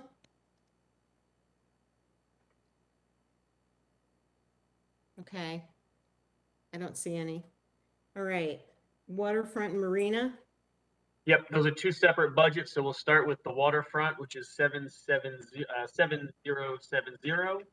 Can you just start with the revenue, please? Yep, that's where I'm starting. Gotcha. Okay. Waterfront. Revenue is our beach stickers. Fees did not increase. We're estimating $900,000. Beach parking, daily parking, $275,000 is what we're estimating. Again, we can hit that in a typical year with weather dependent. The other big factor to that would be what happens with the Penfield parking lot. Again, I assumed that the overflow lots would be open. Maybe not the main lot, but the overflow lots would be. And then the beach concession, that is the Jennings Beach concession. That's a source document, so it's contract. Happy to jump into the expense side of things. Anthony, just one quick question on the revenue. Sorry, Yeah, Laura. please. Go ahead. Hey, Anthony, just real quick. I just don't remember, are out-of-towners being charged more this year for beach passes or no? Is it the same? It's the same as it was last summer, $250. Okay. And daily, I think it's 50? It's Oh, is 40 that just on weekend? It's 40 during the week and 50 on weekends and holidays. Okay, great. That's the same, right? Same. Okay, thanks, Anthony. You're welcome. And sorry if I missed it, but you said the overflow. So is there any changed assumption in here about parking availability? No, I used the same assumption that I used in the Penfield numbers before, where the lot would be open and we'd be staffing it. So we'd still be collecting daily parking across the street. I'm assuming if construction was to take place like it did the last time, that the main lot would be closed and the two overflots would be open and people would park over there and walk across the street and go to the beach like they did. People liked the beach last time, even though it was closed for 5 years. Okay, so there's not any disruption to parking revenue even with the loss of that main lot? No, the main lot's permit only. So People are still theoretically, gonna buy their permits, you're saying? yeah. And if there's serious construction going on, majority of the people will go to Jennings, and majority of the residents will end up going down to Sasco, South Pine, and Southport just to avoid the crowds over at Jennings. Got it. Okay. All right, thank you. Expense side of the waterfront budget, these are all our lifeguards and then the remaining parking attendants and Lake Mohegan staff. Again, you see a jump in seasonal payroll due to minimum wage going up $2. Other than that, this budget pretty much held steady. There was a decrease in, I believe, the capital outlay. We had the ATV in there from last year, and then obviously we didn't have any other big expense coming out of this one. Happy to answer any questions. Questions on this one, Mr. Curley? Yeah, it just goes back to the parking, and it's not specific to these numbers, and I recognize it's late, so maybe we can get into it at a different time. But if you have any updates on the bills that were floating up in Hartford regarding non-residents parking and potentially jeopardizing our revenue source here, that would be welcomed. Yeah, there's no update as of right now. The two bills that were proposed faced pretty stiff opposition in the committee level. I don't know if they'll get through there. If they do, it definitely wouldn't be in the fashion that they were presented. But I keep an eye on those things and adjust accordingly. Yeah, thank you. Mr. Testani? Yeah, hey, thanks, Larry. Anthony, you mentioned Lake Mohegan on the capital outlay. Just curious about that improvement and the rest of the lake improvement. I know, it had been hit by the storm. I just wanted to get an overall update on how it's good. It looked great last time I drove by it, which is almost every day. So it looks great. But I'm just curious how that all is going and what you expect. Yep. So we were anticipating potentially hitting some delays with just getting RFPs and stuff out on the street. We were able to hit our short list for RFP on the design services. We brought Race in. They evaluated the situation and started putting together the construction portion of the RFP. And based on their estimations right now, and this was only at the end of last week, it was Friday, they still think we can meet Memorial Day. That's great. Fantastic. So that's what we're hoping for. That's great. Thank you. Yep. Great job as always, by the way. Thank you. Thank you. Okay, any other questions? All right. All right. I'll jump into the marina budget. Okay. 7090 is the budget. And revenue for the marina. Again, these are all our best estimates. Really no rate changes. So for the most part, the numbers stay status quo because we only have limited space. So you'll see 600,000 for the boat slips, 75,000 for storage. We added summer storage last summer. It went really well. So that's why there's an increase there. Then the rest of these are boat racks, Jennings boat racks, Penfield boat racks, Yacht Yard, then our gas dock concession, which is a contract. So that's the revenue. And then on the expense side, again, we had a decrease in this overall budget. And again, this is primarily due to the reduction in capital outlay. We had 60,000 in their last budget for security cameras. We're making good progress on those. This year, we wanted to include a work skiff for our marina manager as he's out there going in between boats and just needs something to operate on. So that's what that is. And then our seasonal payroll here, these are the marina guards. It increase again because of minimum wage increase. Happy to take any questions. Questions? Okay, well, maybe this is the advantage of going last, Anthony. You don't get as many questions. Well, you know, it is St. Patty's Day already, so. Cheers. Okay. All Carl right. Dickman, par 3. All right. So we'll go to Mr. Curley's favorite topic. Oh, what about 70/80? I could jump to parks next. That's fine. Not the way it's in my book, but I could go that way. Okay. I'm just going in order. Yes, that's fine. 70/80 is the Parks Department. Again, this is broken out, brand new, separated out brand new. It's not a new overall department. These, I think, as Mr. Cattell had mentioned earlier, we sat together several times trying to crunch these numbers to get our best estimate of what the breakout is going to be. And I would say, just like when we separated out the marina a few years ago, this is the same way we did it. These are our best estimates. Are some of these numbers going to be off? Yes, there's no doubt in my mind some of these will be off one way or another, and I'm going to have to recalibrate when I come before you guys next year based on actual experience with it. But we've got 9 full-time employees in this department.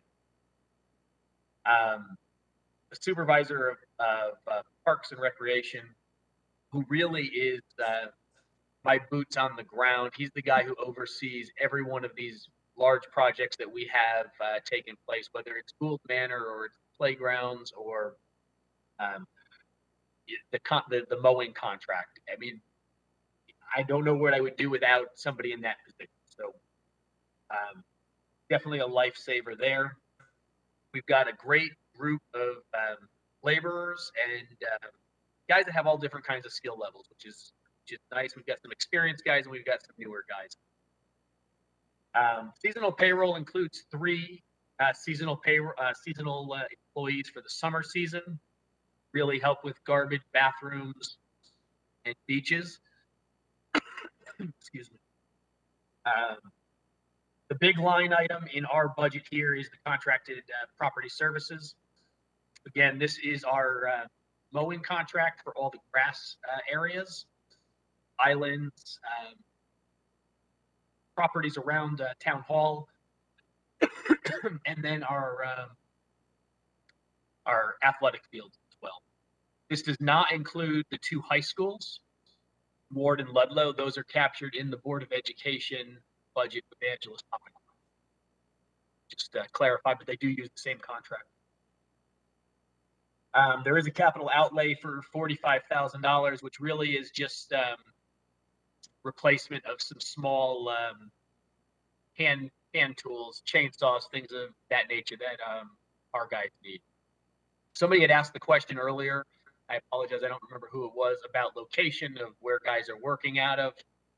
Our parks guys physically reside up at the golf course with our golf maintenance guys, so they share the same facility. Occasionally when I need to lean on the parks guys to help out at the golf course, they're able to do that, and vice versa. If we need something fixed, the mechanic up at the golf course could help on park stuff. And then obviously DPW we lean on to really help us with anything else that we need.